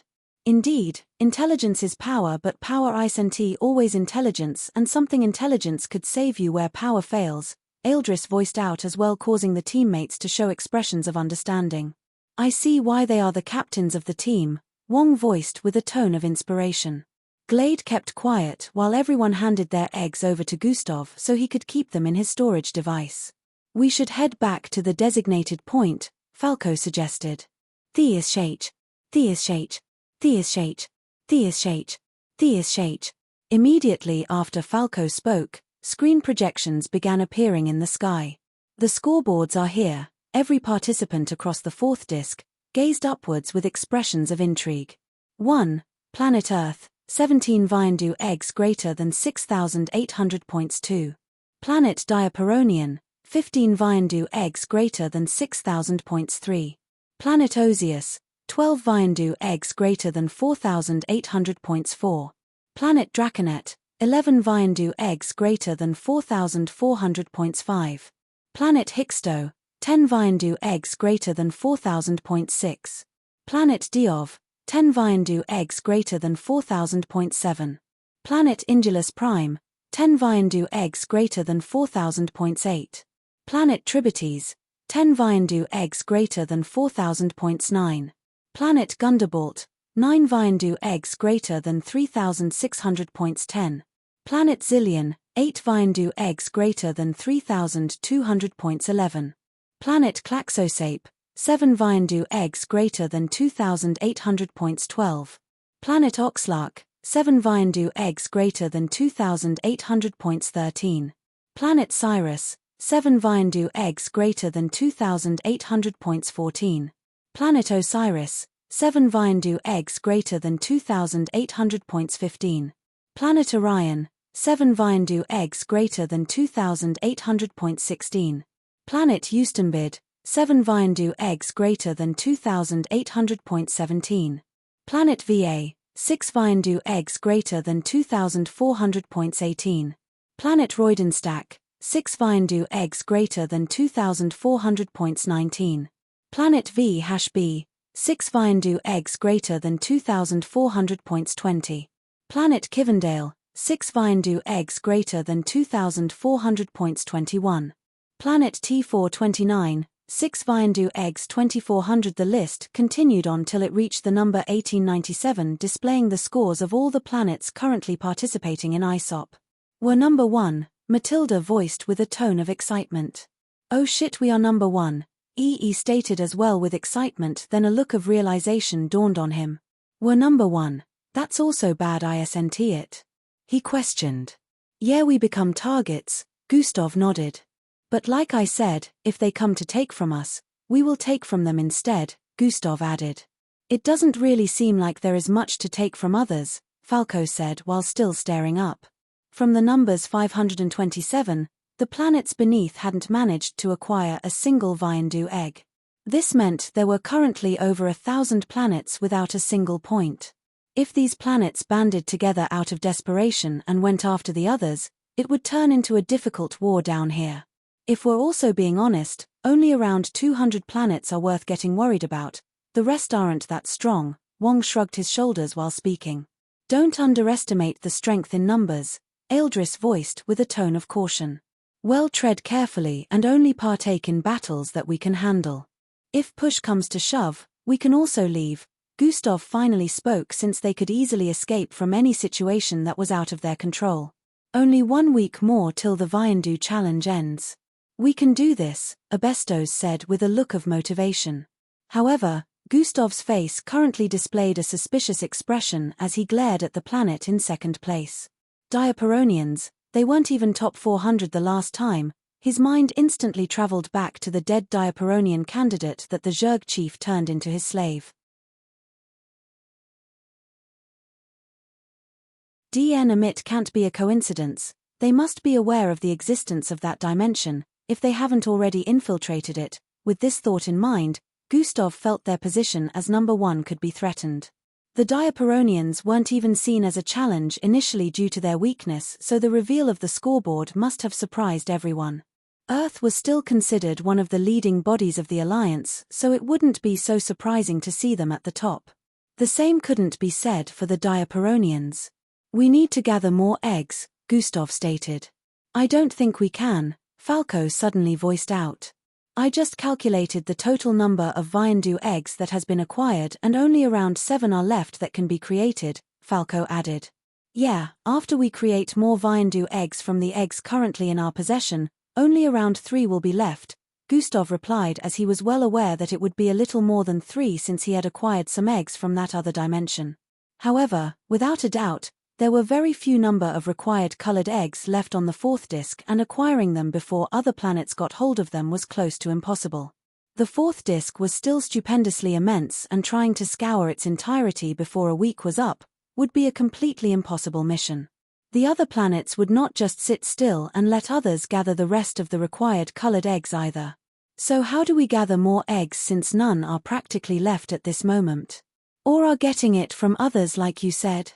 Falco inquired. We won't be taking the initiative to approach anyone unless they approach us first, so no. Well, head to that dimension I spoke of and gather a couple of eggs. I have a feeling I am not the only one that knows how to get there, Gustav voiced with his tone hinting suspiciousness. I thought you said. I know what I said, Gustav cut Rhea off before he could complete his sentence.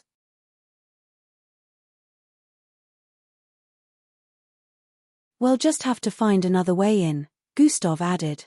How do we do that? Glade questioned. I guess I'll have to ask someone who knows. Gustav's reply was cryptic, but the others already knew how he was.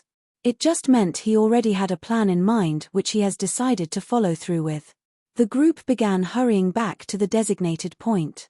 D-M few hours later. We have 20 Viandu eggs now. Do we really need to go to this other dimension to get more? Falco questioned with a slightly wary look. Yeah, we do, Gustav responded while deactivating the aerosilk around the designated point. Why don't we just stay here, hide out and protect ourselves? I think we'll still win, Falco suggested. I'm with Falco on this. You said it yourself that the other dimension was really dangerous even for you, Matilda voiced out as well.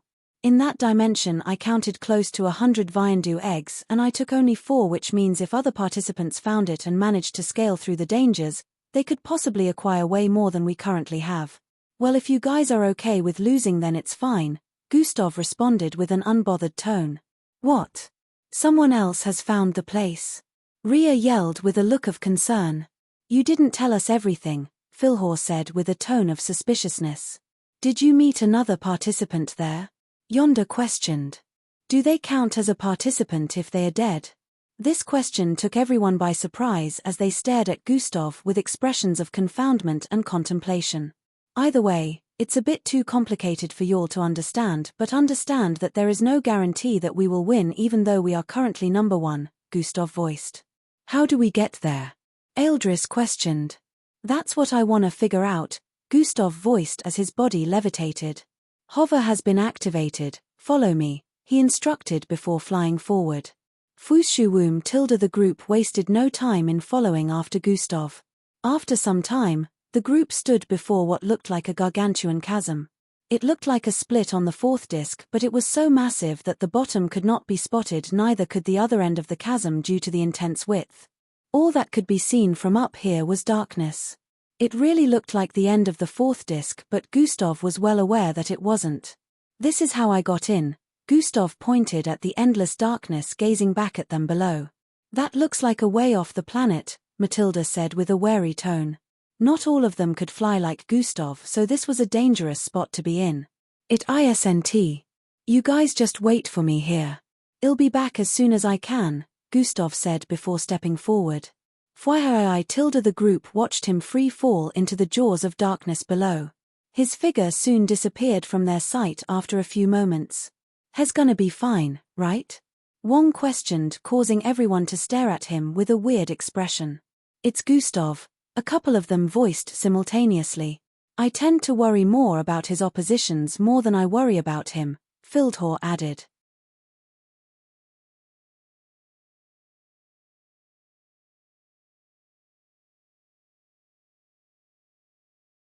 Chapter 1207s I tend to worry more about his oppositions more than I worry about him, Filhor added. 600,000 feet tilde 700,000 feet tilde 800,000 feet tilde. You're there, I am aware, sure you are, you're only useful in telling me information that I am already aware of, which makes you useless, you're the useless one. Gustav ignored the system and activated ultimate combination. Immediately after his body finished transforming, he built up a tremendous amount of energy around him as he prepared to speed downwards past the layer that erased things from existence. Lightning Blitz has been activated. Thratzhe tilde coupling Lightning Blitz with the speed of his ultimate combination, Gustav's form transformed into a silver lightning streak. I need you to show me where you found the corpse, Gustav stated as he stood before a massive 20 feet tall figure with an upside-down horn. Is that why you have returned, Savior? The chief of the Zergs questioned with a wary expression. Yes. There is something I have to investigate, Gustav stated in response. The chief of the Zergs turned to stare in a particular direction, which Gustav's eyes also followed. There. Gustav pointed at what looked like a passageway by the side of a large rocky wall. One could easily fall from this ledge of this passageway since its right had no railing or wall, whereas the wall of this chasm was located on the left. It extended into the distance, farther than the normal I could reach. I'll take you there, the chief of the Zergs voiced before turning to the side and stepping forward. The wall of the chasm was quite distant and Gustav didn't want to waste any time, so he quickly sped forward. Fuhushi. Just direct me, Gustav voiced as he picked up the 20 feet large chief and leapt into the air. They soon arrived at the wall of the chasm and stepped onto the platform that extended from it into the distance. The land was soon far from them, as all that could be spotted on the side was another endless looming depth with fog all over. A couple of minutes later, Gustav and the chief arrived at a part of the chasm wall which had a boulder-sized hole. There was a small space within which looked like a cave, but it was completely empty. This was where I found both of them, the chief of the Zergs stated while hinting at the hole. Them? You found more than one? Gustav questioned with a look of confoundment. Yes, Savior. After you left the last time, patrolling guard Zergs found yet another corpse similar looking to the one I turned into my slave, the chief of the Zergs stated. Another Diaperonian dead. There's something off about this whole thing, Gustav thought after hearing this. So you have another slave now? Gustav questioned. Unfortunately, the guards found the corpse too late. I was unable to bring the corpse back to life. The chief of the Zergs shook his head. You said, this was not too long after I left. Gustav inquired. Yes, Savior. We found nothing else here, but this is the same place where the one I resurrected appeared as well, the chief of the Zergs confirmed. Something is definitely fishy. The first one was already suspicious, but with the second, I can be sure that something is going on just as I thought, Gustav said internally. It is just as you humans say, lightning never strikes in the same place twice, the system inputted. No one uses that term these days. Mixed bloods with such abilities could do that, Gustav said internally. You know what I mean, the system voiced. New quest has been issued. Gustav saw a notification pop up in his line of sight at this moment. Really? Right now? Gustav voiced out loud. Savior. The chief of the Zergs had a look of confusion.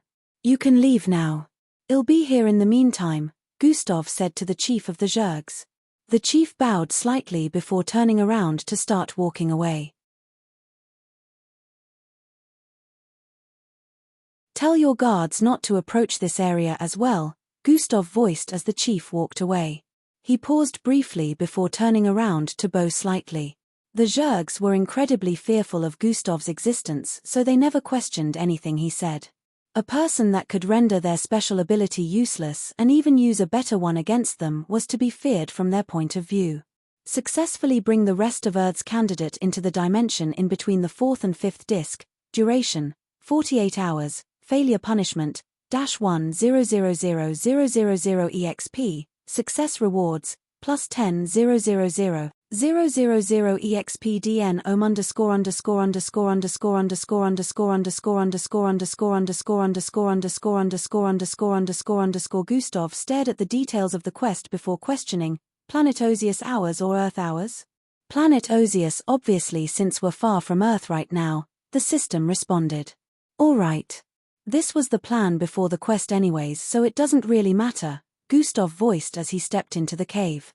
God Eyes has been activated. Residual DNA samples and small specks of energy in the environment shows that there have been more than 2 people here, Gustav voiced as he squatted within the cave.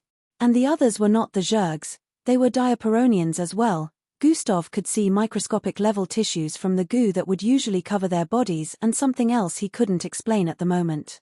Millions of theories were going through his head as he scanned the area for a few more seconds before making a decision. Gustav's body morphed quickly as he placed his back to a part of the wall of the cave. In the next moment, he had become a part of the rough walls of the cave. Cognitive concealment has been activated. At the same moment his presence completely disappeared as he blended into the surroundings. If a person was to step into this place, they would be totally unaware that a living being was in the vicinity. How long has it been now? Glade questioned as the group sat before the massive chasm.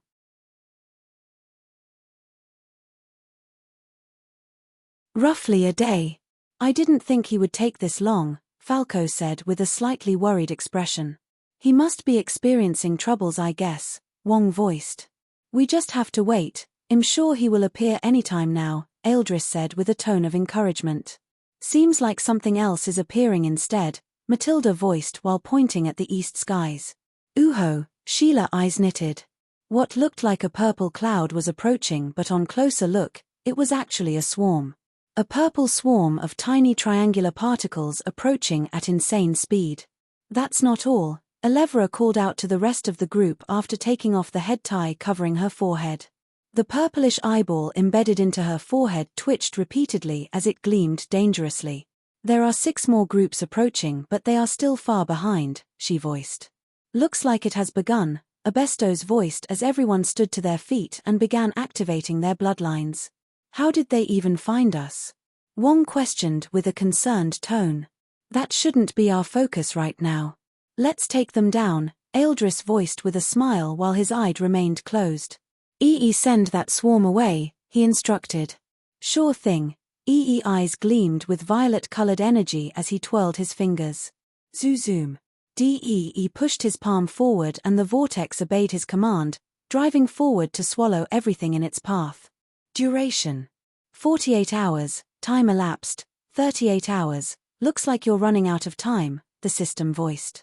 I am aware, but I still have to wait. I cannot risk trying to bring them in with just my abilities, sure Dumbo. Within the cave by the wall of the chasm, Gustav remained a piece of rock that blended into the surroundings and had been waiting for over a day.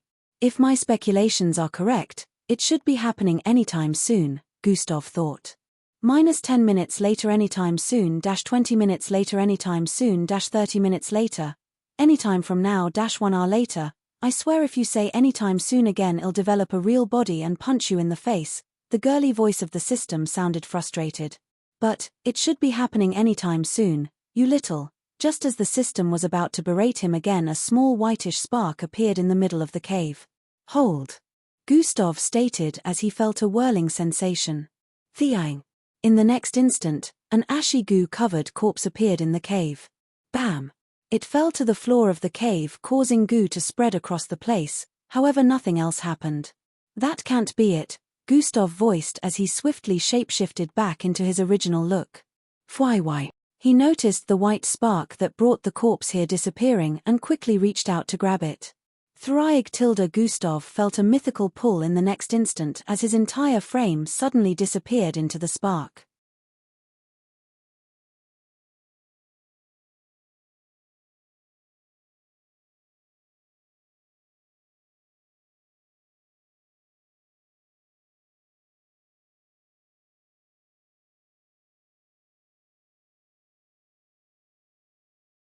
The other planet participants attacking the Aerosilk barricade from the outside could see rays of blinding blue glow poking out of the small spaces in between the Aerosilk. In the next instant, the Earth participants were gone. Get in right away, Gustav instructed the instant everyone arrived within a small body of green water with a rock protruding out of its surface ahead. They could see a dark-looking portal ahead of the rock that seemed to be decreasing in size already. They didn't ask questions and quickly sped forward before the portal could close up completely. Swooshy Gustav sped right into it at the last millisecond after everyone was in. The portal completely disappeared that instant and the surroundings were left in utter silence. How dare him! He stole our blood. Our hard work. Within an area with caves and a burning frosted tree up ahead, a group of participants with ashy goo-covered body could be seen sprawled all over. One of them melted completely onto the terrain and swiveled across the icy ground towards the bottom of the blazing frosty tree. How did he even know what we were up to? A mouth that had formed from the goo that seemed to have gone splat on the ground, began speaking. No matter how much we think about it, I don't think we will figure it out unless we ask him first. We must have our revenge. The other Diaperonians voiced with tones of dissatisfaction. I understand everyone's rage, but right now we should be focused on one thing. Winning the Viandu challenge, the Diaperonian on the ground who seemed to be the captain stated. Since Gustav Crimson, the Earth captain, must have made use of the portal, he is aware of the other dimension and obviously intends to gather more eggs. We have to get there as soon as we can to gather more. I am sure he is unaware of the process and knows nothing about the timer, so we can still best them, the Diaperonian captain voiced. Just as another one of them was about to speak, they were interrupted by a raspy and loud voice from behind. Did you just mention Gustav Crimson? A participant with completely dark wraps of bandage-like clothes covering his entire body could be seen approaching them. His eyes were extremely dark and soulless, emitting an enchanting pull as his figure emitted dark mist as well. I mean no harm, neither do I approach with malicious intent, the dark figure spoke. I just need you to tell me about what happened with Gustav Crimson. Your information will be much appreciated, he added. The Diaperonians' eyes could not be seen due to the goo that covered their body, but it was obvious that they were currently staring at each other. Well, this is what happened. The captain went on to narrate their encounter with Gustav while leaving out details of their plans and what they were doing in that location in the first place. The dark figure didn't seem to care about what their purpose there was, he was only interested in the actions Gustav performed there.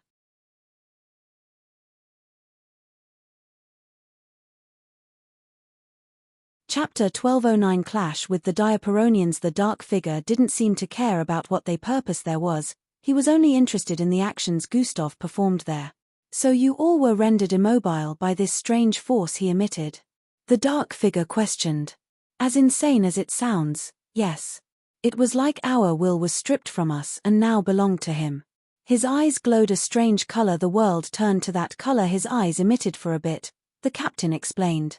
I see. Thank you for your cooperation, the dark figure voiced before handing a Viandu egg to the captain. That's... The captain was speechless as the egg landed on his gooey frame that was still in a splat formation the ground. It is my token of appreciation, the dark figure voiced before dissipating into a fog of darkness that disappeared into the distance. Just what was that? And why did he want information on the Earth's captain? It doesn't matter so long as it doesn't affect us. We have gotten a Viandu egg out of it. Now let's focus on getting back into that dimension, the Diaperonian captain voiced with a dismissive tone. Who are we sacrificing next? Upon the utterance of this question, the entire place turned silent. Since no one is volunteering, I shall pick, the captain voiced as his gooey existence rose, turning into an humanoid figure. You. Gotta hand it to you, Gus, you always manage to find the craziest locations. He shook his head while staring down from a massive floating diamond-like platform. It is still as I remember. The portal brought us directly to a location with eggs, Gustav voiced while looking around. How did you even create that portal that could bring us here? I thought you said dimensional travel in and out of this place was impossible. Falco questioned with a look of suspicion. First, I didn't create that portal. Second, it truly is impossible to get in here with dimensional travel, but those guys found a way. An unorthodox one, Gustav stated as his mind went back to the Diaperonians. What guys? Matilda asked. The Diaperonians, Gustav responded. Everyone's face showed an expression that depicted they were waiting for Gustav to continue but didn't know who the Diaperonians were. The Diaperonians are mid-level strength when it comes to ranking the planets under the Alliance. They are not a very powerful planet, but still, they are not to be underestimated, Falco mentioned. Did you have an encounter with them? Eldris questioned. They are responsible for the portal that brought you guys here. Gustav paused for a bit before resuming. They sacrificed one of their teammates to create a portal that would lead here, he revealed. By sacrifice you mean they? Wong voiced with a look of disbelief. Yes, they killed one of their own, and this wasn't the first time. It would seem that is the requirement along with some other unknown sacrilege to create a portal. They are already down to 17 members because they've already done this thrice, Gustav explained to the group who still had shocked expressions. So we hijacked their portal after they sacrificed another member. Sheila had a disturbed expression as well. I sent them away and brought you guys there before the portal could close off. They would have been here instead of you guys, Gustav responded. Is that why we have this mark on our left hands? Glade questioned while pointing at the white glowing circular formation plastered on her green skin. It is the same mark I found on the spot they had sacrificed their last teammate, so yes, it is most definitely linked to the portal, Gustav responded. This is not okay, Falco voiced with a troubled tone. They are the ones who decided to kill their teammate, not us, Timmy shrugged. They were willing to take such extreme measures to get in here and gather Viandu eggs. They must be aiming to win the Viandu egg challenge, Fildhor voiced. That's nuts, man, He shook his head. Their whole civilization must be full of lunatics. I don't think they will stop there. They are most likely ready to sacrifice another teammate to get in, Eldris stated. Which also begs the question of why they kept leaving if this wasn't the first time they sacrificed a teammate, Endrick chipped in with a tone of curiosity. There's only one answer to that, a time limit, Gustav stated with a tone of certainty. I believe the mark on my hand just got a little fainter, Elevra said with knitted eyebrows. There you have it. Everyone will most likely get pulled out of this dimension the instant the mark disappears from our skin. Gustav, then what are we waiting for? Let's gather as many eggs as we can before we leave here, Ria yelled. Gustav had formulated plans in his mind the instant he got the group in, so he wasn't bothered about gathering eggs without drawing attention to himself. Even if he drew attention to them, he was also less concerned since the whole group was here as well. Especially with ES presence here, getting Viandu eggs would be way more easy. One of the many things that bothered the group about the Diaperonians was how they had become aware of the existence of this dimension in the first place, as well as how they knew what to do to get in. Gustav could only chalk it up to prior awareness.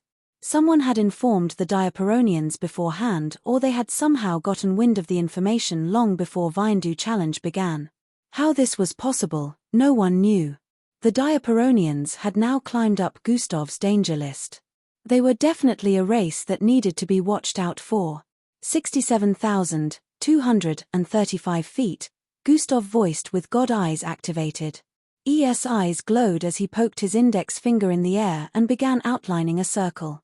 No, you're a couple of feet away, they might spot you, Gustav cautioned. He paused for a bit before performing the same action as before. After he formed the circle in mid-air, a small 3 feet wide vortex had opened up. He proceeded to put his palm in and grabbed something before pulling it out. The vortex vanished after he pulled out a Viandu egg which he passed to Gustav. Good job, Gustav voiced before keeping it within his storage space. That makes 19, voiced. Yeah, let's get 3 more and give it a rest before time runs out, Gustav stated. 3 more? We still have at least 2 hours before we run out of time, Yonda said while pointing at his wrists. Why are we not getting every single Viandu egg before leaving here? Fildhor chimed in. Because it strips the creatures here of their abilities and renders the dimension unstable. I may not care about people, but I won't be responsible for the destruction of all the species here, Gustav stated. I don't think the Diaperonians will share your sentiment, Falco voiced. What makes you think they will care about the existence of the creatures down here? After all, they are willing to sacrifice their own kin, Yonda voiced out as well. Then we just have to stop them. We are bound to encounter them eventually, Eldris suggested. I think it's better to take it all than let it fall into their hands, Yonda stated. Some of the teammates agreed with Yonda while others didn't wish to see the dimension destroyed due to their acts, and it caused an argument to brew. Stop. Gustav suddenly voiced out. They are close, he added before turning to stare in a particular direction. They? The Diaperonians? Teamy questioned. Yes, down there, Gustav pointed northeast. They just acquired another Viandu egg, he added before asking EE to open a vortex. Whatever you do, don't stare at them, Gustav warned as he jumped into the vortex. The others followed after him as well, and the group soon found themselves on a plain dark ground with multiple rock formations ahead. That's enough. Do not take any more eggs from here, Gustav stated the instant they arrived behind the group of walking gooey humanoid figures. Earth Captain Gustav Crimson, you have earned my ire, one of the Diaperonians spoke up as soon as they spotted Gustav. Okay. Seems like a you problem. Anyways, like I said, you've gotten enough eggs. Leave, Gustav demanded. Not until all the Viandu eggs in this dimension is within my possession, the Diaperonian captain voiced out. The dimension would collapse in on itself if that happened, Gustav warned. We don't care about lower life forms. We must come first in the challenge, the captain responded. You see, Yonda voiced with an I told you so look. This is the last you take, Gustav stated while stepping forward. I refuse, the Diaperonian captain voiced before dropping to the ground splat and swiveling forward. At this same instant the other Diaperonians dematerialized completely as well, leaping into the air in complete thick liquid form. Gravitational manipulation has been activated, 62C5B2942708FD12A9 add 975E follow current novels on top novelful. Com.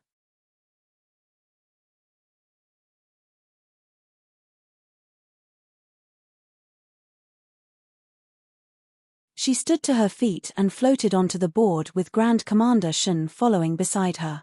The board-like platform floated higher into the air and soon disappeared into the western distance. Over an hour had gone by already and the Earth participants had managed to gather around 4 more Viandu eggs. They were currently within the Zerg's territory. Be careful when they get back here. I have set up protective measures but it might not be enough, Gustav said to the Zerg chief. Due to my slave, I have insight as to the mechanisms of their abilities. I shall be careful, savior, the Zerg chief responded. I thought we were here to take their egg, Yonder stated with a grumpy tone. Gustav ignored the complaints of Yonder and the other teammates who shared the same thoughts. He stared at the back of his hand where the whitish mark was located. I will be able to come back here after this, but the same can't be said for them, Gustav thought internally. In the next few seconds, the glow on the white mark emitted completely diminished and everyone began to feel an internal pull. A glow emitted from Earth participants forming a kind of spiral that decreased in size till everyone vanished from view. The chief of the Zergs stood in place for some time before reaching to grab the club-like weapon strapped to his back. He held the weapon up before speaking, "Prepare for war." The upside-down horn on his scalp glowed immensely immediately after he gave the command. All sort of creatures began materializing around him, including the female Diaperonian he had acquired recently. The Zergs also began to move helter-skelter across the place as preparations for battle started. "I'll take the savior advice and inform the others as well. I swear we better win this thing or I'll be damn pissed," Yonder voiced the instant everyone returned to the green water body area. "Our winning depends on if no one above the surface here manages to acquire more eggs," Gustav voiced in response. "The Diaperonians can sacrifice more of their participants and keep going back there.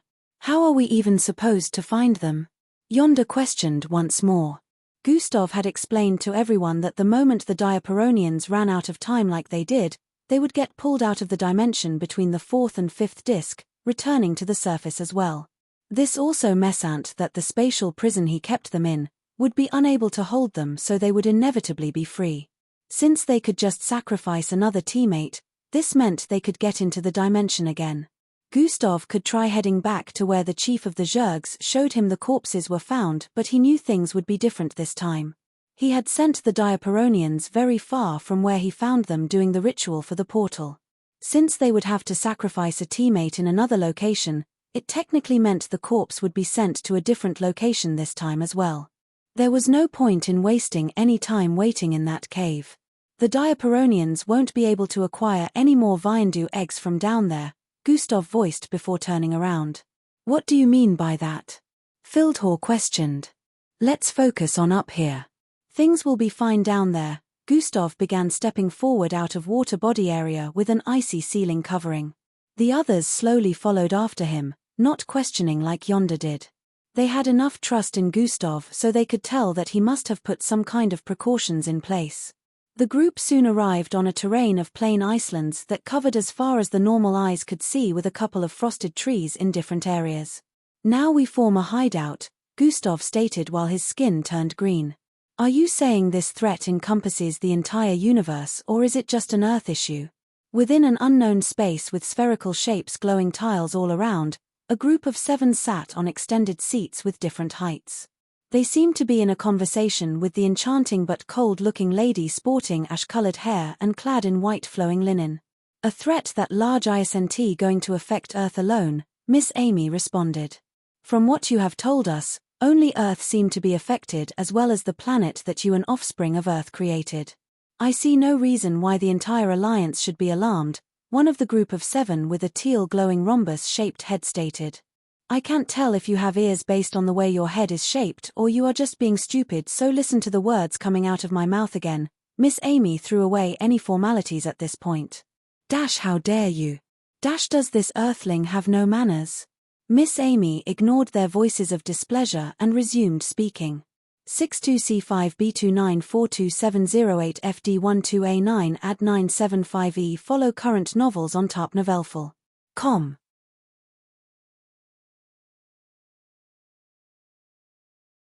Chapter 12:11 How dare you? Does this Earthling have no manners? I should smite you where you stand if it wasn't for Earth being amongst the leaders of the Alliance, the teal glowing rhombus head-shaped member voiced with a tone of dissatisfaction. Miss Amy ignored their voices of displeasure and resumed speaking. The entire universe will be affected. This threat has only appeared in the Milky Way for now, but 4 more anomalies are coming that will appear in other different parts of the universe. After the 5th anomaly, things will be at a very dangerous level, and trying to prepare countermeasures against the incoming threat at that time would be too late. Grand Commander Shen, who stood beside her, had rays of light extending from the diamond-like stone embedded in his forehead, which displayed holographic footage of the incredibly massive and mythical eye that appeared in the Milky Way. Its appearance in the footage casted a ray of subtle gloom and disturbance across the entire vicinity, causing the 7 to wonder in silence for a little while. Grand Commander Shen inwardly sighed in relief, since the rhombus-shaped headed council member didn't try to get physical with Miss Amy. He knew better than anyone how that would end, especially since her real body was present on Osius currently. How does this prove that it is a universal and not an Earth problem? Are we just going to take your word for it? A member with uncountable tapeworm-like face finally broke the silence. Yes, you should. I have no reason to save this rotten universe if it wasn't for him. If he is gone, rest assured I can let the entire universe get buried with him, Miss Amy replied with an inhospitable tone. Who is him? The council members voiced with tones of confusion. Ehem, council lords, what she is trying to say is, this isn't something Earth can handle on its own, Grand Commander Shen quickly butted in. Even if this is just an Earth issue, we are one of the leading bodies of the Alliance, so it is well within your graciousness to assist. We ask that after ISOP is concluded there be an Alliance meeting involving all the leaders as well as leading members to discuss this. Grand Commander Shen followed up with this. Currently, the Alliance of Planets had a leading body of 20 planets, Earth included. The leading bodies each had 1 representative who were referred to as Council Lords. These Council Lords practically led a body of over 3,000 planets who were all under the Alliance. The thousands of planets underneath them also had representatives as well, but only the leading representatives from the leading planets in the Alliance were referred to as Council Lords. Currently, only around 7 Council Lords were available in this meeting, while the others were currently indisposed, including that of Earth's. An Alliance meeting where every single representative under the Alliance would gather had not been held in over 500 years. Usually, it could only be issued by the Council Lords when there was a very important matter that concerned the fate of the entire universe or just the planets connected to the Alliance. Despite Earth being one of the 20 leaders of the Alliance, they couldn't just issue a meeting without the agreement of 9 other Council Lords. It would be considered a matter of utmost significance if the Council Lords were to agree to an Alliance meeting. We shall think about it and come to a conclusion before the end of ISOP, the Council Lord who looked similar to a handler voiced. We shall await your favorable response, Grand Commander Shen said with a respectful tone before gesturing at Miss Amy for them to leave. Miss Amy threw a glare at them for an instant, causing the Council Lords to feel chills run down their spines. Let's go, Amy, he voiced with a pleading tone. Miss Amy turned around at this point and walked out with him. After they left, some of the Council Lords heaved sighs of relief as the pressure within the vicinity vanished ahead. What do we do about this? One of them questioned. We have to inform the other Council Lords first, except for Council Lord Jin since he sent them. The 4th disc went on to be chaotic for the next couple of days while the Earth candidates found a place to hide out while everywhere else was in turmoil.